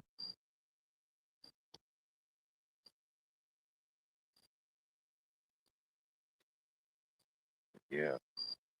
Sorry, not to change the subject. But I forgot the other search engines: Microsoft Edge and Safari. They're like Brave search engine, and Google too. Yahoo. Those are There probably the you best go. five. There you go. I think that may be the entire cornucopia of search engineology.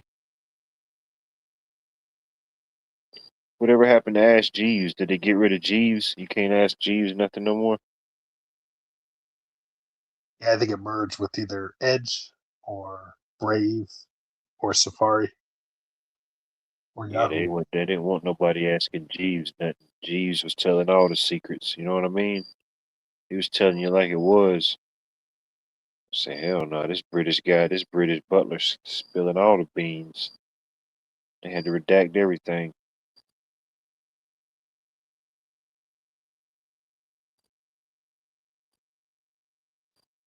Oh man, that's horrible. That'll make you want to hurt somebody. Ugh, yeah. One thing I would not play around with is food, you know? I wouldn't play around with somebody else's food, and I wouldn't want somebody to play around with mine. Oof, not like that.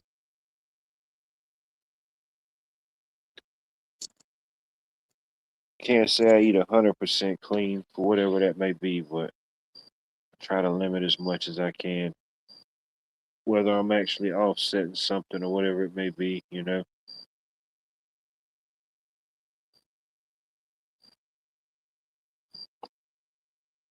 But yeah,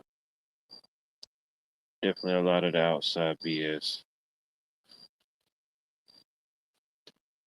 Just try to get as close to the source as I can: fruits, vegetables, meats, anything else I consume. Moderation.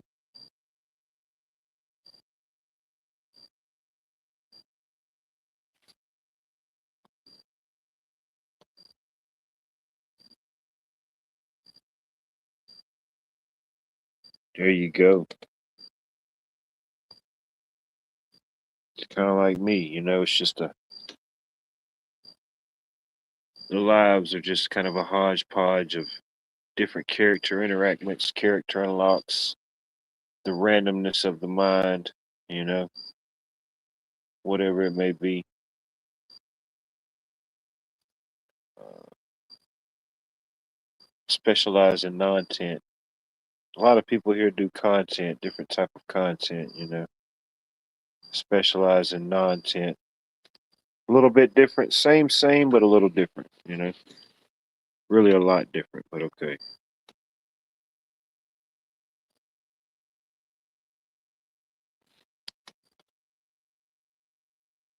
Oh, no doubt.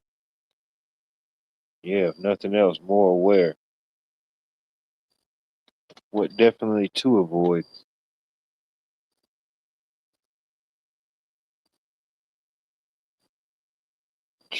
Just never know.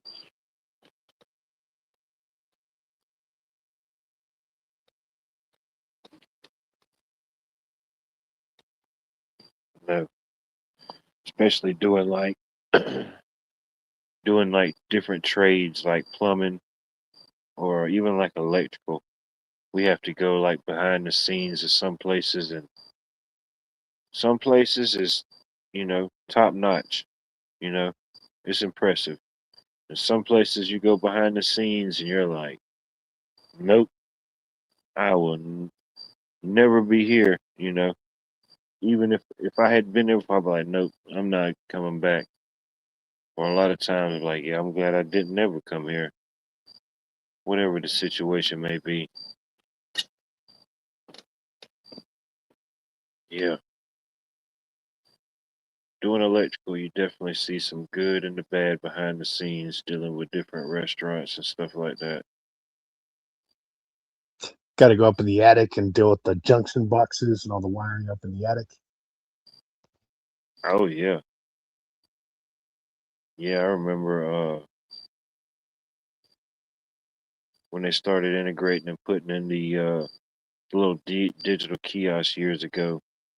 yeah, doing different places and jobs like that. That was always interesting.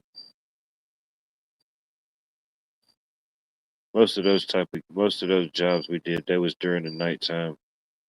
Um, but yeah, yeah, especially when you got to go to front to back and you got to open up about 30 ceiling tiles to get where you got to go. Find a path. It's always fun. It's always fun playing the wire pool game. You just never know which way to go. I think you're being sarcastic. That's not too fun. That's not too fun. What I did that too, man. It wasn't. Not when it's hot in the No, attic, it's but always fun playing that game, bro. all right. It's It's like nothing like HVAC. wrestling a 250-foot steel python, a flexible steel python through the innards and outwards of a fast food establishment ceiling grid system.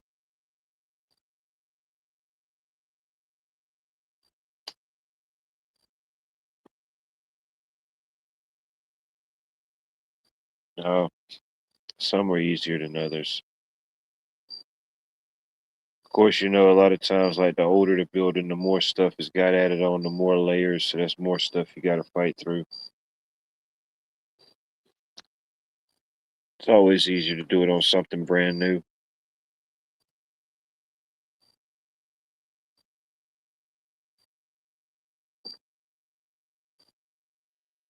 Yeah, it's the same concept with the HVAC air ducting. You got the wires up in the attic, just like the air ducting and the HVAC air ducting and the what do you call it, the furnace up in the attic too for the HVAC.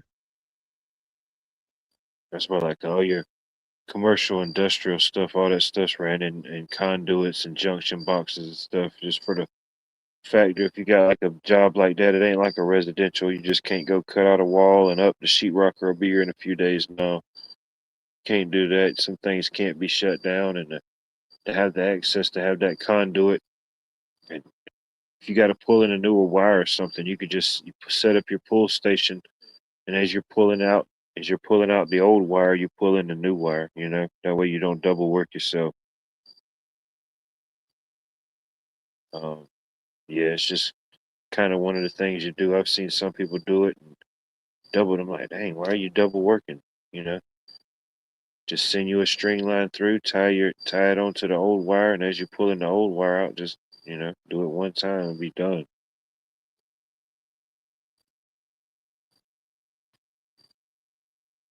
No, to be honest with you, no, not so much on the residential or like uh, I guess civilian aspect. Um, they have some like commercial solar installments that we've been a part of the last few years, but as far as the average consumer, no. It's been a while since we did one. It's been a few years now. But not saying they aren't happening, but I'm not seeing like a mass surge of it. We've installed a few over the years. I mean, you'll go through certain neighborhoods and you'll see one up to whatever the capacity or whatever the level it's operating. But no, a lot of times, most times, or even like the different power companies, they'll pretty much give you like a little basic little solar panel kit, but then on the back end, you got to, get all the permits, get all that type of stuff. You got to pay for somebody to install it. And ultimately, it's not really going to give the consumer what they think it's going to give them. So uh, for a lot of people, they really can't afford all that extra fees and charges and stuff like that. I mean, ultimately it sounds good if you could have a fully integrated system and everything where you could not just use the power as it's coming in, but be able to harness and store the extra. If you only need 500 units of power a day and you're taking in 1,500, then you want to have an ability and a way to harness and store that extra 1,000 to use it whenever you don't want to. So the event you have a rainy day or a rainy week, boom, you got a little bit built up, saved up. You just ain't relying on that direct source of the sun every time. That's the biggest thing, you know. You could have a solar and it could work for a little while to generate, but you got to have a uh, to harness it and keep the power.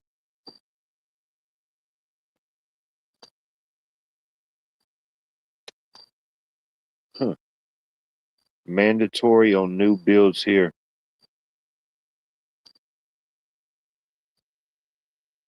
Is that mandatory on like residential? Like if you or I wanted to build a home, would it be mandatory on us? Or is it like across the board on residential and like commercial buildings? Kim, what state do you live in, if you don't mind putting it in chat? She's not in a state. She's in a country. She's in a different continent. Kim's in Australia. Gotcha. That's crazy. Yeah. That's how I knew it was safe. I knew it was safe to come on.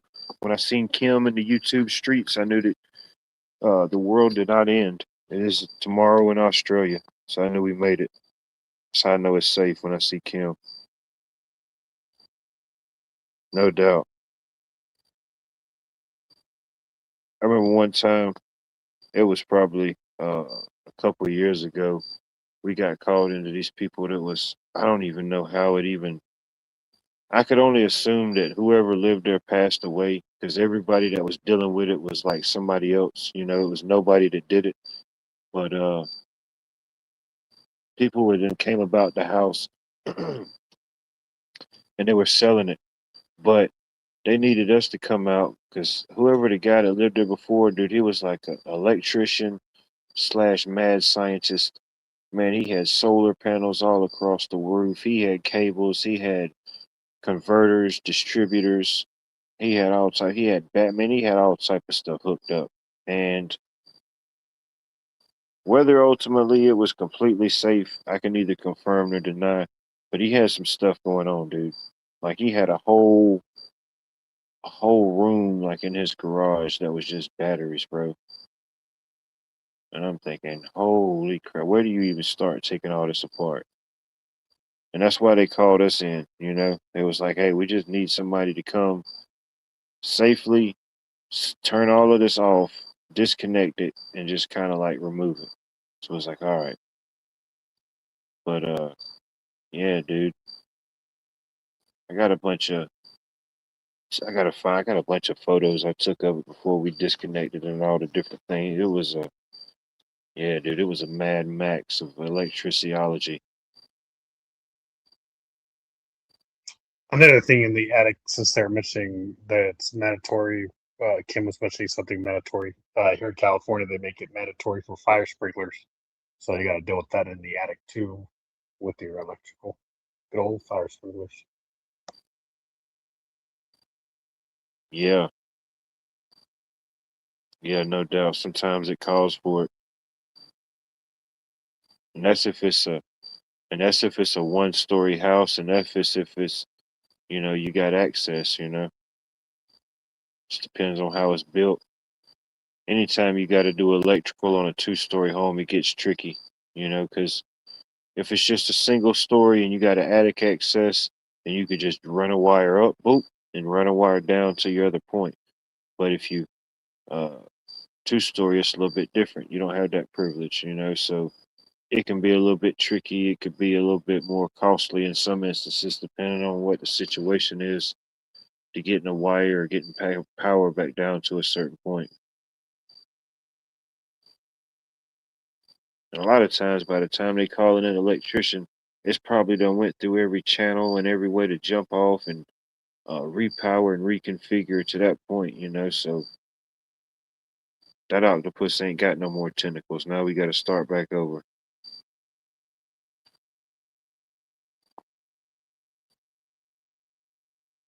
Or like, this one customer thought that somebody came and he had uh, ultimately the there used to be a wall or opening there, and somebody at some point and before this guy uh, bought the house, framed it in and just made it one big wall and blocked off that walkway for whatever reason. I don't know.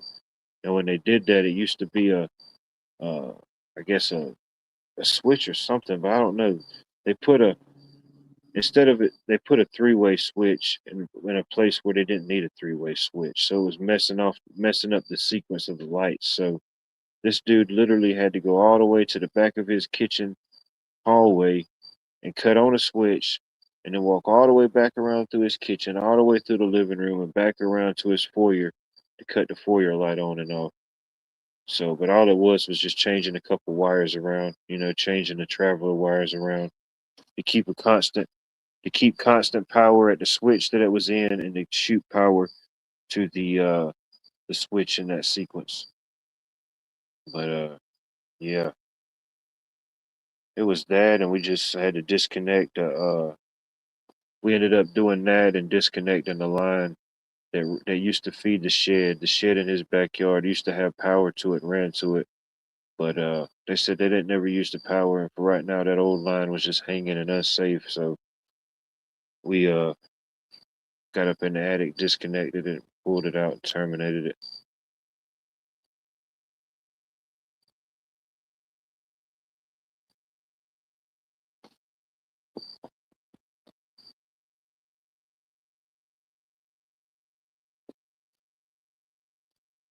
Tastes good fried too.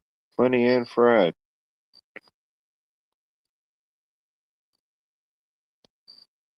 Do you turn all the appliances off at the wall? My dad was a spark in.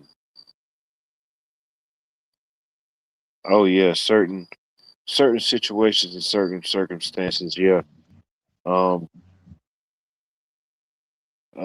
at some point you gotta have it on, to establish if you've got power going to that device, whether it be a switch or a receptacle. You have to establish power, and at that point just trying to figure out the sequence, going back from device to device till you define which one has power, and you know but yeah, a lot of times when working on them, yeah, I'll just go into the panel, figure out which breaker is, and I'll just shut that breaker off. That way I know whatever I'm working on is clear of power, and whatever else around me should be clear of power, anything else that I'm working on. And then again, it just depends on how the electrician wired it, different decades, different code requirements.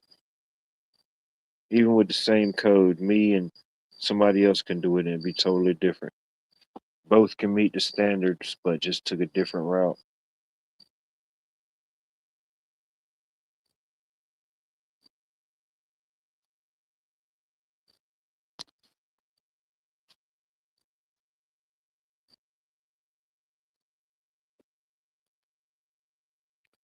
But no, that's also one of the things. Whenever we uh, wire up a new home, we'll go in and we'll set some of the appliances for them. We'll put the cord on the dryer, and we'll put the cord on the stove. Mount the tip over bracket on. Because anytime you mount a stove now, they make sure you got that tip over bracket that comes with it on there. That way it ain't tipping over. That's definitely one of the things the inspectors will check for. They'll go grab the back of it, see if it'll tip over. But yeah, we'll get power to the dishwasher. We won't hook it up. We won't do anything until they get the plumbing lines installed. Or sometimes if they got the cord, we'll leave a long enough cord and we'll go ahead and connect everything. That way they can pull it out and work on it safely, and we ain't got to come back and fool with it. Everything is already connected. They can cut the breaker back on. Because refrigerators, stoves, washing machines, dryers, dishwashers, uh, garbage disposals if they got them. I don't know if I said microwaves already, but if a microwave, all those type of things are all dedicated circuits, which means that it's one line from the panel box to that device plug and nothing else on that circuit. One breaker cuts it off, and that's the only thing it cuts off. Um, if anything starts getting crossed over and fuzzy from there, that means it's coming from your panel box out. But yeah, anytime we wire up a home, all those things are dedicated circuits. Hot water heaters, AC units. Yeah.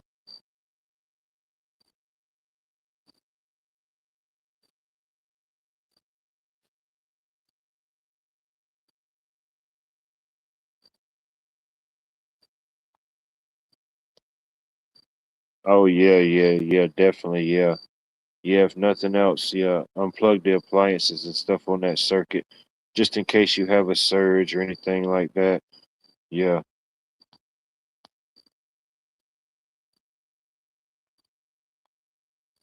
What's your 400 amps? What you gonna be doing? I know here in my area, uh I know just it's pretty standard. Most new homes, unless they're going with uh a bunch of other stuff, most times we just do a basic 200 amp service. We'll do a basic 200 amp meter main combo outside. We'll do a 200 amp breaker enclosure panel box inside, and then whatever, we'll land all your mains and then whatever circuits we get off of there, depending on how many rooms.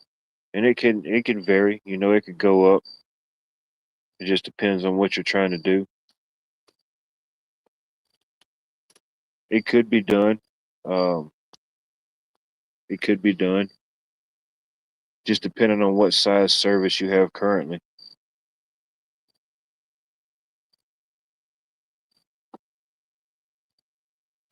But ultimately, whatever you would have to do, depending on wherever you're at, the objective wouldn't change. Depending on what you could or couldn't do, or would be required to do, would be different. But ultimately, you would just take out your interior panel box, or if you had space, you could just branch off and you could have two. It'd be like a sub panel. Uh, Depending on what type of exterior panel you have, it would probably have to be changed out, and you could do a couple different options with that.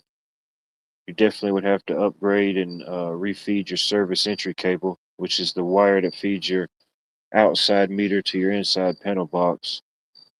Um, but yeah, make a long story long. Ultimately, the goal, anytime of upgrading or doing service changes, the goal is the same. It's just the how we got to get there. The X factors or uh, you may think it's going to be super easy, you know, and as soon as we get to cutting a piece of sheetrock, boom, all the way down the wall, we got purlins. We got purlins like every foot. So now that adds another X factor. So now instead of just cutting the sheetrock and dropping the wire down, now we got to cut sheetrock pretty much the entire length, drill holes, uh, just different X factors.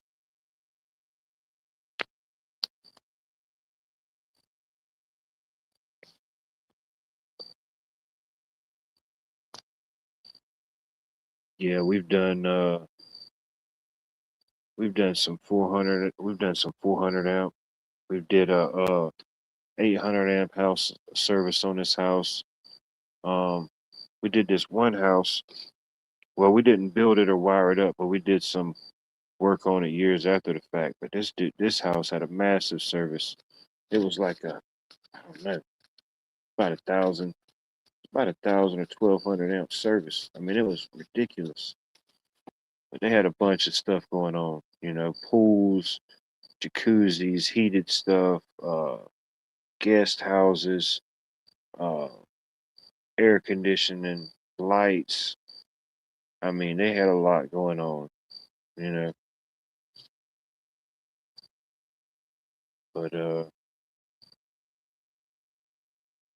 I know different areas, different things.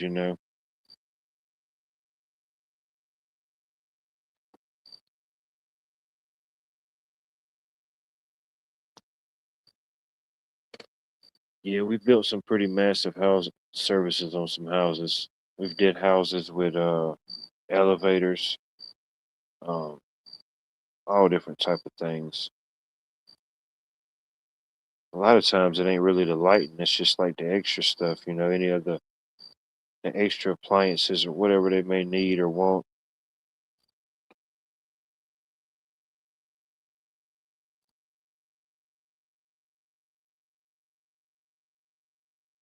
Oh wow! Shout out to all the linemen around the world. That's definitely one heck of a job,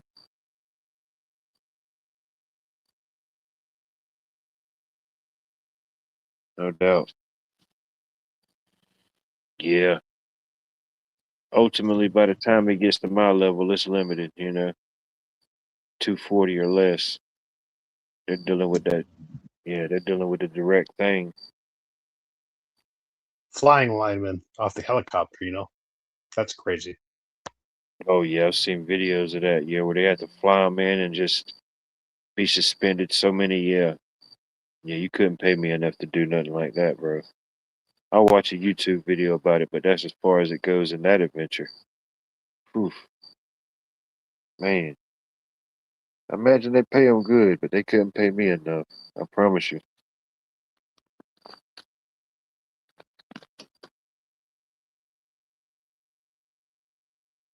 Best thing I could do is just get in a helicopter ride and ride by it. Couldn't even get out.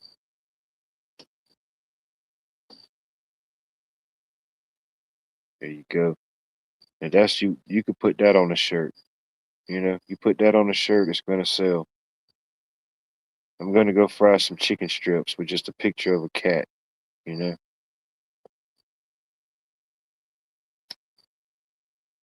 There you go. Write that down. hmm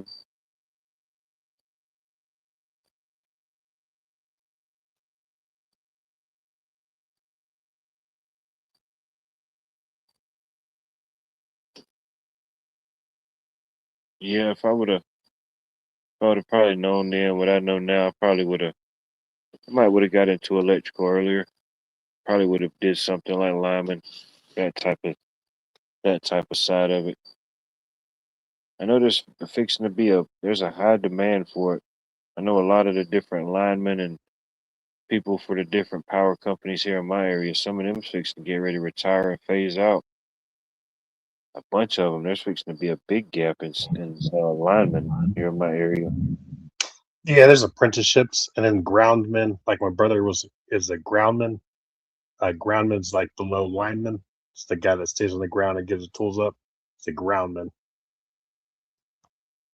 There you go. Some people you gotta be a groundman. Everybody can't be the line man. Somebody has to be the ground man.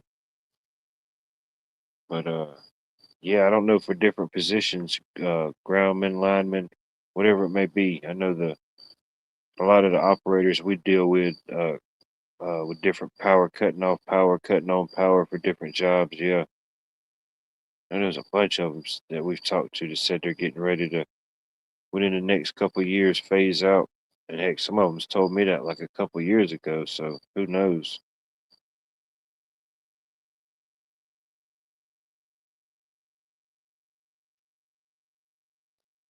Here in my area, you only get two power providers. Either you get Georgia Power or Jefferson, and you don't get to pick which one you get. It just depends on your address and location. Like you might be in one area or one part of the road has one and one has the other. You're going down the road and it splits. The territory just splits. One does one half and one does the other. It's weird. Territorial power beefs. Yeah, for California, it's four.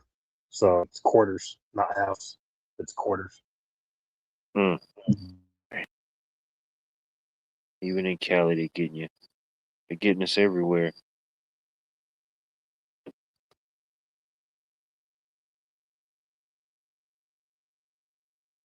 Oh no, he never saw it coming. He never saw it coming. No, That was his last ride, and he didn't even know it. Yeah, we'll see that sometimes, or somehow the creature was lucky and got away, whether it be a squirrel or whatever. But say, oh, my lights or so and so ain't working, and we'll look and investigate and everything, and go up in the attic and find chewed wires, or sometimes, yeah, you see a squirrel there or a mouse there or something, trying to get in there to do whatever, sharpen their teeth or just whatever. Sometimes they get in there and they avoid all chaos, but sometimes they get in there and yep, just enough to take them out or knock them out for a little bit, and they got the heck out of there.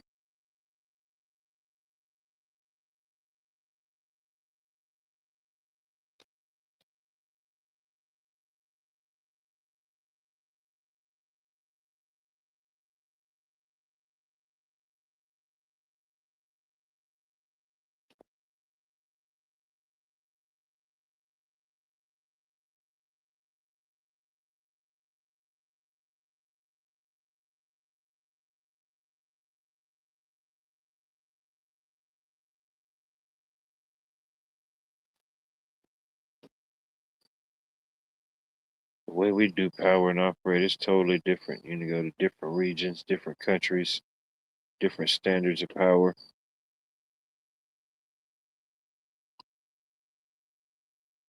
It's interesting how they got it broke down all like that, but I remember one time we had to go in this to this.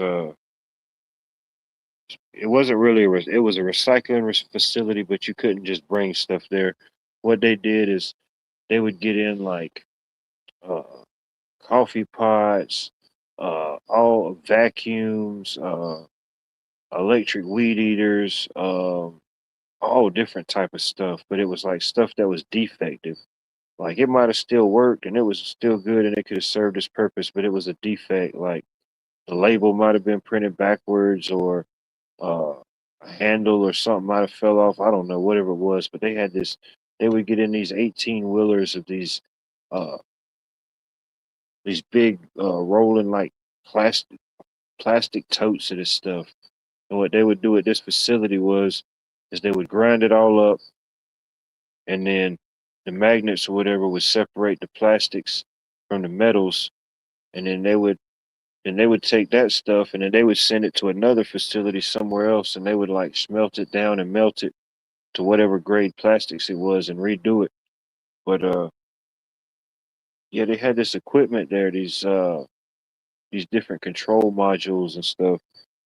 And we went down there one day, me, my boss, and two other guys, and dude, all that stuff was just, it was written in Chinese, and man, it was, dude, trying to figure all that type of stuff out, and then translate everything and making sure everything was translated properly. Ultimately, they had to bring in these guys, these whoever manufactured that piece of equipment. These consultants end up coming in. Um, that was pretty interesting. Yeah, they had to come in, and you know that was a pretty interesting experience. But yeah, that's a huge, massive warehouse, and that's all they do is just have crates and just totes of stuff that got defective or stuff that got sent back straight from the factory where it was made, and they break it down and start it all back over again.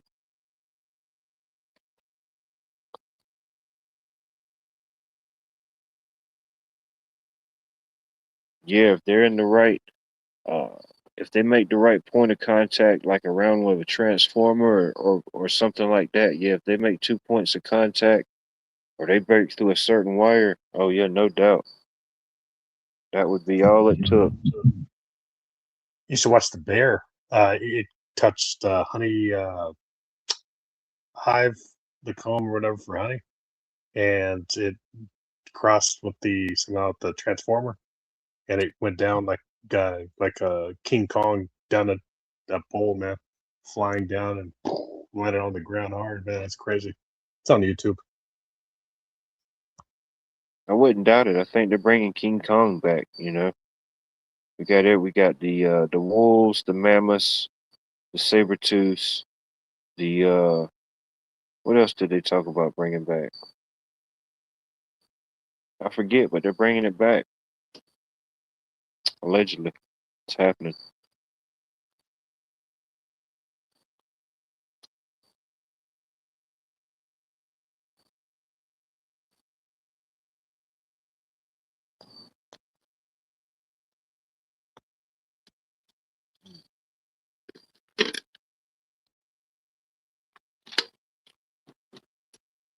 I think it's gonna be a good breakfast in the morning.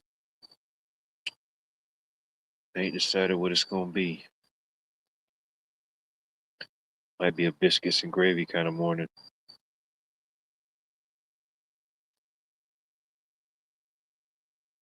Who knows? Pancakes sound good too.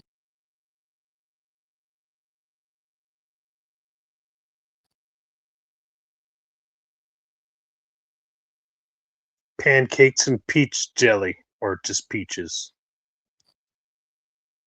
Yeah, I've had that before.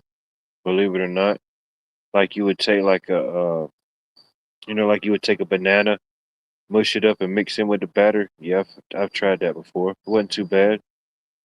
Just took like a peach and kind of just uh, roughly diced it up. Just kind of mixed it in the batter. Shoot, yeah, I'll take it. Yeah, what? I mix a lot of stuff with spaghetti, man. And that was probably the safest thing you said. You know what I mean? Of all your Mad Max food concoctions, the peach pancake might have been the safest one so far. You know, Peaches and when you spaghetti, pineapples and spaghetti, figs and spaghetti. I can't think of any other things. I'll think of crazy stuff, all man. right now, Random. I don't even want breakfast. Now I don't even want the pancakes. Can't think about the desecration of the spaghettis like that, bro. You might as well just not even just do the spaghetti. You might as well get the spaghettios.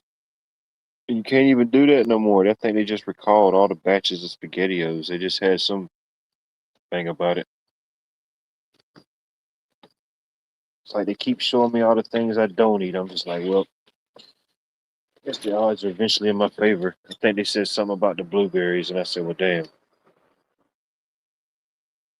I mean, there's some times in the season, I get my blueberries from somewhere else, but I do get a lot of local blueberries when they're in season. But I'm thinking, damn, we can't even eat the blueberries no more. Cranberries. Schnozberries and everything.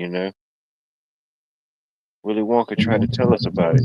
He tried to tell us that people will one day want to be in the TV and we'll put them there. He told us that the schnozberries will once no longer taste like schnozberries. People will have to eat these things to make the things taste like the things used to taste. They thought Willy Wonka was mad, but maybe he was kind of onto something in his sick, twisted madness or whatever it might have been. He was right. Now people are in the devices, nothing tastes like it does, and you got to eat another thing to make a thing taste like what it could have tasted like. It's fascinating. Fascinating That's why. stuff here. That's why I mix everything in spaghetti, man, to make it taste good. See, now I can't judge you as harshly now. Maybe you're compensating for what I already figured. You're having to add more flavors to get some type of flavor back, you know? Dang. All right, now I'm back. I'm probably gonna have a snack again. I probably talked myself back into it. I got to get some more peaches though. It's peach season. I got to get another couple barrels. Need to get some extra and freeze some up. Do you eat pineapple? What? Oh yeah, I eat most fruits.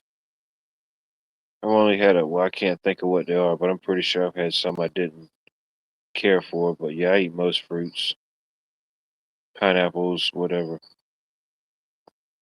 If you can find a good pineapple, um, I need to try it one time. I could do it. Of course, it wouldn't be something I could keep outside permanently. because there is like a couple of days it does get frosty. But I like to try growing growing my own pineapple thing. See how that would turn out. But yeah, I like pineapples.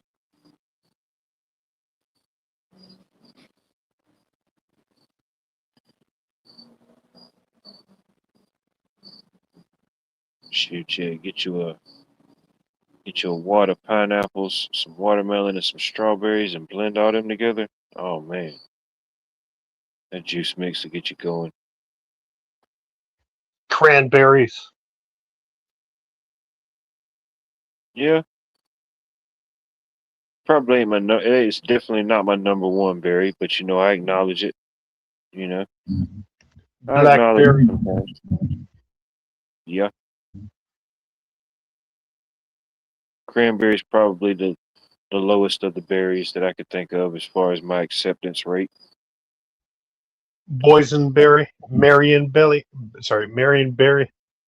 No, never had it. Haven't had all the berries, you know. Haven't had all the fruits.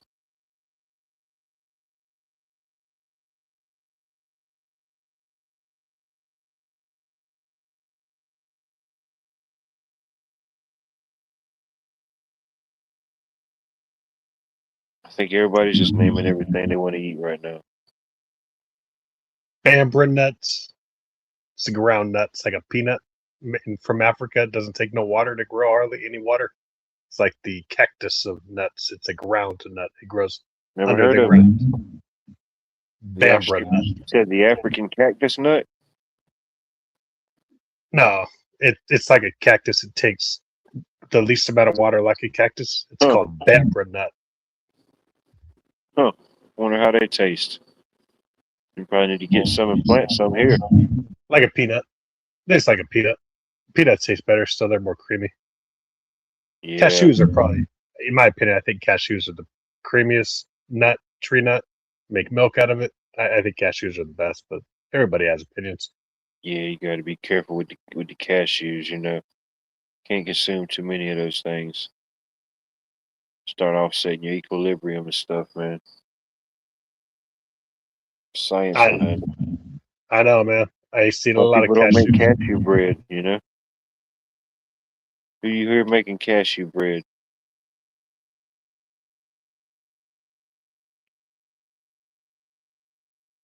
Exactly.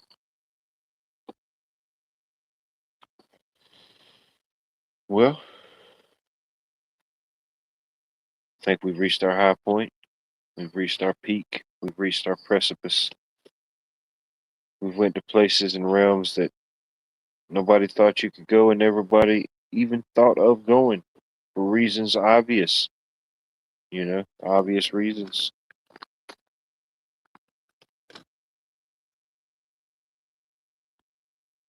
Oh, no doubt. I like them, but yeah, they are pricey. Not in Brazil. There's a dime a dozen. They're like peanuts in Brazil. Like peanuts are like affordable. Uh, Cashews are affordable in Brazil, but because they grow so much of it a year now, they're one thing that we could grow more of is cashew nuts or cashews. It's a great thing to What grow. about the Brazil nuts? Are they cheaper in Brazil or no? Yeah, they're cheaper. Pretty much a lot of things are cheaper in Brazil, and except for corn because they use it for ethanol there. That's expensive there, but everything else is cheaper. Yeah, I don't know if I ever will or not, but you always said I wanted to get down there. There's a area outside of Sao Paulo I'd like to see. After the Civil War, there was a mass or a pretty large group of people that over time traveled and for whatever reason just decided to set up home right outside of that region.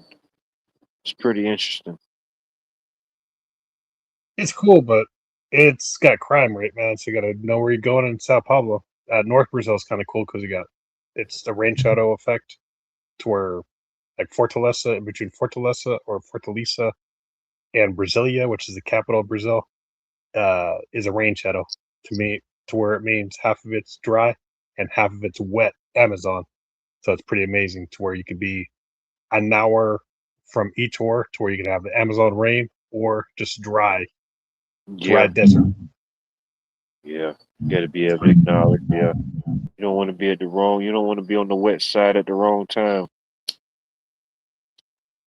Or the dry desert, it gets hot too. So it's like either wet or dry. So it's in a 1 hour drive. So that's pretty amazing. Only other place that has the rain shadow is Winchester, Virginia, which is kind of a cold rain shadow, or Washington State, which and Oregon too, which also is kind of a cold rain shadow too.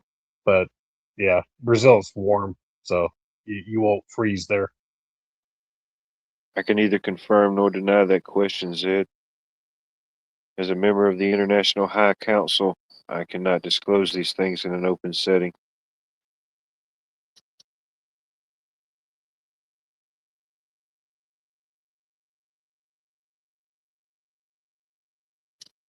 Maybe I have, maybe I haven't. I don't know. Sorry, the line that would be perfect more for the split of the rain shadow, Amazon, and desert would be Terracina, not Fortaleza. So Terracina, all the way down to Brasilia, that line you Yeah, can go. Terracina, not to be confused with tiramisu, which is a delicious dessert. I'd like to have me a tiramisu cheesecake. I don't even know if that exists. We need to make it happen. We need to get our finest confectionery cheesecake connoisseur artists on it. We must have the finest cheesecakes. That would be my mom. She can make cheesecakes and any cake and pie you want, cherry pie, apple pie, any kind of berry pie. That's why I know all the berries. Spaghetti concoctions of craziness and just casseroles and meatloafs and all that, man. To where she makes so much food, I get sick of food. And reverse Now, psychology, man. if anything, it's all like mental. I shouldn't be hungry.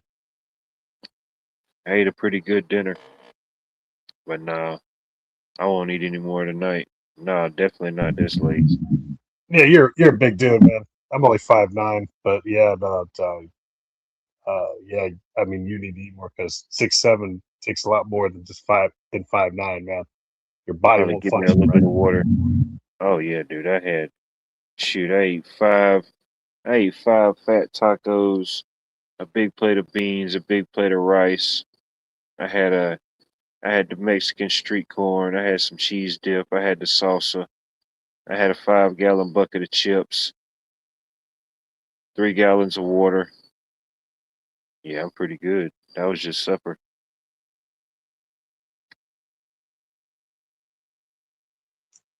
A little bit of lemon juice, not too much, because it could bloat your liver. Oh yeah, yeah. I always get lemons in my water. Some people like the lemons, some people don't. I always get them.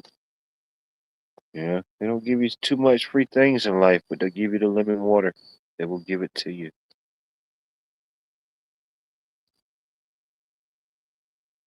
No, I don't eat out a whole lot, but that's kind of my Friday thing.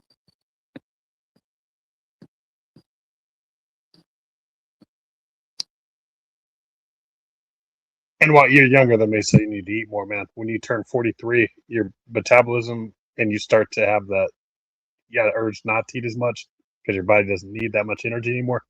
But when you pass 40, it changes, man.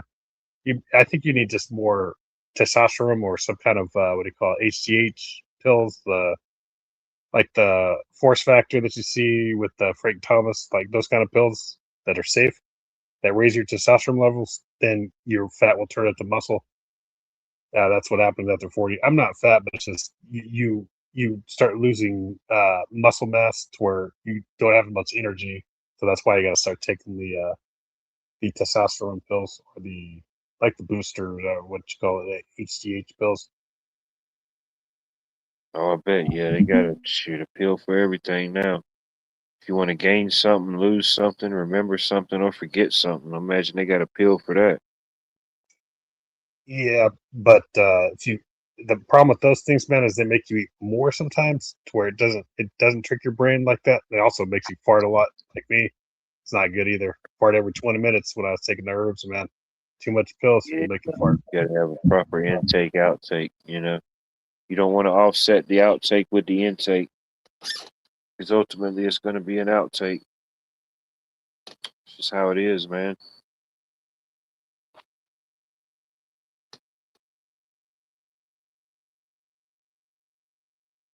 Yeah, be careful. Be careful. You want to take the wrong thing and start growing a beard. You know what I mean? Either grow one or lose one. Either way, switch it up. That is pretty funny. You grow one, you lose one. That's crazy, man. It is. Take the wrong pill. You either grow one or lose one, depending on who you are. You either come out looking like Babyface or the brawny man. You know, just choose the right one, or just stick to the default setting. I don't know.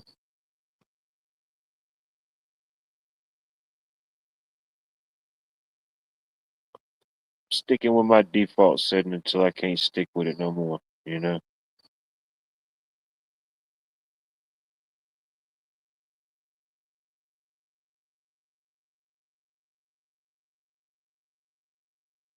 Evening, all my late night lurkers, watchers, waiters, participators. I appreciate you tuning in, tuning out, coming in.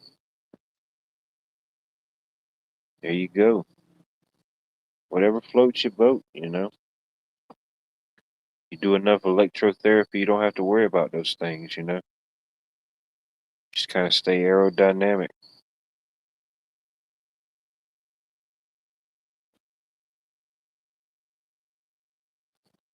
Worked wonders for Lance Armstrong until they took his medals from him. Dang. No steroids, not not HGH, human growth hormones, or testosterone. That's steroids. That's different right there, man. Yeah, it's different. But they got him though. Man. It's like, man, how is this guy out cycling everybody, dude? I At mean, one point, he just get off the bike and start ghost riding the bike and running, man. He was still beating them. They couldn't figure it out, man. Mark McGuire took it when he was hitting lots of homers. I think Barrett Bonds about a ticket. Jose Canseco, Sammy Sosa. When they were hitting lots of homers, man, I think they were taking steroids, but Yeah, this can't dude confirm went it. and took a 2 hour nap at a Dutch Airbnb, dude, and woke back up and still would win the race, man. They couldn't figure it out, man. It's like, there's no way. Yeah, I mean, a lot of them guys, whoever it was, might have been juicing, whoever it was, whatever decade, battling it out for the most home runs. That was about I the don't think. time they were doing like the cork bats and the different bats, trying to get the home run records and stuff. Yeah, I don't think that any of the Braves players in the '90s were on steroids. It's just a select few Yeah, of other guys. can neither confirm nor deny.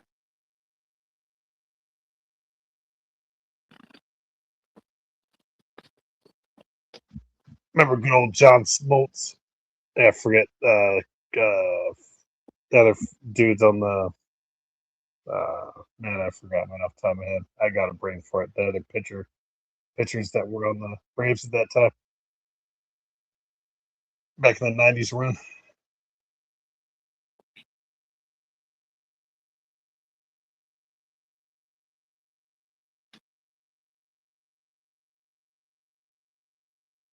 Have a good one, Zed. There ain't no telling. There ain't no telling or understanding or configuration. The '90s were an interesting time.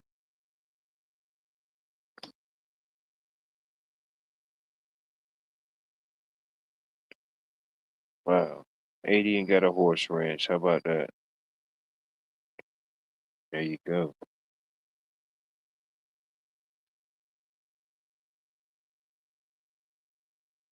Might have to give me a few horses for the ranch. Can't have a ranch if you don't have horses. Yeah, I don't know if I told you I had 350 goats. I used to milk, send our goat milk to Napa, where the wine's at. We used to.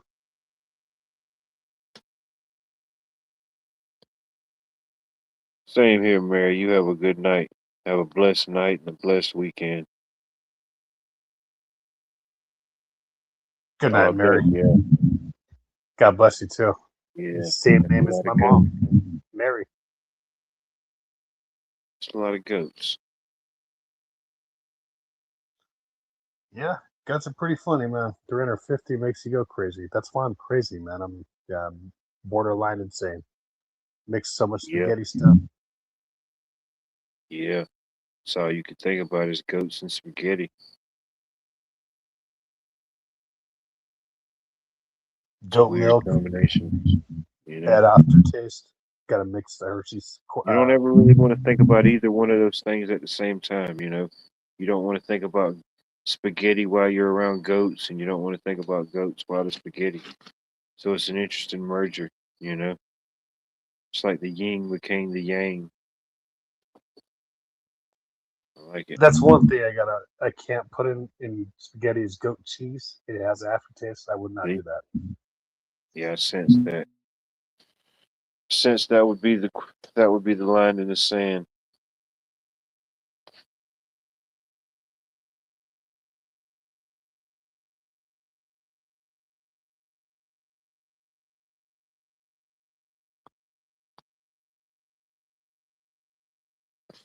I don't know.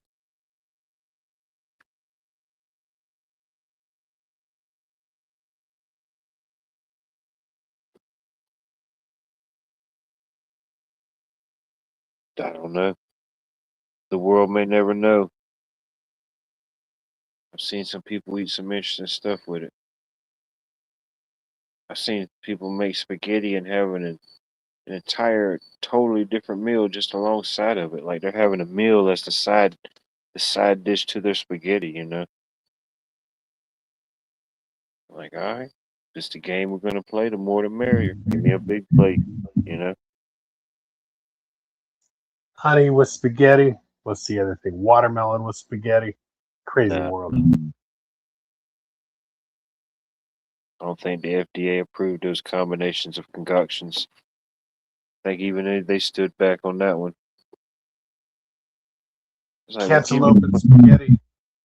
we'll give you the plastic cheese, but we cannot offer nor confirm the nutritional content thereof. These things.